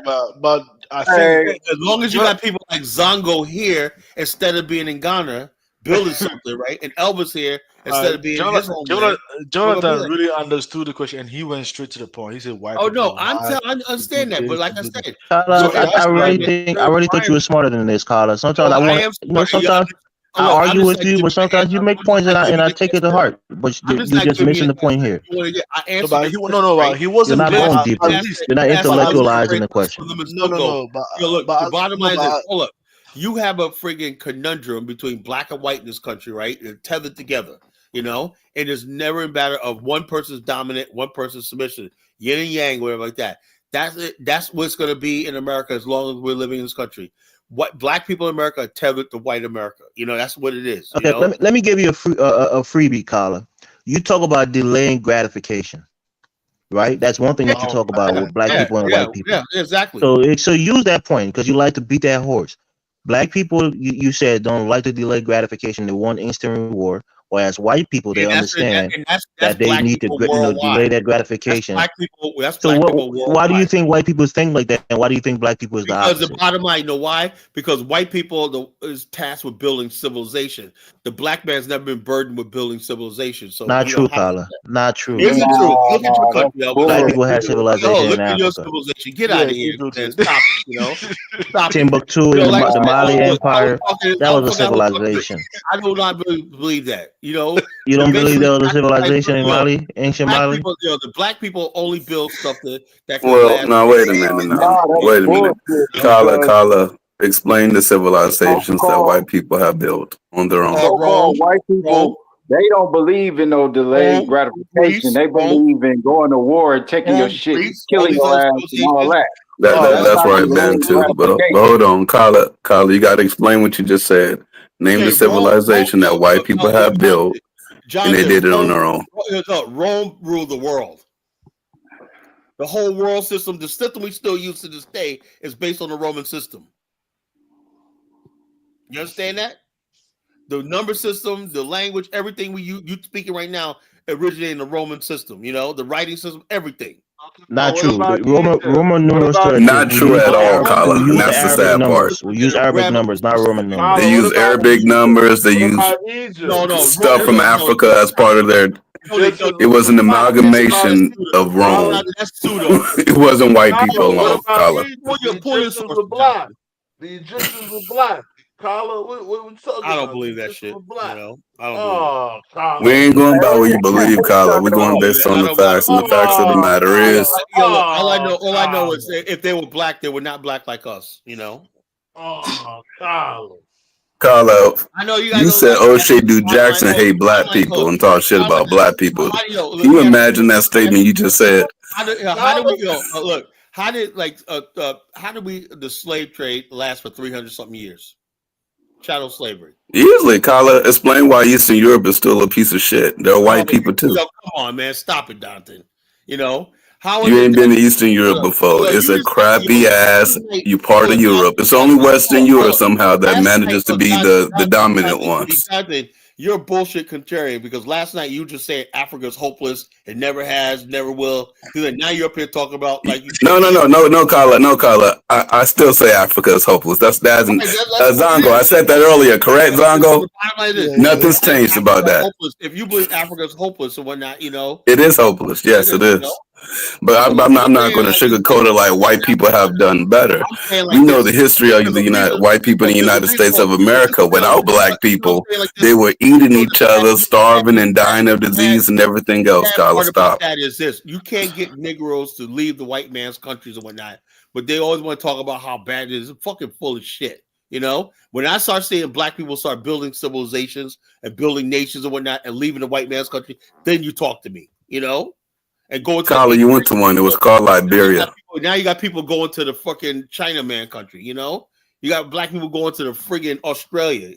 Like, damn, can't we ever go to Africa and build something and whatnot? We always in fucking white people's countries and whatnot. You know, and I'm saying to myself, but Carla, in order to do that, you have to be willing to live in Africa. Are you willing to do so? Yeah, well, not right now. I'm not. That's a shame, ain't it? You know, that's a shame. Africa's not ready to friggin' handle me right now. You know. I can't live in the fucking continent right now, you know. Well, Kyla, you know the thing about white people?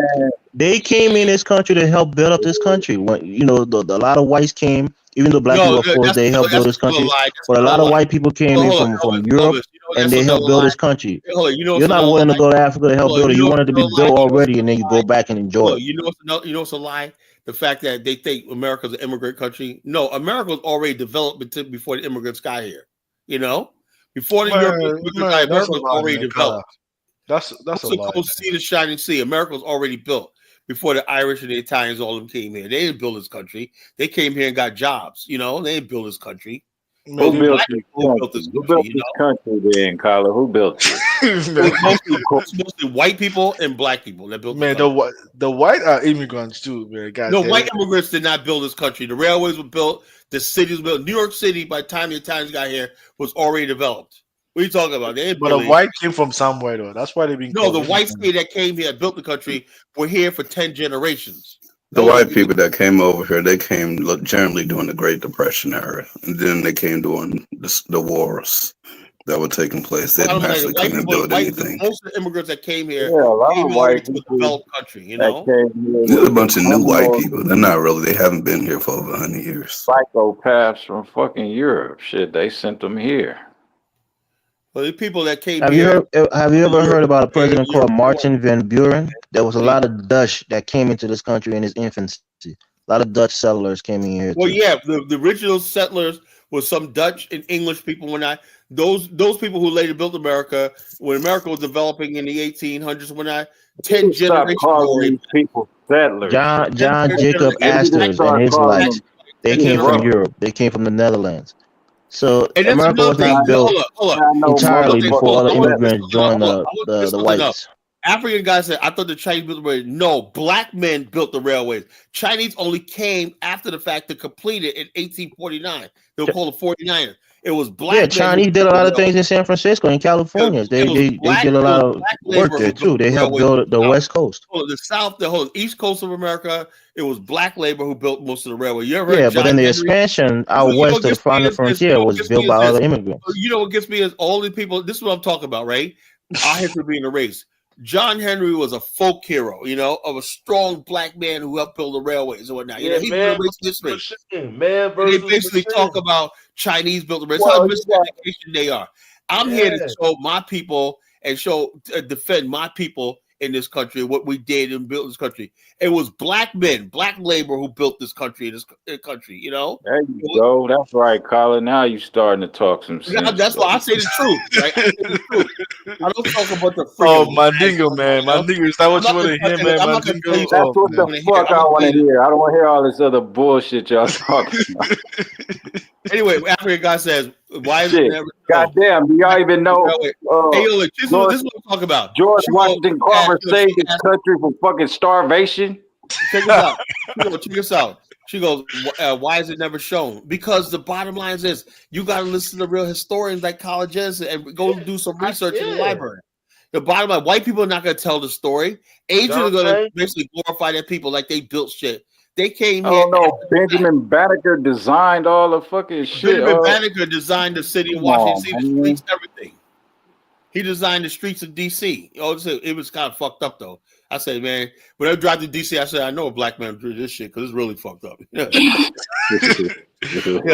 designed the streets of DC, the city streets of DC. People don't know our history. They think we're just sitting here getting on crack. That's why when people like Baruti talk about the ethos, but I would stand on the 50,000 or so inventions that we did in America, right? All the great history we had. The largest almanac among any people in the world when have history and stuff like that. We made our mark on this freaking world. But somebody just dismiss us as, oh, we gotta do this, man. If we don't do this, we gotta adopt Ubuntu. When that just erase, I don't mind Ubuntu, but don't try to erase my history. Don't try to erase everything on my people fought for and built. Yeah. The history we got is too vast. Yeah, it's very vast. We should never adopt another people's culture or history. They can have their own shit. No matter how you try to erase the shit, it's gonna keep popping back up. Like, Ubuntu's not the answer to solve any problems. It helped if you had a nation. Yeah, that could be a guiding principle in the Constitution. Even we don't have a nation. We live in America. We got to deal with this cracker. That's the reality. So I'm not going to do the problem with Africa is that they've been practicing Ubuntu for too long. Yeah, maybe. Wait a minute. Is it white people show up now? We want peace. Is that like a new age thing or something, or is it old? I don't know. Ubuntu. Oh no. Yeah. I think being that Africa been getting ripped over for years. I think it's old school. Oh, okay. I don't know. That's the only way to explain it. Now, the Arabs can come, the whites can come. Now that Lebanese can come. Now, how you let Lebanese run your country? Let me say this, Jonathan. In theory, right? It sounds like when you say, "Yeah, we're Ubuntu," I am because we are, and everything like that. And I thought about that as far as me running my agency, right? Matter of fact, I'm not gonna be on the next couple of nights. I'm going to Dallas tomorrow. So I'm not gonna be on the next couple of nights, folks. I'm going to flying to Dallas tomorrow. Anyway, I'm thinking to myself now. Ubuntu is against hierarchy, hierarchy structure. That means everybody should make decisions and everybody should share in the work and blah, blah, blah. But the problem is, we look at history, right? They tried Ubuntu among the pilgrims, in many ways. Like, oh, we're all one like this, right? And it completely failed. Why? Because they realized some people were not pulling their weight. Some people then people say, you know something, I'll do better off if I did things myself, right? You do things yourself. If you don't have a good harvest, it's because you didn't plant right and like that. If I have a good harvest like that, and that's been like that ever since. They tried that, and it completely failed because some people, if you can get everybody in the room and they're all equally working hard and they're all capable and they're all competent and they're on the same level, Ubuntu can work. Dollar Bill, it's a failure. It's a failure, Dollar Bill. You got to get rid of Ubuntu. Ubuntu can't work because it hasn't worked anywhere. Oh man! You should at least have an example of Ubuntu working somewhere before you can say it can work. Well, you got to understand. You have to have a deep understanding of what Ubuntu is first. And we do practice it. I don't want no deep understanding of anything that doesn't work. That's a waste of my time. Ubuntu work. Yeah, we practice it in our communities, in our villages in Africa, even if we don't call it Ubuntu. Oh, come on, people, man. When people Y'all harvest their farm, they share. Yeah, when Elvis, people harvest come their on, farm, man. This they ain't share the comedy food hour. with other people in the village. They I do don't that want- because they know that other people would benefit from their harvest. They do that. And booty as y'all eat the baby's leg. Yeah, they practice it in Africa. New or old, because you can gauge it and see if you need to throw it out or keep it. It's easy. No, I mean what Rudy talks about is on a grander, more international scale of Ubuntu, but on a local level, people practice it. You know this, Kyle. On a You know in local Africa, level, it for doesn't work example, either. For example, when a man builds a home, right? When a man builds a home, 9 out of 10 times he's going to have extended family members living in that home with him. His sister's children are going to be living there. He's going to take he's going to take charge of their schools and other things. That just sounds like So- poverty, Elvis. No, I'm telling you, it's a community. When one person has something, everybody else When you're around in them poverty, benefits. you call it community. It's part of the African nature. Nowadays, yo, check us One out. person who has something, most people around that person I benefits needed from my it. house, Elvis in Liberia. I needed my house remodeled. I tried to do Ubuntu. If you don't get the fuck out of here, how much we get paid? You know? practice Ubuntu right there, Carla. You had a resource. no, They but did they the got work for you. paid. You pay them. They hit my pockets up, man. You know, That's not Ubuntu is Ubuntu. part of Ubuntu is capitalism. Part of it is. Part of it is socialism. And the Africans suck at capitalism, so Ubuntu doesn't work. I'm not feeling this Ubuntu shit. We don't have to. You know, one thing I've learned though is that black people and Africans in general, we got a hard problem with learning to let shit go that doesn't work. Yeah, that's true. I would like to know. It hasn't worked well on the international level. It hasn't worked well at Villages anywhere. and places in Africa. It's Anywhere. worked. I would like In the to know. modern world, it's not working anywhere. Hold on, how come Ubuntu? That's what I'm saying. I'm not saying it has, but I'm just saying on a local level it works. Elvis, you think Ubuntu could bring peace to the Congo? Fuck no, man. I mean, in theory, yes, and here's what I would say, right? Listen to what I'm saying, Carla. Listen. Now, in theory, but we have this this S word, sovereignty, right? But in theory, they can have an agreement that look, we can benefit from your resources, and in turn, we're helping in other areas in terms of security, helping you with your military. But we want to be able to use So basically, Ubuntu is natural basically like resources for our welfare. benefits. We can benefit off of everything somebody else benefit has. from each other. Yeah, it could work, but that comes. It can't work because it hasn't worked yet. So we have to let Ubuntu go. Put it to practice. That's when you find out if your theory will work or not. It ain't worked. Africa's Right, getting that's what I'm pillaged saying. left So and right. If Rwanda wanted to, benefit from some of the resources in Congo, they can exchange some other things that they're good at, whether it's the military or how they got their streets and the environment so clean, or how they got the economy to grow. They can benefit from each other mutually, and that's You know what I realized, y'all? All the other people that we compete with, they don't practice Ubuntu. But we want to practice Ubuntu with them. Yes, we're gonna continue losing, folks. No, a lot of people don't At the, subscribe the to it. bottom is where we belong. A lot of people don't subscribe It's to the okay. idea of it. I know Barudi's been pushing it. At the And very Donald bottom, kinda we're brought going to into be it. practicing Ubuntu and getting stepped on and pissed on by Well, everybody. what's your understanding of it, Jonathan? What do you think Ubuntu is? My understanding of it is it doesn't work. No. I mean, you can be. Let's be. Elvis, I look at Africa. Okay, I look at Africa. No, I and get it. see You look at it here, but what's it your in understanding of shatters. the concept of it? What do you think the concept of it is? Oh, well, I don't know the concept. My Show you. The concept might just be let's try to find a way to peaceably fail. No, 'Cause- my Nah, it's understanding. not that. You gotta Ubuntu- understand what the concept is. Barudi, are you there? Barudi can explain it to us. Where's Dollar Bill? He fell asleep? Well, first of all, Barudi, bring your ass on the platform and explain it. Stop. What's Yeah, I all would of like this to get comment Barudi shit? to give us more in-depth explanation of the concept of I think Ubuntu. Carlo played a video one time of the dude that was standing up there. He said, "I am because we are." That I mean, That sounds Yes, good when and you have that too deals with Hey, economics, right? Bantu. Jonathan, He white got people up have before all of practiced those Ubuntu. They white just people. call He it was like, I capitalism. am because we are. And Yeah, they're just you like, yeah, remember we that gave you a shit? green card. Yeah. Nah, that's not even it. You know, small businesses, right? For example, everybody talk about let's support black-owned businesses. That's the form of Ubuntu. You lift me up, I That provide ain't no service for damn the community. Ubuntu. That's We all common sense. benefit. Wait. Another form That's of what I'm saying. It's Ubuntu. just like a Wait. common Another sense form thing. of We Yeah, don't need to it's not complicate that it. different than capitalism. guys. Let me But then make there's a also statement. socialism in it, where somebody can do on a local level. Somebody can build a farm, harvest the farm, and share the food with all the villagers. Everybody benefits, and when it's time to harvest, the entire village go and help the person harvest their food. So sometimes there's no exchange of cash, but you can benefit in terms of resources collectively as a community. So that's a form of it too. Okay, so I just looked up Wait, Jonathan. Wait, Ubuntu, and Jonathan. it's Yeah. related to the Bantu and the Zulu people. And unfortunately for them, it's not working for them where they live. So we have to try something different. Well, let me give another form of Ubuntu. Also means that when you get slapped on one cheek, you turn the other side so you get slapped too. Hey man, stop this shit. Oh God, you hit me on my left cheek now. You must hit me on my right cheek now. Ubuntu. All right, so Baruti is saying that the PANA has fit. You guys have failed to. Okay, let me just read the whole comment. I wanted to skip that first part, but he said you have exposed the panel's failure and ignorance to explain the nature of being Man, African. Ubuntu man. If you Without want us to this, it is understand, impossible to grasp any deeper concepts of Ubuntu.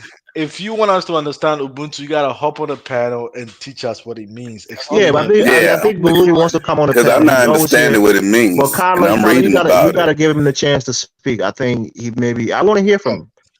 Man, Baruti, do you have a YouTube Yeah, come channel? on up, Baruti. I want to learn the concept on a deeper level I will from you. drop everybody down, including myself, and let them speak. Yeah, Baruti, post the link. Maybe Baruti can come up and give us at least a quick synopsis or quick Drop us explanation. down after he come up, Kyler, because he might not come up because he know this is some bullshit.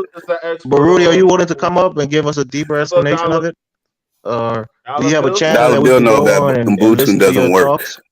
Yeah, Dollar Bill know what's up. He just trying to play that role. I think Dollar Bill's sleeping right now. I don't hear him on the Hey, panel. hey, Zongo, I looked it up. Ubuntu means to be open in humanity with all people because we're all interconnected. And that's exactly how colonization happened from the fucking beginning. Is it all Try to people be or open with African all people? people, and they're not trying to be open with you. Ubuntu only works when everybody practices it. Yeah, the continent currently practice Ubuntu, man. Yeah, they do. The Chinese is coming. Oh, Ubuntu, Xinfang. That's what I said. Some of these concepts, the communism and socialism, it came from African this is why practices, and that's this part is of why what the Ubuntu is: partially capitalistic, partially socialistic. yeah, this is why the interior minister of Ghana is like, man, fuck y'all, man. If you come to stay in Ghana, you gotta pay 250K.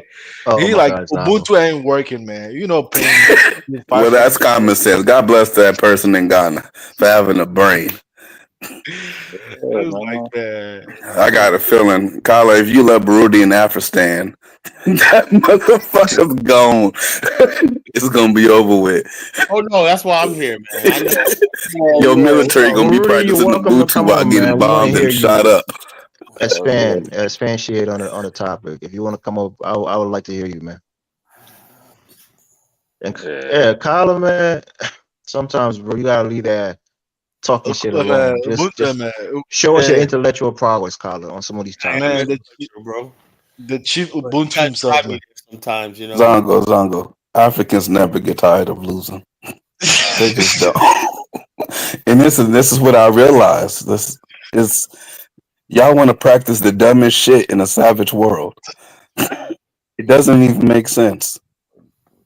And first of all, not all of Africa is practicing "quote unquote" Ubuntu. I'm saying we practice it. Trust me, they're all basis. practicing We just it. don't They're all call it that. practicing it in some kind of way. Yeah, they practice it with everybody else but themselves. I see also Ubuntu people pushing. I see. Yeah, so I think many, Ubuntu is really a village concept, many and it white works girls well in the village. But in the global economic cutthroat world, I don't know if that's going to be very successful. It won't be successful at all in the cutthroat world. Well, Well, if we can allow the African to practice Ubuntu, that would be good for Africans. At least Hell we no, can I be ain't able gonna to allow absorb. that just because it came from Burundi. We can be able to Tyler, absorb please them. don't fuck up Afghanistan already before it even gets started. I would say, look, this is what I'll say. Let me see. Because you guys asked about the Afghanistan. This is my vision. Now, as an African, I know as an African American with a nation state, whatever like that, people are going to try to do everything they can to discredit us as like they did in Liberia, right? So we basically have to put an African face, a society face on our thing. That's where we reach to Ubuntu, right? But here's the thing, right?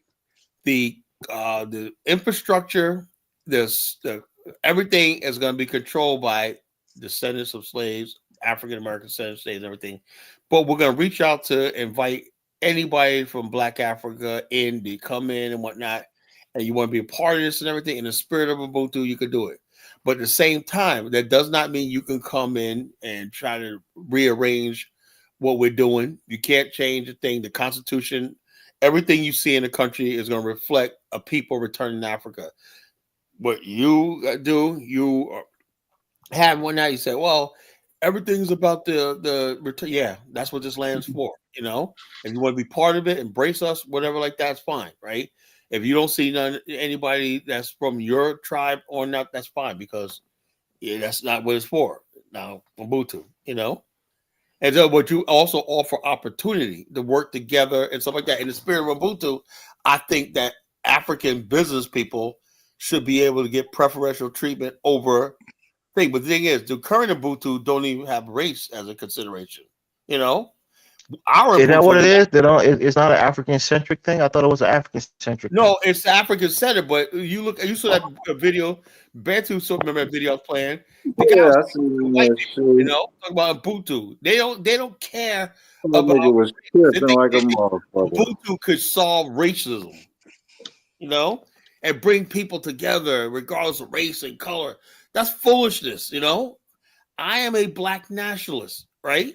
Now I know an African version of Ubuntu is not going to be like that. That's why only people that can Ubuntu are people that come from our culture, you know, because we know Ubuntu to me is going to be different from Ubuntu from somebody from, let's say, Zambia, you know, or somebody from South Africa, or maybe even South Africa is more like us, you know.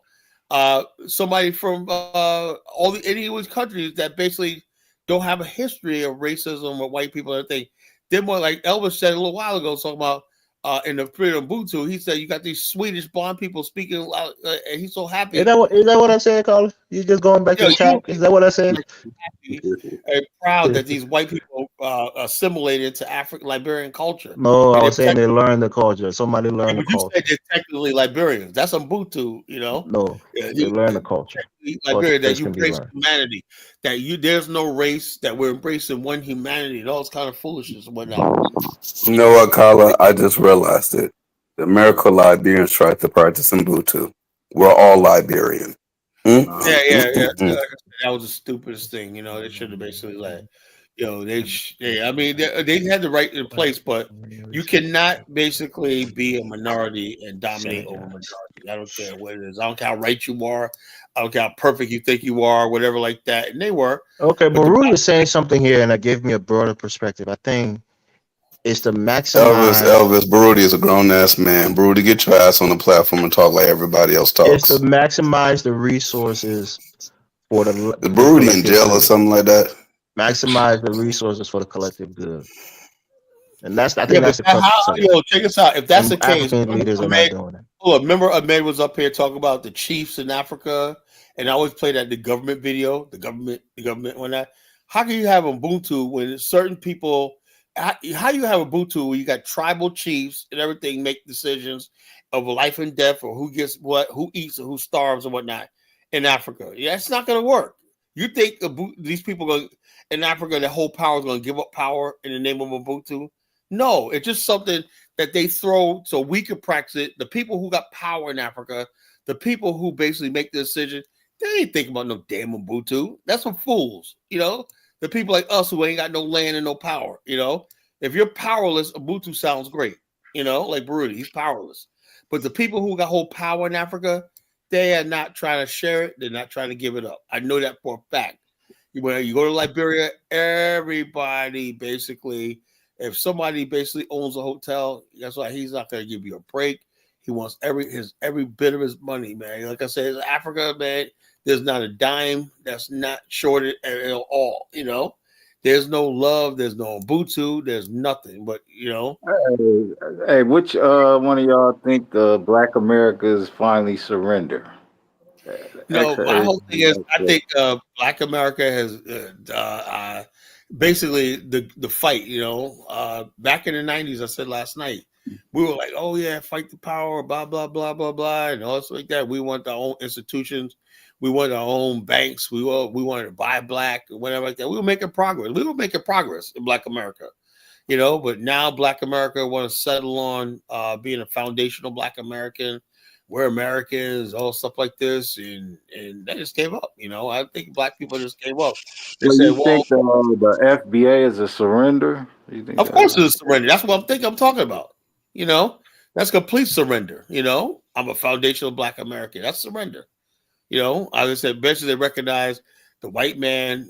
Everybody else wants to be next to this white man, and we're gonna remind everybody that we're the white man's favorite Negroes and whatnot. So that's what it's all about.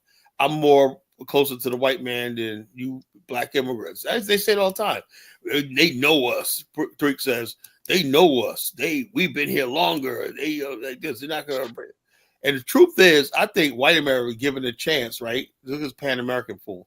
White America given a chance, they basically would replace us with the friggin' Black immigrants. They like I think they like them better, right? That's the thing Not about true. Black. Not true, Carla. The feelings hurt, right? A lot of times, right? Not true. Is the fact that white people don't. Black immigrants don't hold them to the same standard as African Americans. They don't. They don't check them The thing is, as much as African Yeah, Americans.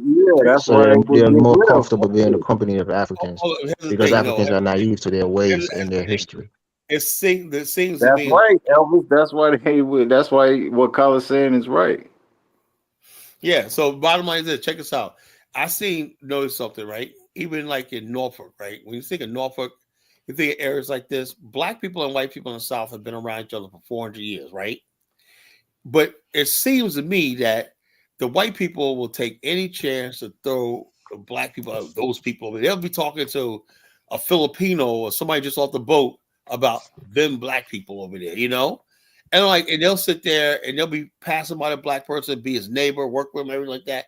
But they still have contempt for people they've been around for 40 years. And they'll break somebody who basically come in. I've seen cases where white people, I knew some white guys, some Arab guys that were like terrorist types. They're like, you know, something like that. Basically almost bragged about, yeah, man. Carla, what does that mean? What does that mean? Terrorist types? It would be the people that support jihad, you know? You mean Muslims? No, we look. Islamic fundamentalists? What do you mean? Look, you meet these guys, you can look at their face and tell they're jihadists. Carla, you are so bigoted, bro. You can just look at people's face and tell that they're terrorists. Stop fooling, man. Suspicious to me, right? You can just look at their face and tell they're terrorists and jihadists. Check this out. White people are more comfortable around them.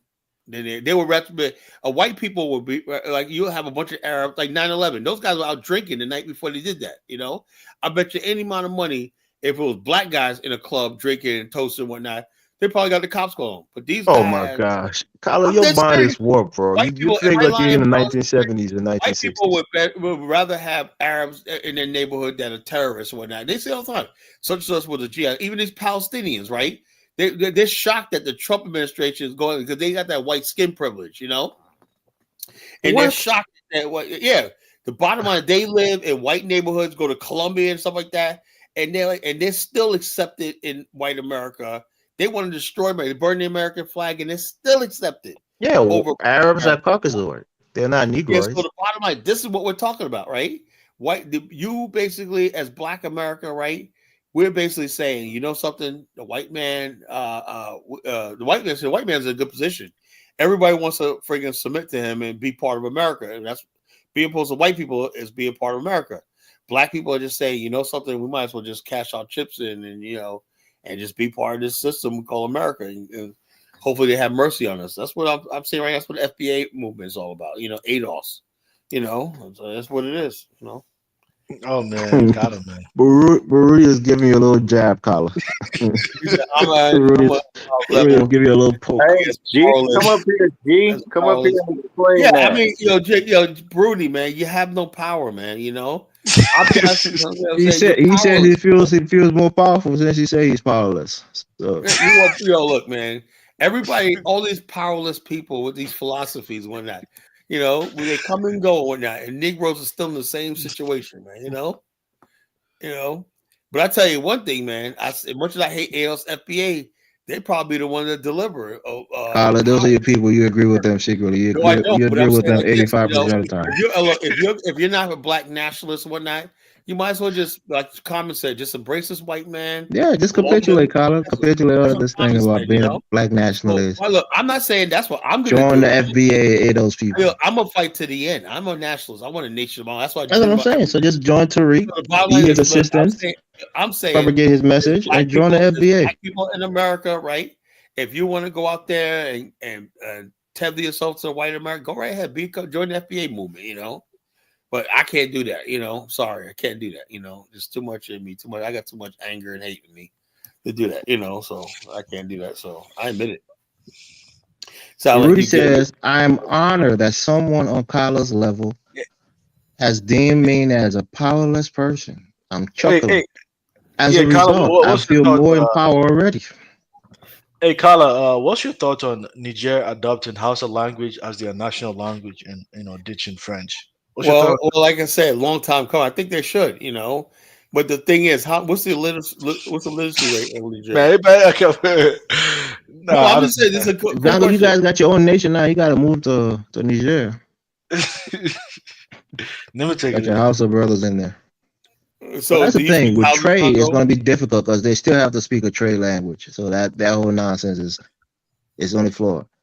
If they have to trade with the West, they got to speak either English. Yeah, the rate is they say 38.1%. That's the literacy rate. Right. So it's very low. So trade, they have to speak a different language for trade. Them, but like I said, what all I see in everybody is changing culture, changing language. What the thing is I don't see is let's change our economic and infrastructure situation. That's what I like to see. I want to hear Niger is building a railway from Tripoli to the port of Lagos, you know, facilitating trade. I might move there. Shit. You know, thank you, Dusty brother. I appreciate your compliments.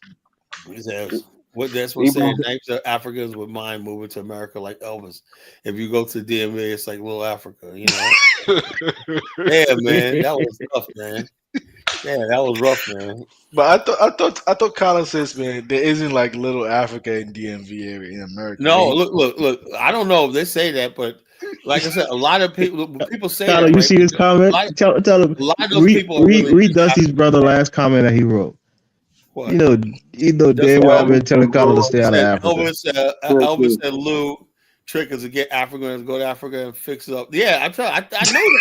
That's a damn lie. I never tell you to go to Africa, Colin. You just said earlier I told you not to go to Africa. You know, we go to Africa, fix it up, and then you're the one I've been trying to get us to go back to Africa. Now, I'll tell you, I'm Gucci here, brother. Right now, Zongo right now is already have designs on the property in Sable. You know?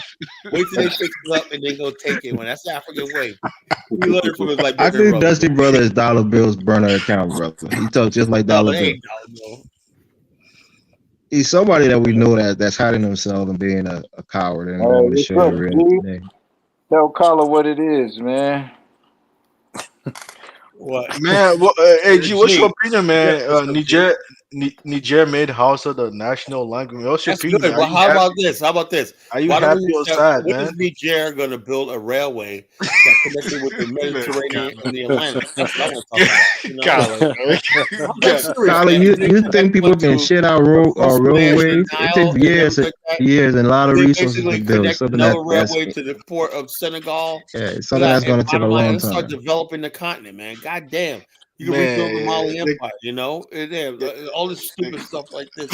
The continent cannot satisfy, man. Colin, man. Even if they make I guess you're never going to go to Africa and be developed like the United States. I came to the conclusion, Africa doesn't develop because there wasn't African Americans coming home, you know? So it wants to stay the Yeah, way it is. that's the secret, Carla. We thank you guys for developing America. It's already paved, the roads are already made. We just come in and enjoy it. Yeah, well, In hold Africa, up. if you Why want to can't we enjoy it, just- you're gonna have to why go there can't- and hold help on. Why build it can't up we just yourself. all agree that Africa deserves the basics? You know, basic motherfucking shit, man. Goddamn, man, basic shit. I ain't asking for a whole lot. Basic shit, man. Goddamn.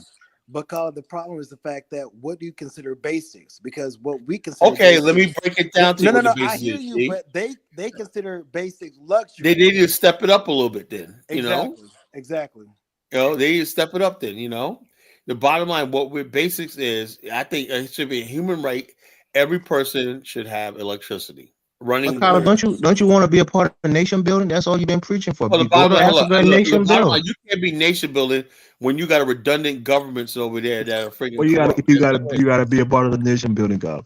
Yeah, You're but sending me back there to the redundant government to do The something. bottom line is this. What do you Look, expect me to do? hold on, let me tell you something. Look, you got all these governments in Africa.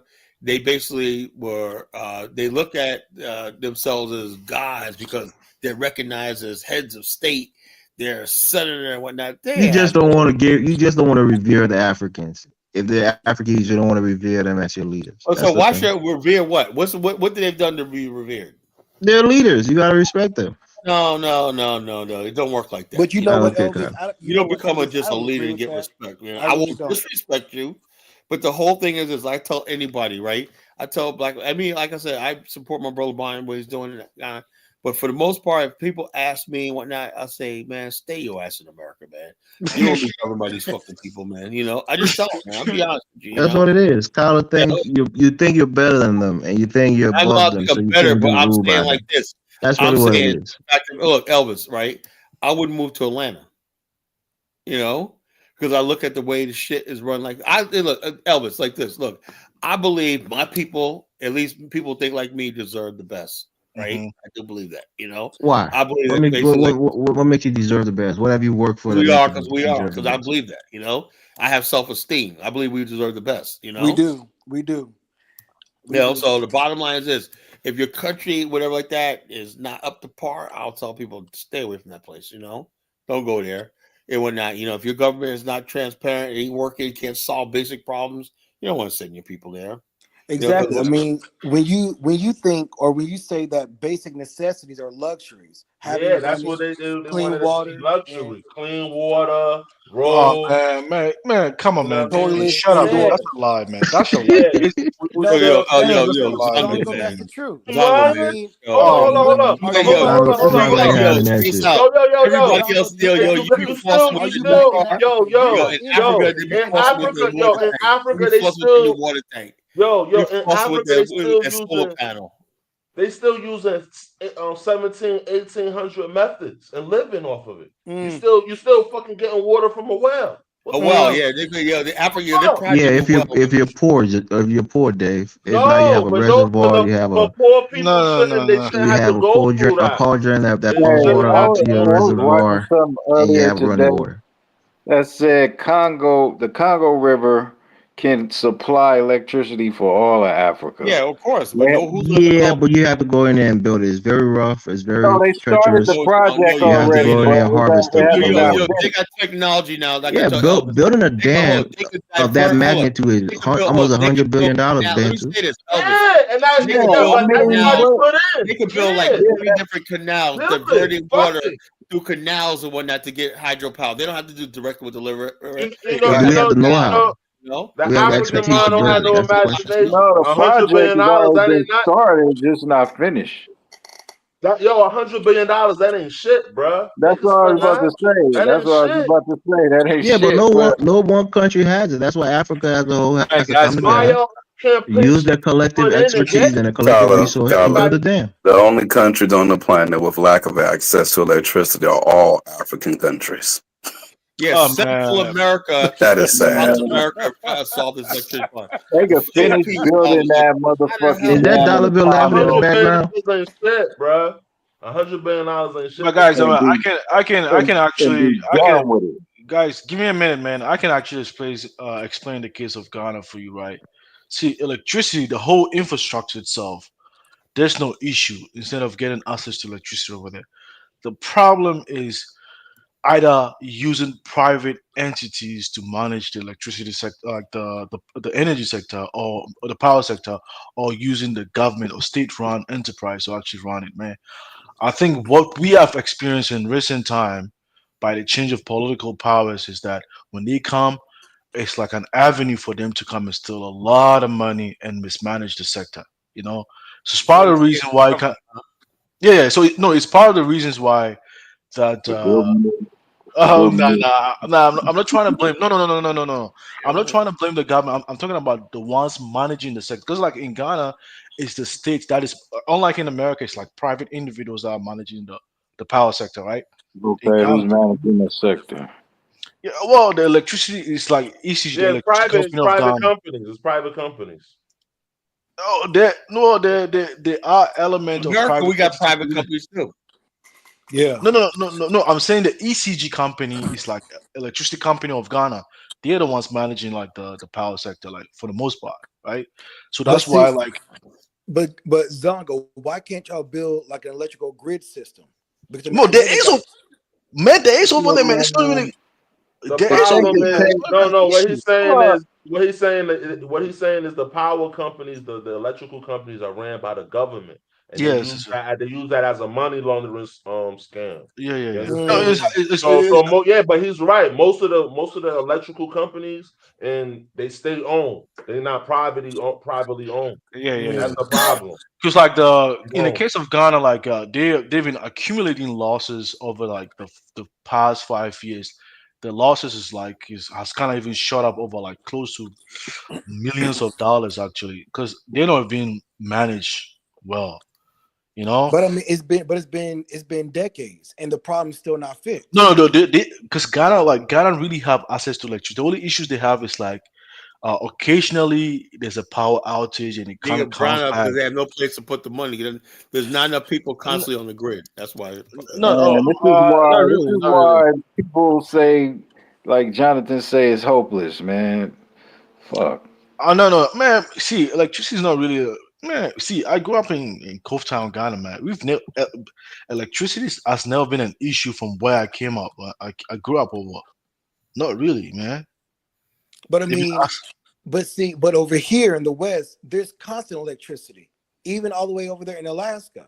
Man, even where I grew up in Cove Town, there's always constant electricity where I grew up, man. But there's constant blackouts. Who built the electrical grid and the electrical system in the United States? When he says the issue of people going to the well, it's like let's say like some people when they buy a land, they don't even think about does the water company or the electricity, do they have great they just go build their house. Even the water company does not even have access to that place yet, so they have to build some wells. And some people also stay in overcrowded areas, overcrowded communities that the ECG, the electricity company, cannot even come to access to those areas, and there's not even access to water supply to those areas.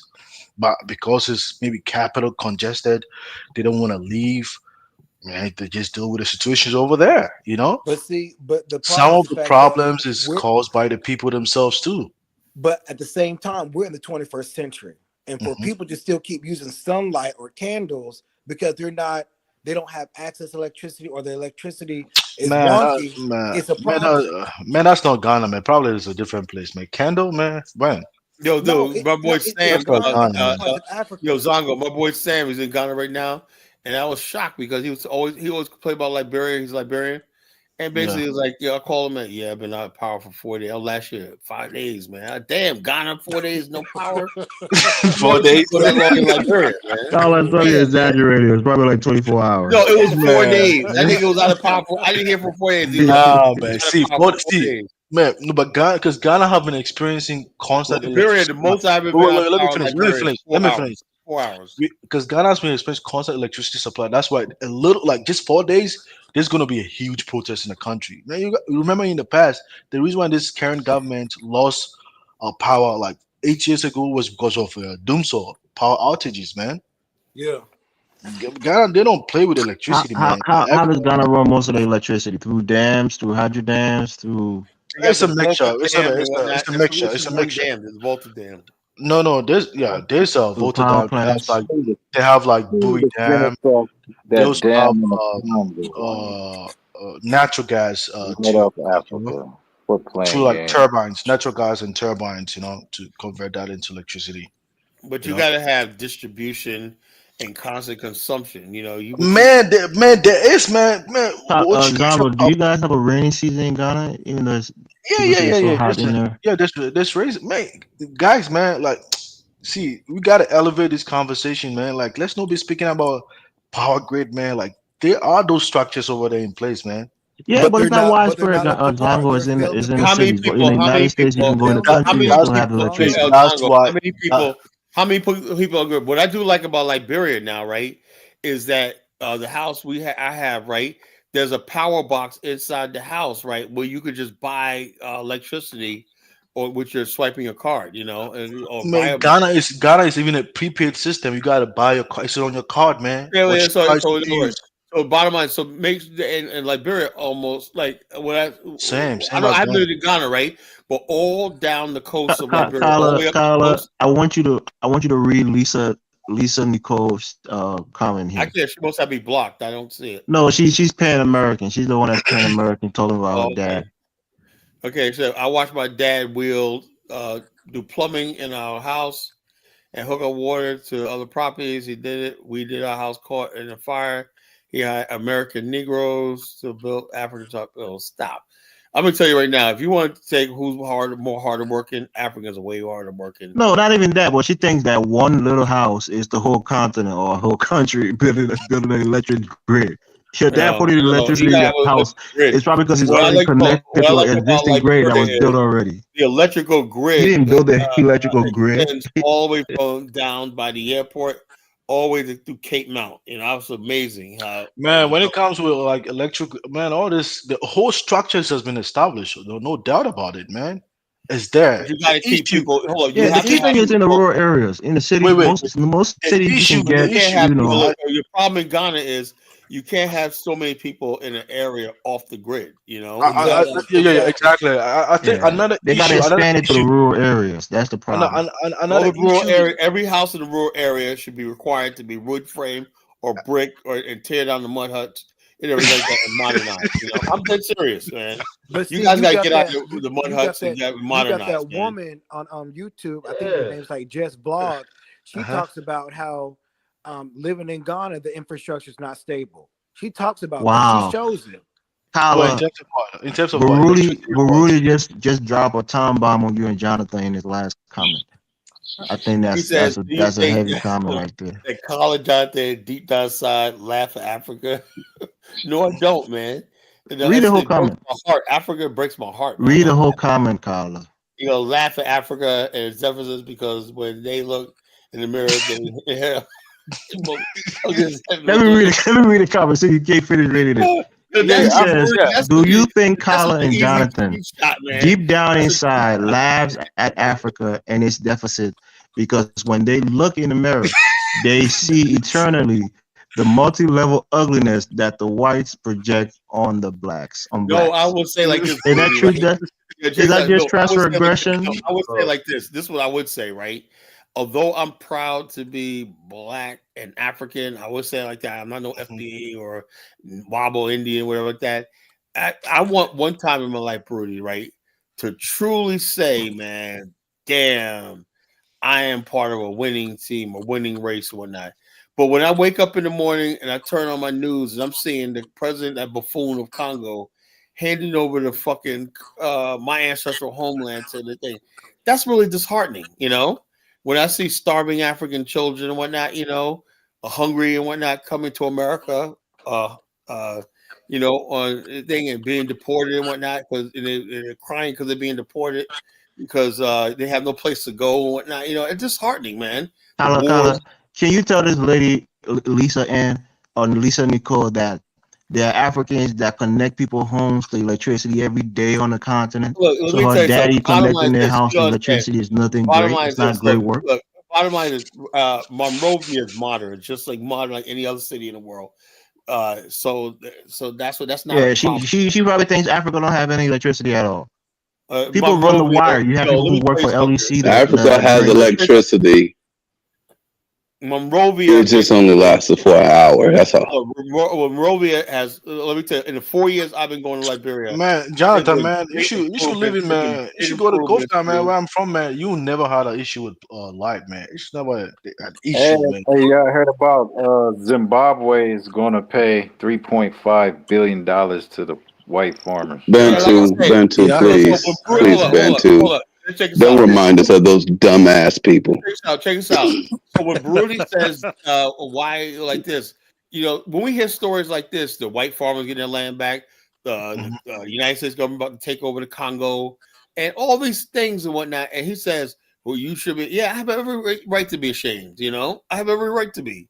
Because I tell you, even though we love Africa, but you have every right to be ashamed of Africa right now. You gotta take the good with the bad, man. They got to take the good with the bad.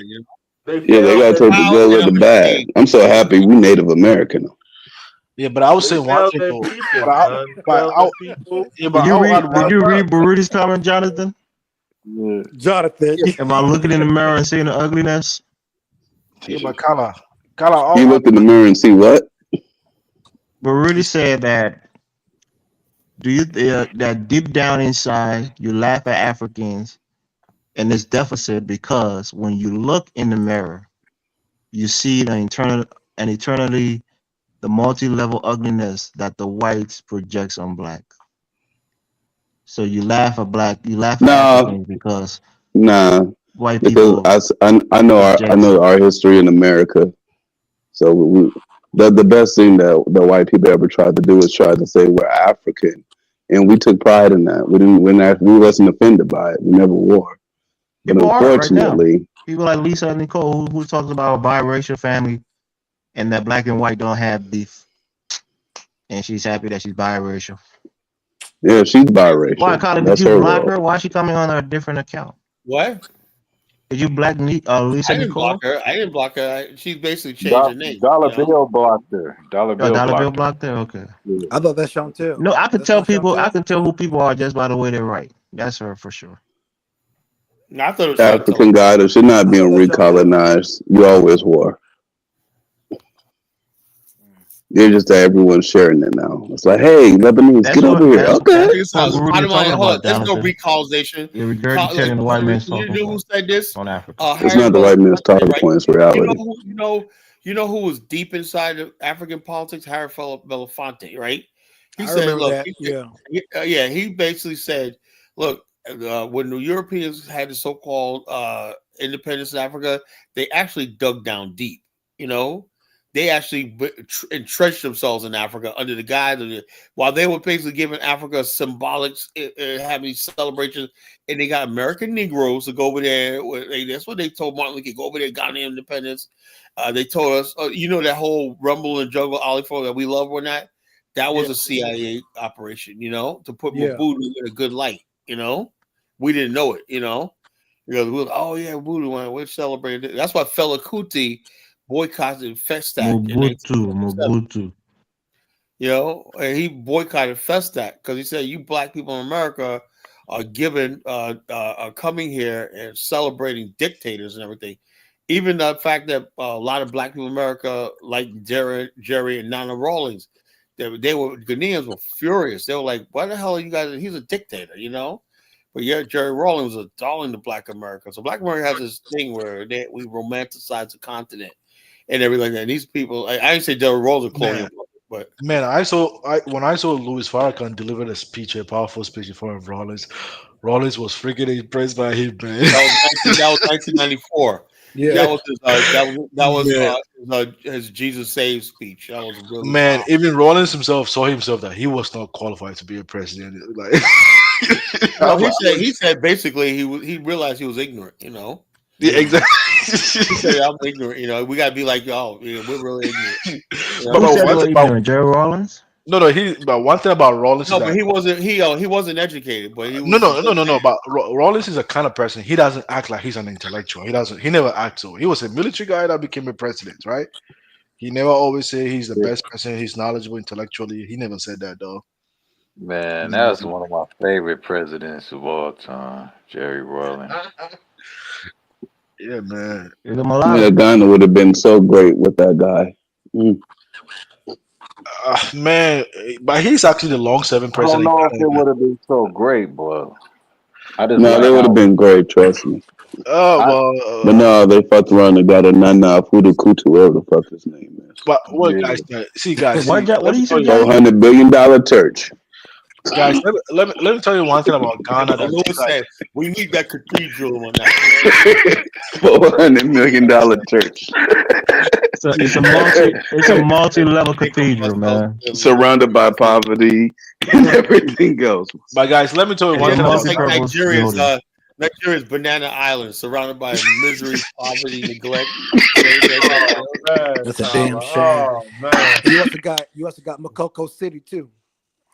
Yeah, it's like You know what's funny though, Carla? In America, if you can build a church like that, we're gonna take the copper wire, we're gonna take the plumbing pipes and everything. No, African hunger, misery, and suffering at the highest level. You'll be staying in a shanty town and shit.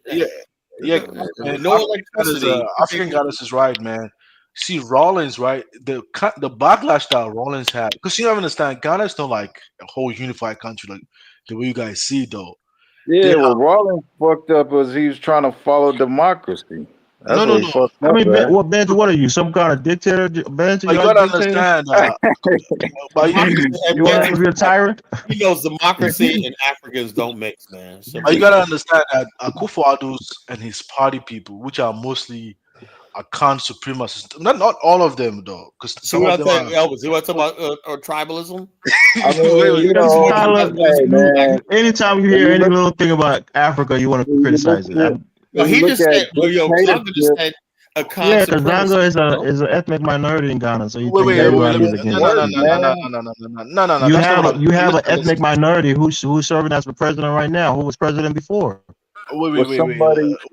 When I mean that, I'm trying to tell you guys that they believe they So are the you majority. do agree that a lot of Ashanti and Akan people voted for the current president, right? Because they're the majority of the people in Ghana, right? Oh, not really, man. Like they Really, didn't he won the vote with a minority of the population. see. Akufo-Addo's people, their stronghold is mostly Kumasi and Eastern region. Mostly Akan people, man. They are stronghold. Isn't the Akan people the majority population in Ghana? Well, if you want to look at a tribal makeup, yes. But if you want to add the other minority tribes, if they all come together, they'll be more than Akan people, man. If you want to add the Northern Ghanaians, the Volta region, or the Gan people, and all that mixed up, if you want to combine them together, they could match up with the Akan people, man. Voting wise, yes. But the point I'm really trying to say, because even Accra is really a cosmopolitan city. It's not really everybody's there, So, but the point I'm trying to say is that Akufo-Addo's party, which is the MPP party, their stronghold is mostly Ashanti region and Eastern region, and they are mostly Akan people, man. In Ashanti region, the votes that they get in Ashanti region, like the NDC, which is the current government, it's mostly the Zongo communities, which is the community of migrants from other places, man. They never get Ashanti votes, man. Ashantis believe. So I'm saying, Zongo, the Ashanti are an Akan people, but there are other Akan people in Ghana besides the Ashanti. But I don't want to generalize that all Akan people are like that, though, because in the current government, there are Akan No, I'm people. saying there are other Akan people besides the Ashanti that lives in Ghana. But I'm saying to you, like the Fanti people, they are Akan people. But I'm saying, the current president, he got so much Akan vote, so it wasn't just based on tribal divide. There were people who voted for him who were Ashanti, even others who were even Akan people. Yeah, but mostly it was mostly the Fantis, man. It was mostly the Fantis, man. But I'm telling you about I'm talking about the political makeup of the country, and you're trying to argue with it, man. I'm not saying all Akan people are like that, but I'm saying the MPP, because NDC party, right? They believe in amalgamation of all tribes, so you can be Volta region, Volta region, northern Ghana, everywhere, regardless, man. You don't have to be a majority, man. You can be a leader. Once you're qualified, you're a seasoned politician.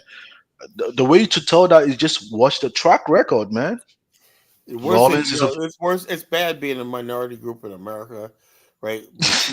But imagine being a minority group in a poor country. Yeah, everything is just amplifying Africa and just 10 times worse, right, Kyle? That's your point. Oh yeah, well of course, 1,000,000 That's times. exactly what happens. Exactly. Just let it be, man. Give Africa a break. Relax.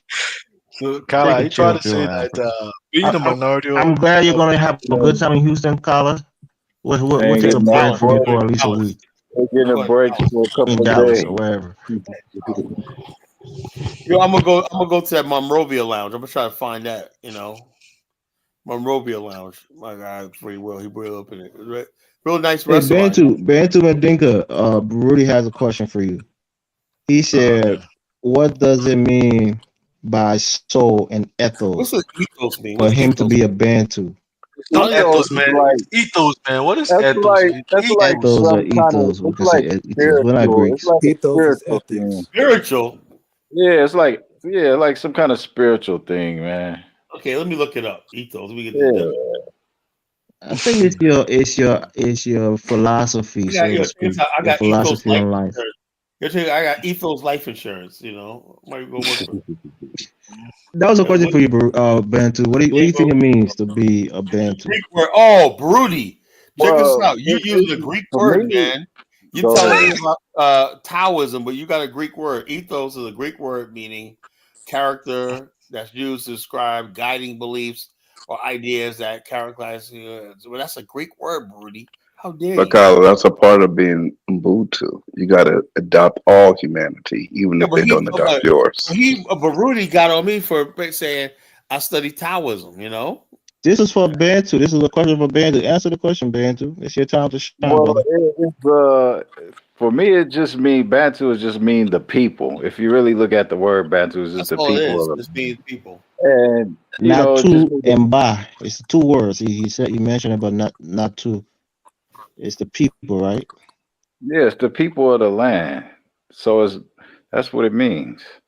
So your Yeah, name it just means means the that people you of the pay some land. homage to those people, right? The Bantus and the Mandingas. God forbid. I got more. Yeah, sure. It's a Bantu, genetic. you got that in you? Yeah, it's genetics. It's not Jonathan, you got a fuck. lot of Igbos in you too when you take your DNA test. Fuck, Bantu, damn, When I- man. No, when I Bantu, do you my belong DNA in South test- Africa. No. It's more than just that. I just picked those two for my name. I even got more different African DNA than that. It's Like what? You got some okay. Akan, you got some what? What else you got? God forbid you got a car. Nigerian, Ghana, Senegambia, Angola, Akan. He's from Congo. Man, come on, no, that's a lie, man. Come on, man. What do you mean that's a lie, John? What do you mean? Well, wait a minute, Elvis, you did a DNA test. What you got? You gotta I understand do the something. DNA test. I know I'm 100% crew, man. I'm crying. No, you're not. The 100% African in America is the most There's no mixed 100%. African in the Man, that's world. not, man. I did my own and I was exposed. Black America is a combination of all. I did my ancestry DNA and I was exposed, man. God damn it, man. You was exposed what? What they say? Language just What like did they say? us. You're a con? They say I was born like. I was a crime. I commit suicide. Man. They said I was 62. Kyle, you're not strong enough to be a part of our people. Wait. I'm They said glad. They said I was 62% Benin, Togo, 24% Ghana and Ivory Coast, 6% Mali. That means you're a con. That Ghana, Ivory Coast is dominated by the Akan people. Because What that means is that these DNA tests are fake than the motherfucker. Yeah, it's fake, man. It's fake. No, it's not fake. It's fake. I'm sorry. You gonna tell an African person, Jonathan, hey, it's fake. Then how is it that my DNA and my it's about cousin, origin, Jonathan. It's not necessarily about the current constitution of the it people. really tells you right No, there. it's not going to show you It the. says my cousin, your first cousin, second cousin, third cousin to accurate. How they know that? No, I don't have. because that's just in the government registry. Oh, please. No, I don't have white friends. That's just public domain. That's why they know it. That's bullshit. You want to bet? I guarantee I can look up your great grandfather. Actually, Kala is a Bassa man from Liberia. That's what he is. No Congolese. Kala, I'm starting to think you're not even a miracle. You might actually be crying and not know it. He might be crowned, Kala. But I don't think he is. He doesn't have the spirit. He doesn't have the spirit to be a crown man. DNA is scientific law. It's scientific law. It's not scientific theory. Elvis, man. There's truth to that DNA because most of my family. I don't say I believe it or not. I never took a DNA. I'm smart enough to know not to take my spit or my DNA and send it to anybody. Elvis, take the DNA thing and find out who you really are. I know where I'm from. I know where my people come from. You might be claiming crime and you might not even be crime. I'm a crime man, 100%, Jonathan. See if your kids are actually yours. From the bush. Bro. But I mean, Colin, that's different. You're just Colin says Congolese. Check this out. Children. Colin might use the word ethos. However, he probably wanted to reflect upon N2, whatever that is. Not two. But guys, to be frankly, if I want to trace my lineage, man, it's not gonna be in Ghana, man. I'm not gonna. It's mostly like Togo and Benin, though. Yeah, and they told you that, right? Then they tell you that in your DNA test. Which is really where people come from. Yeah, and you're a mixture of other people, Zongo. You're never the people that you think you come from.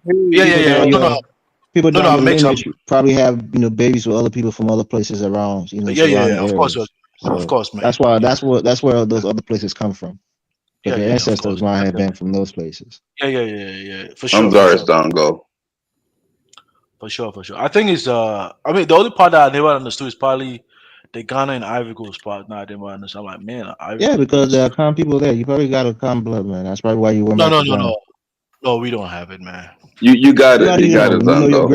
It's time for you to call Lewis and say, cousin, calm down. No, we don't have a calm. You know what your fifth great grandmother and grandfather were? No, yeah. Of course. That's why you're probably more related to Lewis than you realize. Oh, the fifth. If you want to trace all the way to fifth, man, it's not going to be even in Ghana, man. It's going to be probably in Togo or somewhere. Wes, I got a question for the two Africans on the panel. Can y'all name your grandparents for just name your four grandparents?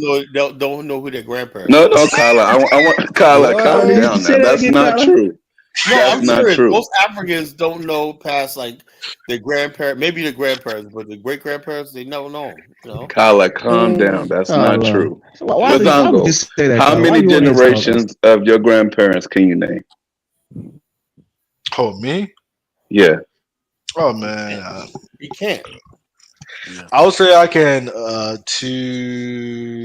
probably like two generation, pretty much, yeah. Okay, Elvis, what about you? Like one generation. I know of three, but I can name only two. Yeah.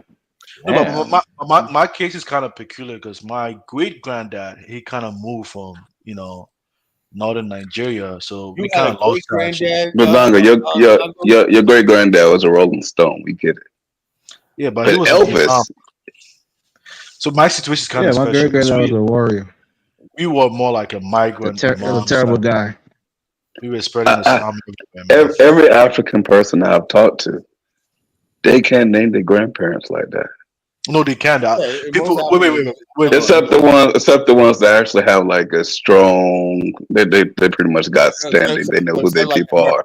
But all the regular people, I don't know. No. They barely even know their parents' ages, which is kind of bizarre. Wait. See, I think you're missing a point, man. Let's say let's say on a calm person that really come from, if you meet someone like, what is his name? Lewis, man, he can name all his people because most of his people actually are from Ghana, right? They never migrated elsewhere. You get what I'm saying? But someone like me, if you ask me, my immediate grandma, where her hometown is, it's not going to be in Ghana, it's going to be in Togo, man. And I've never been to Togo before, right? If you ask her like where her dad came from or his father came from, he's going to tell you he came from somewhere from, northern Nigeria somewhere. So yeah, like my immediate paternal grandparents, they spent a lot of time in the Ivory Coast during the war. They fled to the Ivory Coast, and then my maternal grandparents I grew up with. My grandfather and my grandmother, who was also here in the United States and died here. mother's family. So I know my immediate grandparents, and then Yeah. my father's So you can't really father. you can't use me as a yardstick though. That's why I tell you I'm a Zongo native. Like it's a community of migrants, man. So the Zongo is out of the equation. You want to ask Louis the question or another like a Gon person or maybe But Lewis is from the palace, right? yeah, That's what he he's says. from the He eastern region. comes from a prominent family. At least the name. It's a Yeah, prominent name. Well, then he doesn't count because that's not the norm. No, that's what I'm saying that this is what I'm using. Louis is that Now he he's come more from a prominent family, but he been in the UK for 40 years and he's a bus driver. no, but Jonathan, you know how everybody from a family don't find success, and when it's a prominent family in Ghana, right? The fact that he's in the UK is probably a testament to his family, prominence. Yeah, but I think you're missing the point. Now, if he doesn't get the education like his siblings and his relative, and then he's not going to be to that level. But he comes from the same family. I think you're missing the point though. When he say he comes from because you go like the Akan people for instance. Our family has, I forgot the Alliance Insurance or something like that in Ghana. That's a big insurance company. Let me make this point though, Elvis, right? Because the Akan people, even if you go to Kumasi, like every small traditional area, they got a traditional ruler over there. So Louis can say it might just be an unimportant chief that he comes from, and he thinks he came from a prominent family. But I'm saying on a national level, they have a big insurance company that's owned by the Owls, and that's what Louis and his family is, and they have the same last name, so I tend to believe him. Oh, okay. If that's what he told you, man, that's cool, man. Yeah, everybody wants to be a prince. Everybody wants to be nobility, man. I come from a warrior people. My people are not priests. They're not kings. They're just warriors. That's what he said, man. But I'm from Kofta, man. Because even where he said he come from, I don't really know that place very well. But Kofta, where I come from, we know like the king over there is Dasibre, like you know what I'm saying. So when he say he come from Eastern region, I ask, oh, are you from Kofta? Are you from there? Because everybody know like the Dasibre king is like the king over there of the Koftown area, right? And he says not from there, so he's probably in the surrounding. Yeah, probably from a lesser area, but still, bro. Yeah, of course. But I mean, the lesser area, man. If your land, they are not even, mining any gold over there. It means, or it's not like a big, commercial hub over there, man. How you gonna get money, man? It's not like a gun chief that is not Christ. One of the things in Africa, which is, it's sad, but, it's a testament to American society, at least. A lot of people pre-1950s, or even a little, past that, they were born with our birth certificates. And some of our parents, our grandparents, they didn't even know their real age. They just tell you the approximate time they were born between 1945 and 1950. So, like our current president of Liberia, he don't know his real age. He can't tell you the pinpoint the day he was born. So right now he's like 81, but he might be 85. We don't know. So, well, listen, now y'all proving Carlos' point with that. No, I'm saying that in Africa, the record keeping, birth certificate and having a system. Africans are so uncivilized; they don't even know how old they are. That's what.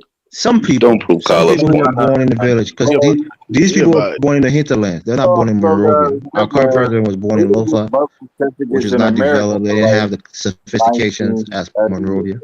I think Elvis, I think you're missing a point. They know aging system, right? But I think they kind of use more like the moon that we don't really have the knowledge because you gotta remember that we're using like the Gregorian calendar to kind of determine like time and age and like dates and something like that.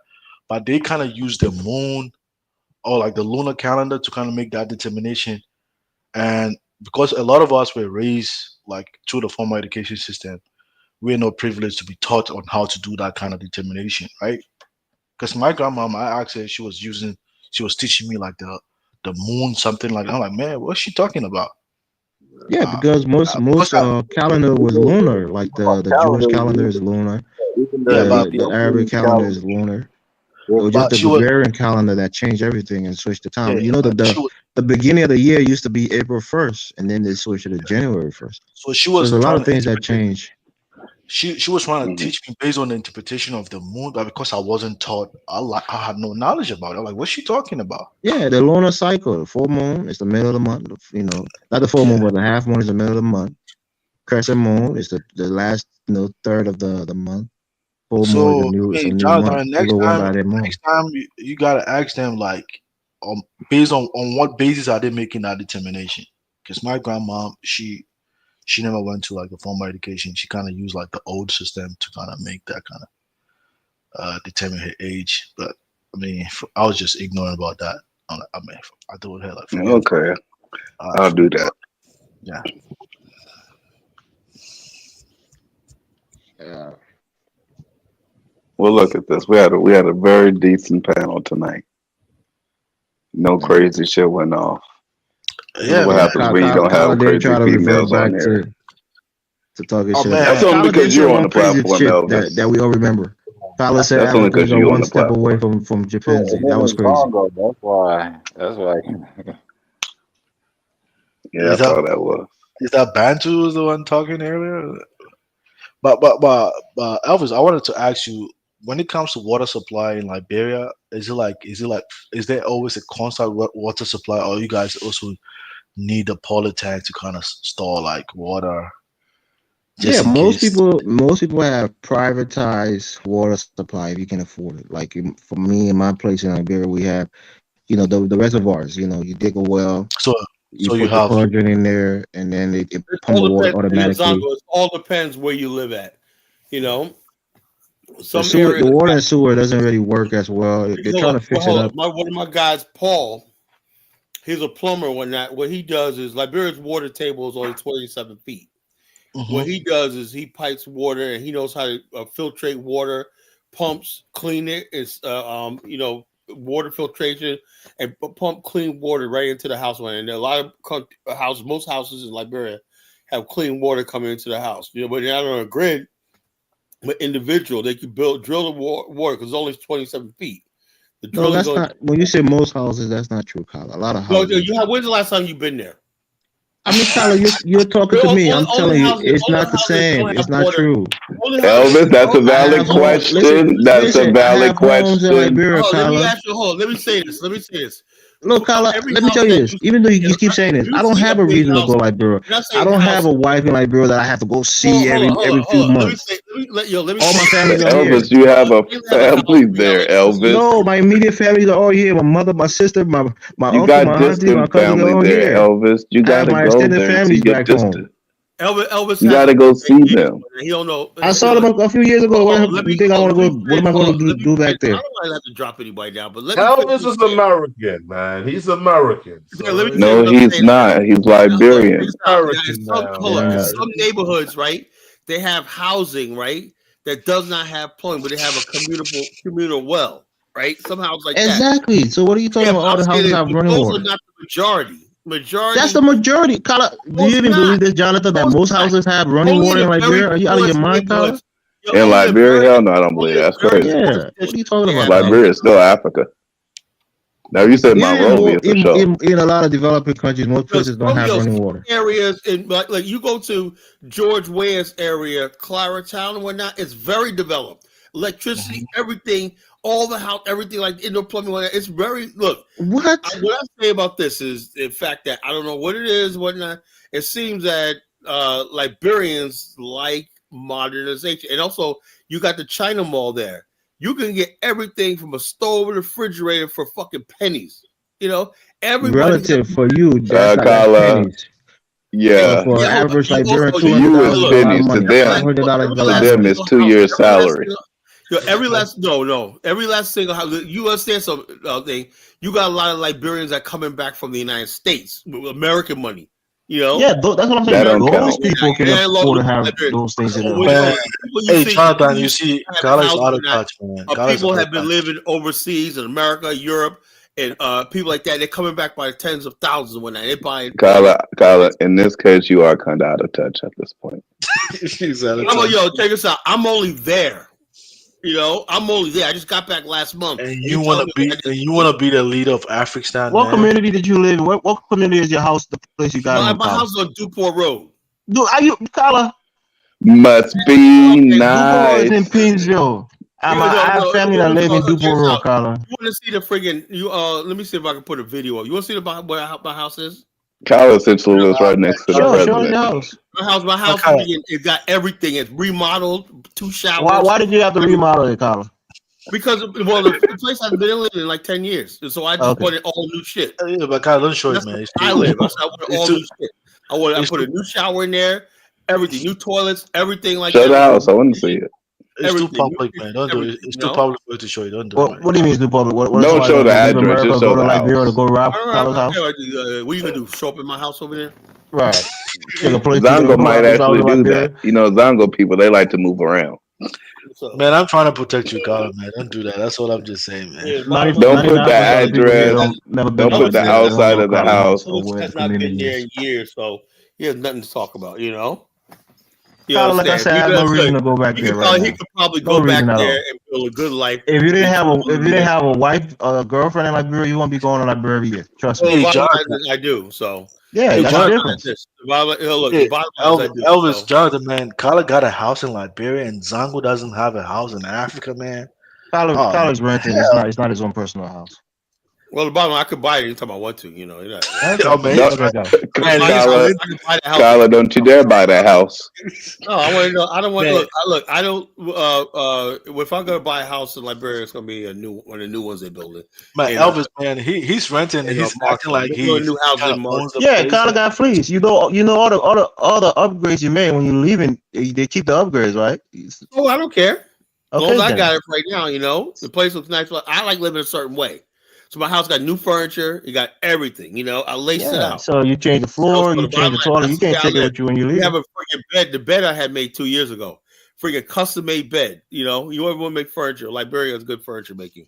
Custom made bed is comfortable and everything like that. Huge, comfortable, and everything. I got everything like that. So the bottom line is, I like living a certain way. You know. So is it in a fence, Carla? Is it a community of homes? Community. We have a security guard.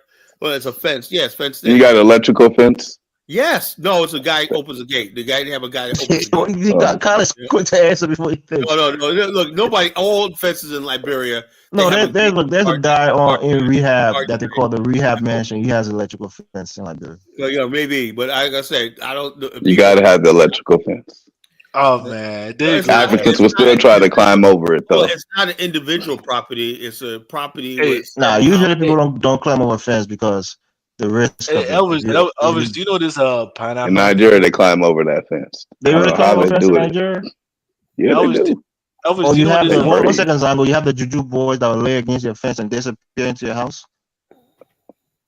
No, they don't disappear. They just get their body racked off the damn fence.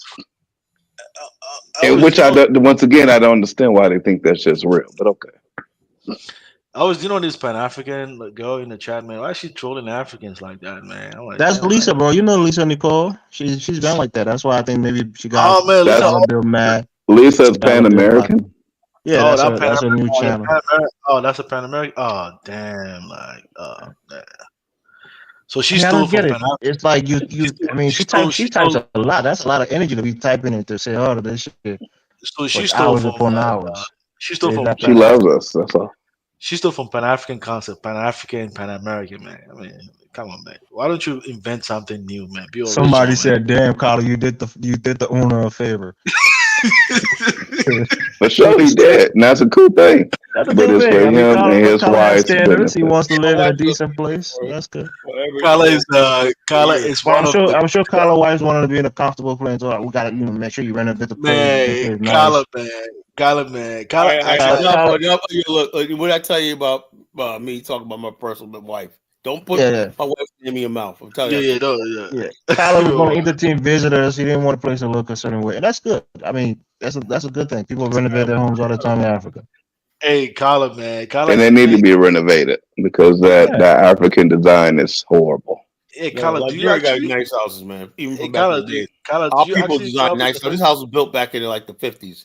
Real, still nice, you know. Hey, Carla, do you actually grow up in the hood, man? You let this African. I didn't grow up in the hood.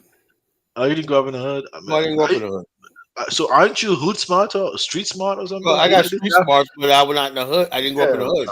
I used to always you're so insulting. Our name was Crazy Ace. He was a b-boy. Yeah, Elvis, man, you gotta shut up and get on. Hey, Colin, man, I can help you with some housing, Ghana too. Everything What you need to do is help yourself to going back. Hold on. Let me call O'Shea. O'Shea, Zongo selling land. Don't entertain that on your platform, Colin. Zongo land scamming. Don't do anything about land on the platform. Hey, Colin, man, I'm selling. Don't mention selling land on the platform, Zongo. Don't do it. If I wanted land, actually, I could get it. I could buy land in Liberia, and I ain't want land in Liberia. So you know, answer no. I'm not looking no land in Liberia. Ghana's better than Liberia when it comes to no, Colin, I can get you. And also, and Liberia could actually own the property. You know, that's a different. Colin, I can get you a land in America over here, man. Zongo, stop talking about land, brother. Somebody's gonna clip it and send it to O'Shea. Gonna do a 2-hour show on it. Yeah, you're right, man. Because man, the YouTube street is salty, man. They just go. Cut it out. Now we got the YouTube police. You gotta watch what you say. Watch how you conduct yourself, or they do a hit piece on you. Man, Elvis, did you see O'Shea, man? He went to Uganda, man. He met this girl, man. He was just taking advantage of that girl. No, please stop that, bro. We have Africans who are here, right? We have older guys, right? They go to Africa, Liberians, or even other, Africans who really ain't got nothing going on here. They go back home to get a nice 25-year-old, spend a couple of grand on them, and come back to America. People do it all the time. So O'Shea ain't got no problem with it. Yeah, but O'Shea was showing it on YouTube, though. As long as they're of age, it's fine. People want to trick. A lot of people go to Africa to trick, bro. Even other Africans who came to America and went back home, they go there to trick. Trick. Yeah. Trick on. And I guess I'll start doing that to the American girls that I meet over here too, man. Yeah. Zongo, please do that. I'll be taking videos. That'd be like a help. That'd be like a way to transfer wealth from you to the Black American woman. So please do that. Get rid of all the big girls. That's all. Man, that too. I'm reading this link. Liberia number 10, bro, on the list. No electricity. Hey, bro. Oh, Dave, you knew that. Oh man. They on all of this. They're on the poorest country list. They're on the lack of electricity list. They're on the list for the worst sick and disease people. No, because Jonathan, they top 10 and everything. Everything bad. Yeah, but they also, hey Dave, they're also the top 5 of the most stable countries in Africa. They're in the top 5. What? Liberia is number 5 is the most stable country in Africa. I see the place, right? I see the place. Collar is decent, but it's not great. Collar. They had a lot of unrest in Sierra Leone a couple of years ago, in the Congo and all these other places. There's no rebel groups in Liberia, so there's nothing good going on. There's no rebels and all stuff like that. Collar posted a video on his YouTube page. The place is okay, but it's not extraordinary. The bottom line, it's good. It's good enough. I like it. She likes it, so. Everybody likes it. I can't keep everybody. Everyone want to come around and whatnot. Man, what does that matter, man? We don't have to be included, man. So far as you like it and your wife likes it, that's all that matters. That's all that matters, man. Anybody likes whatnot. All I know is Did you change the pink color, or you kept the pink color? Well, I changed it. But Carla, you're the one who's trying to impress us. Nobody brought this conversation up, man. No. You guys asked me about my place when I tell you I have a house. Nobody asked me. Well, I can do that. That you should be able to say, "Let me show you my house in Ghana." That's what you. Well, man, I'm kind of surprised, man. You got a house in Africa. I don't have any, man. I'm like, damn, how do you do that shit? Because I make money. Yeah, Zongo, you lacking. You gotta get on your shit. Even Elvis got a home in Africa. Yeah, I can see a video of Elvis's home in Africa. It's gonna be a very nice place. I got a mud house. Elvis, don't be like that. You got a very nice place in Liberia. No, I got a mud house, bro. Elvis got a house. Elvis got a hut. I got a mud house. Oh God, Elvis be having barbecues. Oh shit! The little kids that be missing in the neighborhood be on Elvis's barbecue.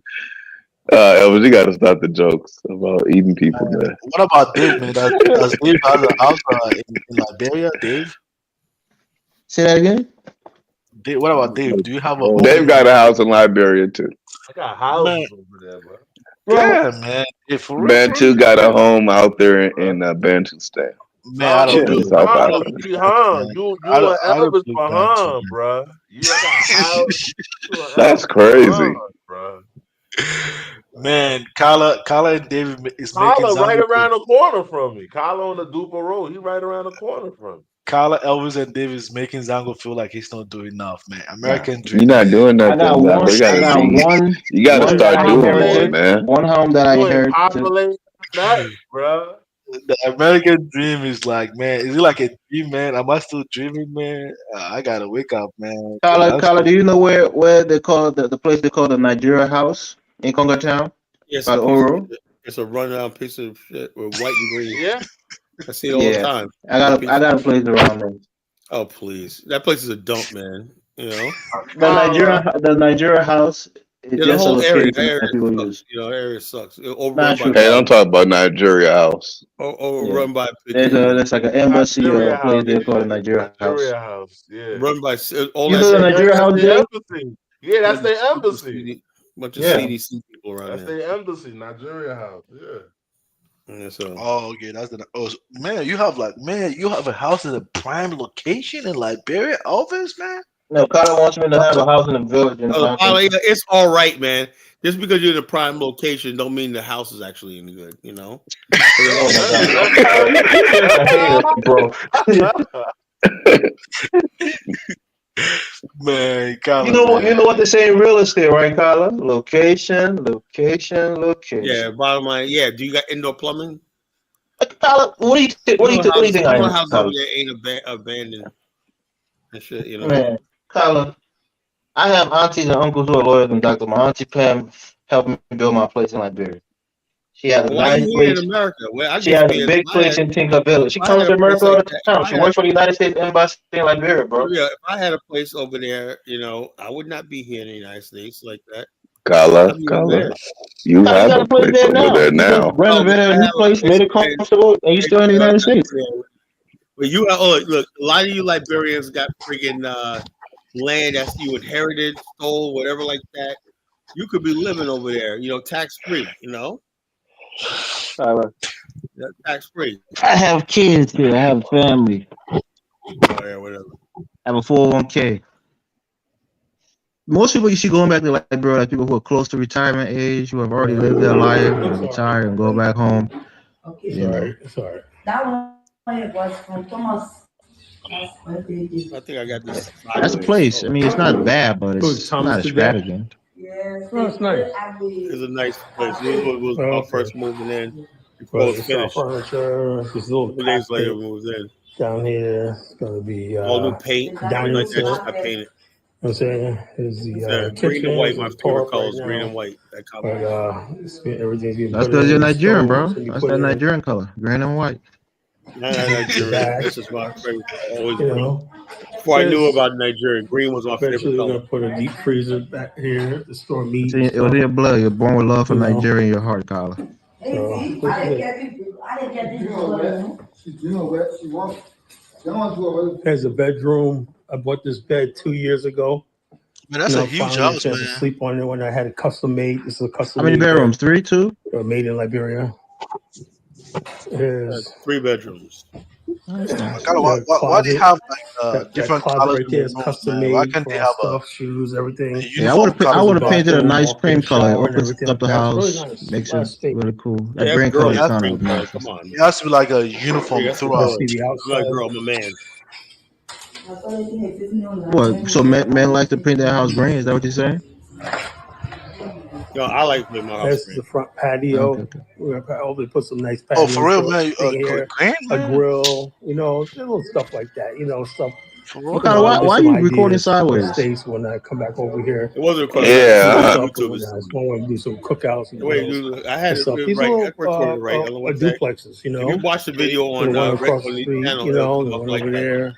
I don't know Yeah, why you it's could have just Right just here, one over there on the other I side. use my mind technique of holding nice the camera place. sideways. Look That's at it from why. a distance. Yeah, It said Kala, turn the you camera see. sideways. Yeah, Carla, you could have It looks tilted. like, You could have you know. tilted the video before you posted it. That's all No, good. it was tilted I'm right. a If you humble watch the bird. video on the play, it'll play right. I got a It's place only to because come I'm playing on to. this player right Rest here. my So head it's in not Liberia. Oh, No okay, more that makes sense. hotels. No more staying with people. No nothing. I got a crib, a house to live in. Damn, goddamn, Carla, you got a wall in the house too, man. Damn, Carla. You got a what? A wall? In the place. Yeah. No, that's an outside fence. Is that on video? Yeah. That's your wife? There you go. No, it's a friggin' Man, oh man. Come on, Blue man. Elvis, refrigerator. man. Carla warned you, man. Curtains Don't going speak up. about his wife, man. Let it go. You're obsessed with my wife, man. What the hell, man? God damn, man. That's my little Elvis, sister. do Why can't I? do you have a wife, Elvis? You have a woman? No, Oh, no, man. Carl, I don't have a wife. Yeah, I didn't think so. I'm single. Man, let's Carla, man. Just leave his wife alone, man. Let's. No, it wasn't a bad thing. No, I'm saying because Carla said this thing about people having different accent. You know. Well, she has a Liberian accent, but she's not a native people. She's not a native people. She's American Liberian. Oh man, Carla, Was that one of the reasons? Has she been a native? Were you not date her? No, I tell you what. Hey, look, there's native people that are cool, that are civilized and cool. Oh my! And it's not even about native backgrounds. What you are. Well, now I'll be honest with you, like this. Like you got people who basically are still houseboys, house girls. That's the culture. I don't think anybody African American should be messing with people like that, because I believe they have a different culture, indigenous culture, and you as a Westerner shouldn't be. Now the native girls have native backgrounds, but they're modernized and everything. The 21st century woman and whatever like that, and they're out there. Of course, you date them, but you don't date somebody that basically is coming from the village, And a lot of people who do domestic work are coming from the village and stuff like that. I don't like when dudes. Who says you don't date somebody coming from the village?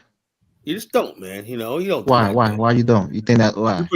I'm protective over the indigenous people, culture, and stuff like that. That's a lie. You just don't want to be associated with somebody coming from the village. No, it's not that. I just believe the bottom line is like you think they're beneath you. The bottom line is I am very respectful of African women, and the bottom I'm very respectful and whatnot. And I don't think men should be doing inappropriate. Now, some girls look. What? You go out to the club. You go out to the club. Some girls just as a modern Americanized. They like dancing.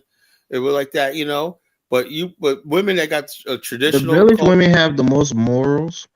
They're the ones that do the most, motherly and. Well, that's what I'm saying. Leave them alone. They're the most desirable women. But you're not. The average person from America is not prepared to be in that culture, and live the indigenous culture life. You're not prepared. You're not ready for that. I'm telling you right now, you're not ready for that.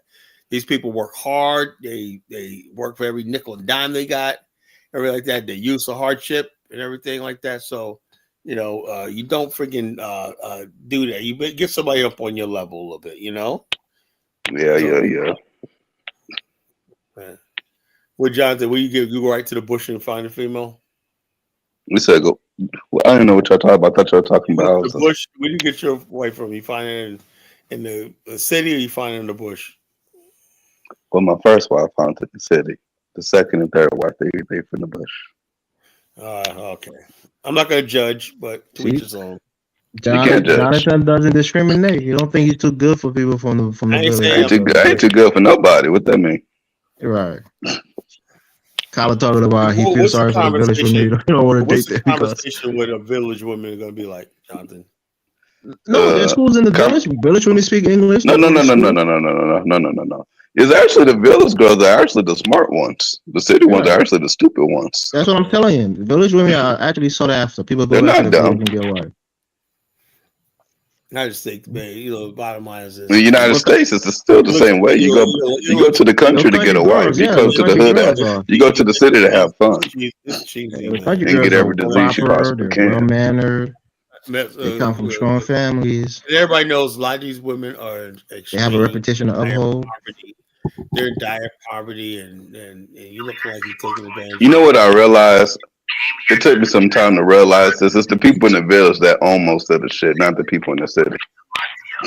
Yeah, they live on the stuff. Yeah, I get that. They have most of the land and shit like that. The people in the city are basically not poor, but they're broke because they don't have no access to shit. You know, people in the We hear village. somebody playing something in the background. I don't know if that's you, Carla or Zongo.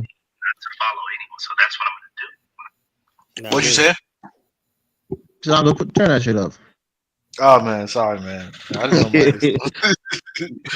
Yeah, I didn't know my this thing was on, man. You watching a YouTube video? Is that what Shay you watches? No, that wasn't no shit, man. That was like that dude, man, that went viral, man, with his daily workout routine. Oh, that idiot, that Austin, whatever his name is, that nigga that sleeps with a tape on his mouth and wake up and dump his face in cold water. A bunch of stupid shit on YouTube, man. Hey, check this out.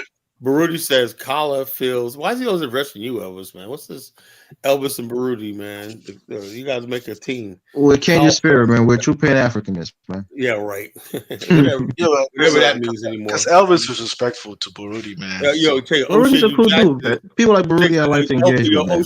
Jackson is because Baruti, man, never get mad. Afro State Tank is a Pan-African. Is what that saying? Kala, you're so petty, bro. Nobody's talking about Afro Tintin. We're talking about Baruti. Baruti said Kala feels the stress of an internal soul conundrum. Man, Kala, man, I'll watch about who he admires. Yeah, I don't admire anybody, man. I'm just saying. Because you think that's the thing. I don't feel like I'm superior to Africans. You think if you're with a village girl, people are gonna look down on you. Some men think like, I can't marry no village girl. I would basically be like this. If I go and say, yeah, what's my wife or whatnot, like my wife Isabella, she's college, she has a college degree. It sits right there on her thing. She's a college educated woman, you know. And the village girls are educated too. They can no, come on, let's stop. You know, no, you think that, but you have Kala, those little girls are educated too. Oh no, let's stop it. You know, you still have a permit. You still have a way back line of what village people are. Just recently, there was a riot in Liberia because kids were complaining they're not getting taught anything. You know, they're not getting what? Education is still a serious problem in Africa. You know, no, the kids were like they're protesting. But Kala, was the coup in Liberia done by village people or was it done by the educated people? Yo, look, I'm talking about this. Look, the few elite indigenous people, like I said, the native man who got education, very few of them got education, whatever like that, felt like they could use. What do you think the problem in Liberia? It goes on, Jonathan. You don't know the country, right? Most of the people are ignorant and illiterate. That's why these fools. But Kala, those people are educated that run the country. Jonathan, right? You got a handful of native people who got education. They know how to manipulate the masses. Well, I think you said a lot of them was getting education under the Chewy party. Yeah, and they take the education and they prey on the freaking the poor population. I know it firsthand. Kala, man, I was actually having a conversation with someone today, a brother today, and he told me, Kala sometimes had some wild opinions, man. Kala just said Africans are one step away from apes. That's a wild opinion. I'm not saying one step away from ape. I'm just saying, what's the difference, right? Exactly. So not even one step, we're the same, pretty much. Your ape tribe, when they see another group of people, they're gonna go to war, right? You know, it's all about the ape. I never seen ape go to war. What are you talking about? You guys see each other and whatnot. You guys want to bash heads and whatnot, just based on tribes. You know, what's the difference?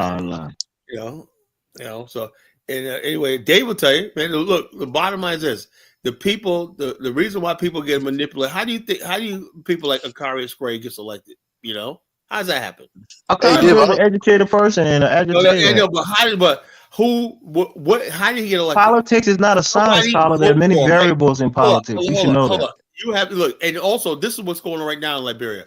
There's tremendous development going on in Liberia. They got every targeted community in Liberia to pave the roads, everything like that.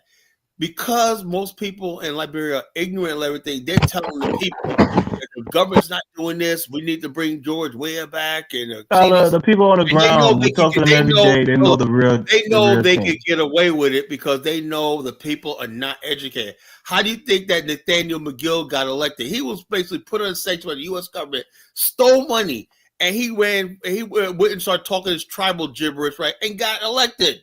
You know. That's what you have going on. No. You don't even know. Sometimes that's why I don't even want to talk about this with you, because you have little bits and It is pieces. the You don't have the truth, full man. picture. It is the fucking truth, man. No, The bottom line is he that, look, invested a lot of money in education, even oh, when he was please. Minister of Look, the Presidential bottom line Affairs. is he stole a lot of money. He invested money in education. Why was he basically talking about, oh, the money's missing, blah, blah, blah, blah. And then a week later, the U.S. government put him under sanctions, you know? That's not even when to put him on a sanction. What do you, Yes, they did. A week later, he was let's put not under do that. sanctions. You're just gonna get mad and Yes, it angry. is. Let's He leave put it. on saying, you want me to play a video? I didn't say he wasn't on sanction. I'm saying that's not why. I said a week after that speech where he was spoken in colloquy, that's what they do. They get around the people speaking in gibberish and colloquy, and they basically tell people, and they get elected. So the people that you know, kind of, they're speaking gibberish and colloquy. The people you know in Liberia. Oh yeah, when they do, and I'd say like this: can you speak in English? You know. I said That's the thing with you Americans. You go to another country and you want people to capitulate to you. I mean, it's good. I listen to it. I know what they're saying, but sometimes I go, look, man. You know, y'all gotta speak in English, man. You know, enough of that. You know, I've been speaking in colloquy for an hour, now speak English. You know, Man, but Kyle, you cannot go to Nigeria, man. They speak in Hausa language over there. Nah, I wouldn't be going there. I won't be going to Nigeria either, man. I can't. Y'all can keep it. You know, can't do it. But yeah, like I said, but that's what they do in Africa and Liberia in particular.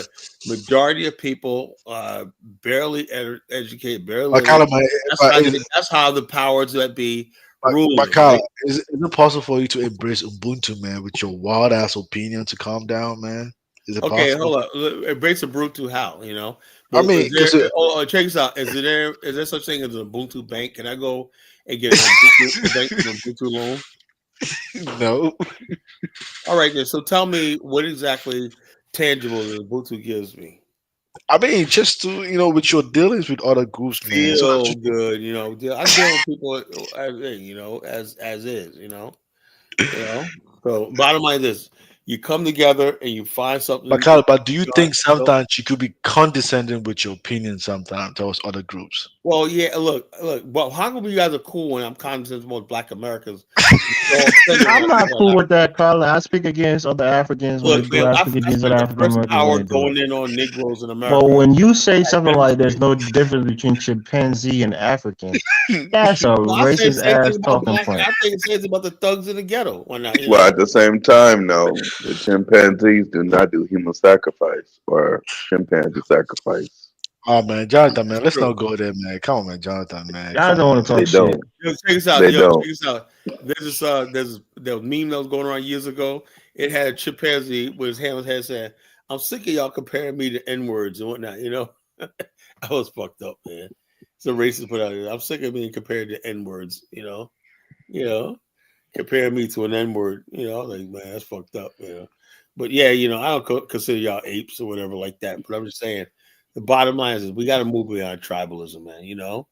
But Carla, you yourself, that's a mercy that you don't consider us apes. We appreciate it. Carla himself is a tribalist, man. You went to Liberia. I'm not a tribalist. You know why I'm not a tribalist, right? Let me tell you why. Wait. But you went to Liberia. Let me tell you why I'm not. You married an American-Liberian man. No. Check it out. You know why I'm not a tribalist, right? We had a guy that was running for mayor in Virginia Beach that was Black, right? Mm-hmm. And basically, I'll say Mayor Kemp, whatever his name is, he's cool, right? He got like that. Bobby Dyer, Virginia Beach, right? Cool as fucking hell, right? Mm-hmm. We in Virginia Beach, right? We don't give a flying fuck about. We got one city council lady, she's a Liberian lady. One Black city council lady is a Liberian lady, And basically, all the other council, because we like this, the city runs good. Fine, I don't need to see somebody that looks like me in power, because the main thing is that did not some Black people in the other parts of town, right? Norfolk, Renee. We look at them; they elect Black people based on race. Norfolk, they get in there, speak their tribal gibberish and whatnot. The Riddicks and the Plummer, what's the name? The Riddicks and the Blunts. If your name ain't Riddick or Blunt in Norfolk, you can forget it, right? And the bottom line is this: if you're one of those families, some people change their name if they're married to the Riddick name so they can get elected, whatever like that. Tribalism, And the bottom line: look at Norfolk and look at Virginia Beach. Look at the Black people in Norfolk and look at the Black people in Virginia Beach. Who got it better? because we in Virginia Beach don't give a flying about tribe or your faith, whatever like that. We want city services, shit that's better or not. But you look at Norfolk, where they're practicing that primitive tribal shit. Well, Kyler, I thought you were about nation building. Those are all white people. Well, getting all look, the I services. know. Hold up, Why I know can't for a black people fact be of the ahead of matter it? is when we build a nation, it's going to have a constitution where people are held accountable. There's no holding accountable in a country where you're a minority group. They know. See, the power. Black people know. Run for office know they can get away with shit because all they'll do is blame it on the white man. That's what they do. When you get cornered and whatnot, they'll say the Riddick's are good for that. Oh, it's a white establishment site. And then everybody rallies behind them. And the bottom line, you know something I said? I had enough of Norfolk. I got the hell out of there. I knew black people wanted to destroy the city, right? But I'll say to myself, man, shit, man, the city's running to the ground. Let me move to Virginia Beach, you know? And so that simple fact of the matter is when black people get together, like they look at Newark, right? That mayor that was before Cory Booker was a friggin' outright crook, but black people elected him. Yo, people still want Sharp James to come back to power. Yo, it's like so. Love Therefore, this is him, what I'm bro. talking about. People Now, love in America, Sharp in James. America, we basically we could somehow rise above that, right? Africa, if Sharp James was in Liberia, he would be fucking president right now. You know, no matter what he did. You know, Okay, all that's the right. difference. So I guess Liberians Yo, are not Dave, tribalists then. Dave, you understand what I'm talking about? The freaking people like Akarius Gray and all these other people. Oh Yepo and my whatnot. God, awful. These people awful, are fucking. awful. They know the people Macarius are Gray, barely literate. They're barely fucking Jefferson literate. You Cole, know? All right, guys, I got a headache. I'm gonna head out. You guys can shout out Elvis arguing don't about like the cars. truth, man. What do you mean? You think I want Wow. to? You get all angry, your veins start popping out of your neck. I don't want to hear all of that, Colin. I'm not angry, but I'm saying like when Jonathan said something like, "Oh, the village people are the most educated." Get the fuck out of here. These people are freaking so freaking They're ignorant. educated too, Colin. They're not speaking. They're like in- people who come and in- steal right from them, don't build nothing, say like that, and all they do is talk about, oh, the reason why you don't have nothing is the Congo people. Same thing black people do in Colin, you do America. the same thing about the Congressional Black Caucus. You complain about them, but No, they don't the do Congressional nothing. Black Caucus is a joke, you know? Okay, there you go. And so the bottom line is, hey, look, I would never vote for any black congressman in America. You know, I will say like this. That's what Baruti said. If You every last hate single- yourself, every Colin. last You gotta single look in the black mirror.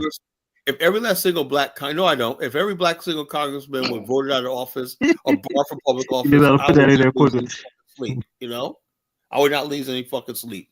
Of course, if it's not happening to you, you don't want it to happen to Now another black sound too person. black nationalist, Colin. Well, I don't know. I don't give a fuck black nationalism. There you go, Jonathan. He has no real ideology. God. He has God. no real I look ideology. at every single black community in America ran to the ground by fucking incompetent motherfuckers that get elected and whatnot. You know, I look at what they did in New York City. You know, well, this idiot. Look what this idiot did to Chicago. You know, every city is run to the fucking ground because stupid people vote with their emotions instead of Colin, saying. I want to ask you a question. If you put those African American leaders in power in Africa, will they be successful? Only if they, only if we had a system like China and Singapore where people are corrupt. Like China, you know what they do with corrupt politicians. Remember that mayor? Remember that mayor? No. I'm not. A couple I'm years. not familiar Guess with what happened to him? He was found embezzling and corruption. What happened to him? What are trying to do to him? No, I don't know.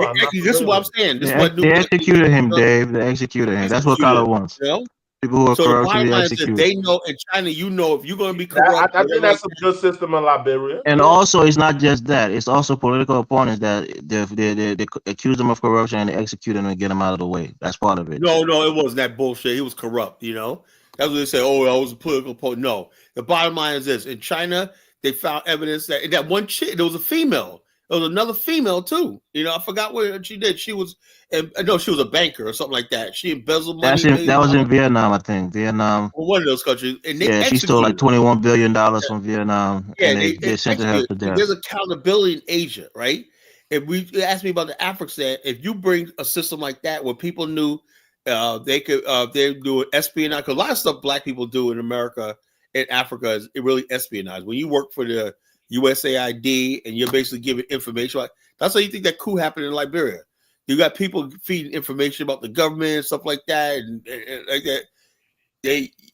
all roads lead to the coup. Don't go back to the coup, Kyle. You're just gonna. No, I'm not saying a coup. I'm saying anytime you have situations where people feel like they could do with impunity, I don't give a damn if it's American Liberians or this. If you feel like you could do anything without with impunity, that's what problem happened. But people knew that damn before they make this decision, when they get that phone call, will they accept an envelope of money and cash for their corruption? If they ever get found out, they knew they're going to be on that firing squad. They're going to think twice. There's a deterrent. There's no deterrent factor when dealing with black people, because anything goes. That's why every country in Africa is corrupt. There's no deterrent, The white man's never taught the black man how to be accountable, for anything. That's Well, one thing people you never love taught. Gray. Gray might go back to power. People like Carius Gray. He might go back to power, man. Of course, man. The bottom line is this: there's nobody banned from office. There's no qualifications. Anybody can run off long as you're popular. And Weir just had his rally the other day. He might. Oh yeah, I get know. back in So there. he's trying to make a He might get comeback. back in there, God too. forbid if he makes a comeback and gets back in office, all the developments right now will collapse. And the world knows it. And not that George Weah is a bad guy. He's a nice guy. I like George Weah. But He don't got a good group around him. He don't got a good team. the bottom line, these goons around. You saw the CDC when they had control of the police department. It was a bunch of thugs, gangs, beating the people What do you think up. is happening right now, Carla? No, it ain't happening like that. The Okay, people. all right. Look. Let me tell you something, John, Elvis. If you're basically going to challenge the police, right, and that's going to happen, right? What happened with the CDC? They were just brutalizing people. Elvis for no mad, reason, man. Elvis that's mad. the difference. Elvis mad. Yeah, of course he's mad because I tell him the truth. That's why he jumps off. Like I said, I tell you. These guys. I heard of Edward Snow the other day. This guy's talking about, we pray. I pray he don't do good. I pray his government. Yeah, these don't people do are good. trying to undermine the government and everything like that. Power, They get on yeah, I social media think and he don't do lie. good. You see the development that's going on in the country? They get on. They say nothing. They're accusing the Buckeye government of corruption. They know they can get away with it because they know the people aren't educated, whatever like that. They know that. That's the whole thing in Africa. People know that the average person is not educated and whatnot. You see Jonathan with that bullshit. The native people are more educated. Village people more educated. Where's Jonathan on fucking crack? The village people more educated than the city. What are you, crazy? The bottom line is they know the people in the village are not educated. They're not informed and everything. Yeah, and that's how you manipulate people. You can easily manipulate it. That's how you explain how that Yepa or Karis grade. And what surprised me too, Yeka, when Weir was in power, he was cursing Weir out every day. Right, and so he just basically a contrarian, Yeah, now he switches with Weir. Oh my man. So the bottom line, all these guys do is basically they don't like authority, and they use the Constitution, and I think they don't understand what freedom of speech is supposed to look like. They think is, we could just say no. Liberia is a developing country. You can't just have the freedom of saying things recklessly and talking like that, Yeah.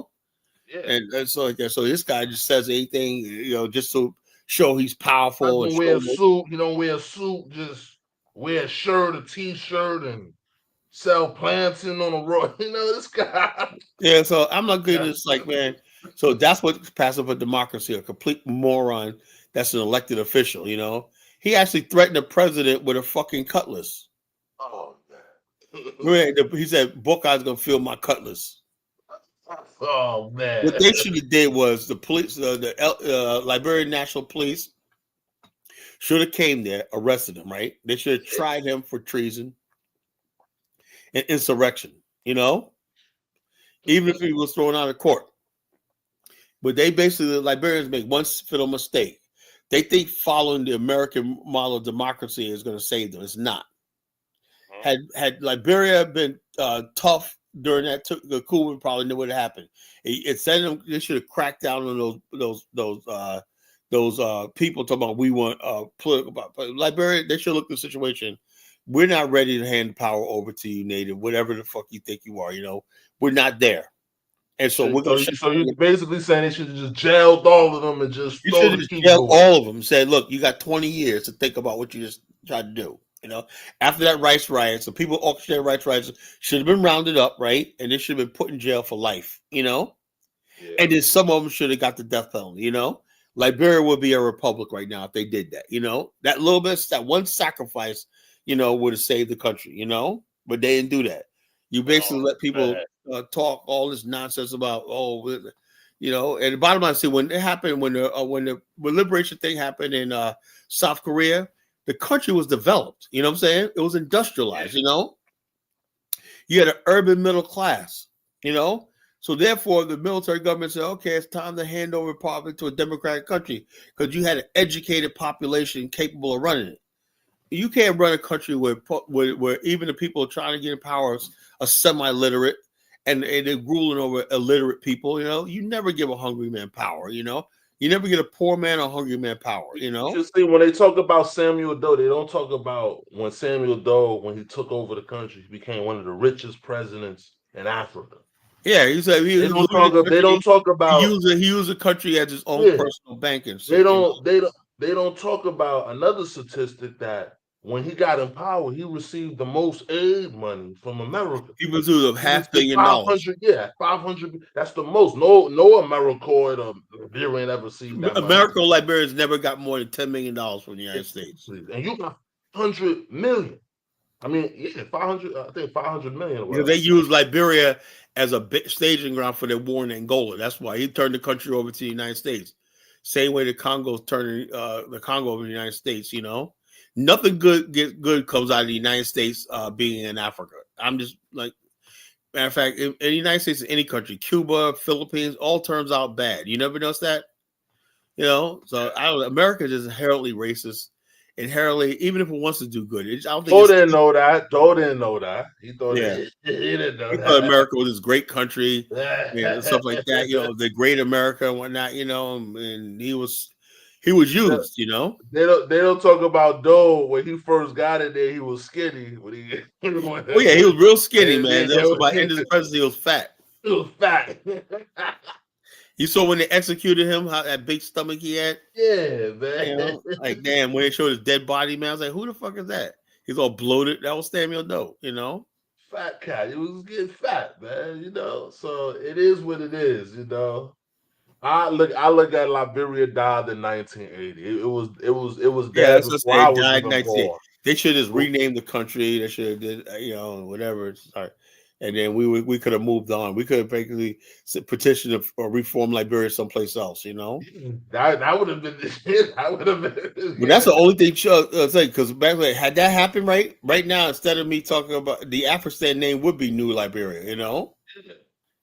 Yeah. We built it someplace else called New Liberia, right? Because they changed the name to some whatever crew name. They changed whatever they want to do, you know. And that's gonna be another fight too, Carla. They do that. That's gonna be another fight too, because they're gonna be everybody gonna want to impose their ethnicity. Yeah, that's another fight. Yeah, and it's crazy because the progressives wanted multi-party state, but it seems like the country was running better under the one-party state. Yeah, bottom line is China has one party, is doing fine, you know. So the bottom line is this idea of multi-parties and stuff like that, it doesn't work, you know.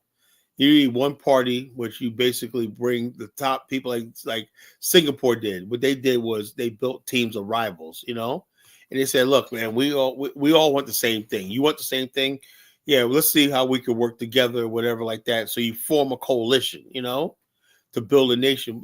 But if you have a sense of nationalism, you can make that happen, you know. But if you're basically all about yourself, tribalism, nepotism, and stuff like that, it'll never work, you know. But people are truly national. You have to be nationalistic. You really have to believe in your country and believe in the nation state, and you have to believe in the flag and everything it means. You can't have people who keep saying things. I don't. But for me, Carla, let me not lie to you. In Liberia, I don't see no nationalists, man. I don't think Liberia. The average Liberian does not love Liberia. Yeah, I don't see black nationalism over there. All I see is complaining. I hate the country. I want to travel. There's nothing that they want to do over there. like they'll say, "Oh, I'm Liberian," and whatnot, you know, but like that. But they basically turn the meaning. They wear the flag and everything, but they only talk about where it came from, why they called it the Lone Star, what was the Liberian mean and whatnot. You know, even Monrovia, like Val Thomas said, he said they had a Monrovia Day, and they didn't talk one thing about the founding. They didn't talk about the African Americans. In other words, Val Thomas said his job, like I am.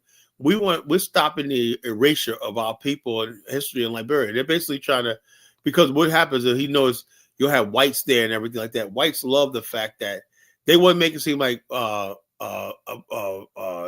Americans established Monrovia, and the relationship between Monrovia and today is basically white America and Native people. No, that was Monrovia was established by the African Americans and the Caribbeans that made from America, right?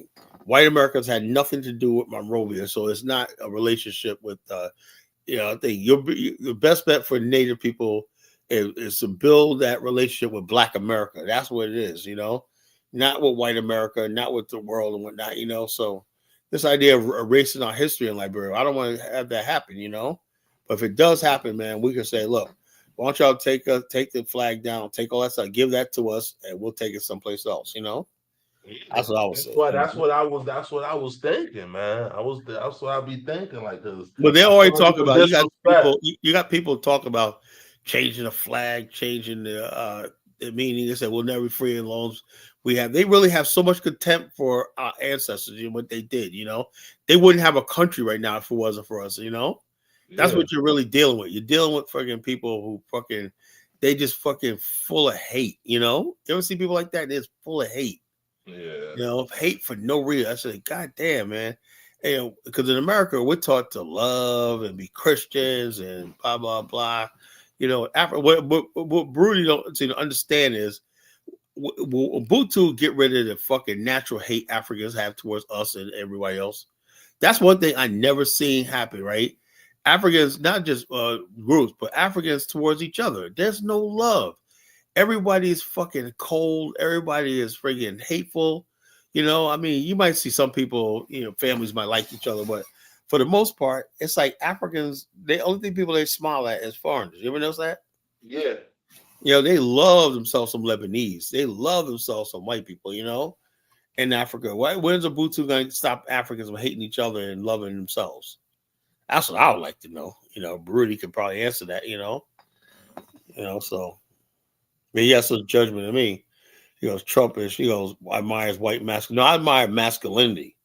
No, where it comes from. Man, I feel like Black America is surrendering to white America. Because it's like I said, I saw the inauguration. All Trump enemies became his friends that day. Yeah, everybody's terrified. Black America is really terrified right now, you know. Yeah. They're really scared. But one thing about Donald Trump, Black America is really afraid of him, you know. They're really terrified of him, you know. He's the one person that basically is like, he's finally here. That one white man that does not fear Black America. And the bottom line is this, you know, there's nothing we can do about it, but basically say, what the hell? Now, like I said, I say to myself, I do what I can do. I'm building with Liberia, I was like this, but there's nothing I really do, because then when I find out that he might be coming to the Congo, that just literally kills everything. There's no escape. Because you know, if he comes to the Congo, that means he's going to take Angola, you know, because there's a railway being built in Miguel that's going to basically facilitate minerals and whatnot. You know, the United States is going to friggin' like that. That means the United States ain't going to want us in Angola. So the bottom line is this: between Liberia and Angola, we might be pushed out forever. And that means we're stuck in America. What can we do if we're stuck in America? A lot of Black people say, you know something, you know, and then when they see all the hostilities that we get from Africans, they're like, you know something, let's just friggin' just make it good in America, you know? Yeah. And that's what white people want. White people want our soul. They want us to submit to them and basically be just American. They want us to forget Africa. They want us to forget all this stuff, you know? That's why I believe O.J. Jackson's in there. I don't think he's honestly trying to build Pan-Africa. He's honestly trying to discourage it, you know. That's what I believe. I could be wrong, but you know, that's what I believe. Because there's a lot of white people. I know it's like white people who don't like. I heard there was a report said they was paying USAID was paying Africans to talk against Pan-Africanism. You heard about that? Yeah, I heard about it. I was the one I was telling you about it. Yeah. So the bottom line is that just confirms what I always believe, because most of the people are freaking. Is there an example of a successful tribal nation anywhere in the modern world? No. Well, okay. I would say there's a whole thing. Tribal and nation. Okay. A tribe has to evolve into a nation. You know, that means the rule of law.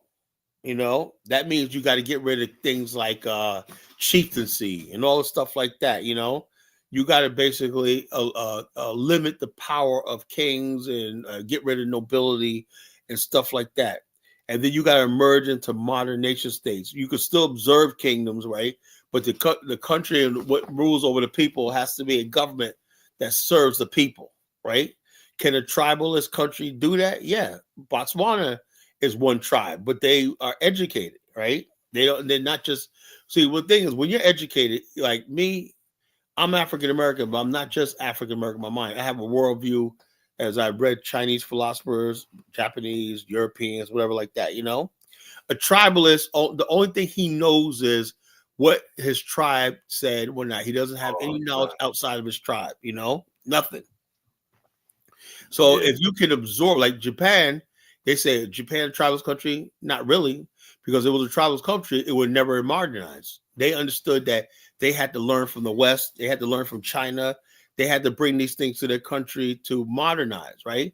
If they were basically tribalists, they would have rejected all the things from the outside world and never developed. They would have rejected the things that Chinese had.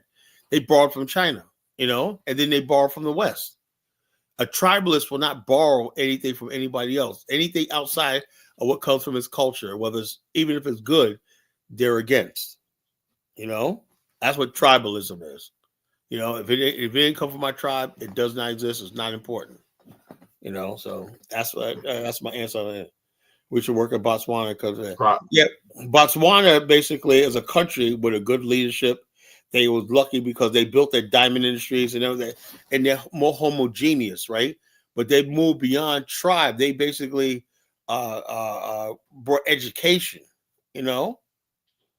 Congo's and African rules were serious. Yeah. Look, the Congo is divided by tribalism. Tribalism, you got warlords and stuff like that. They don't see the thing as a part of Congo. Congo is ruled by different groups of people, you know. Now, your answer to your question is, look at Congo. The reason why Congo is divided is because tribalism keeps people thinking in terms of their immediate surroundings, you know. They don't think of themselves as Congolese. They never will. You know, Botswanans are a homogeneous country, so they thought in terms of let's build Botswana, not different tribes or whatever like that group. They're only one people, you know, so it works. So I hope Dave, did I explain that right? You explained it. Yeah. You know, and they saw, you know, I know a little bit about them. I know they saw the British coming. They said, "Nah, we can't fight these people. We got to make some kind of deal." They started making deals with the British. Who's this? I'm talking about Botswana. Yeah. Yeah, So they basically had to yield because Stretchy Kama, his wife was an Englishwoman, you know? Yeah.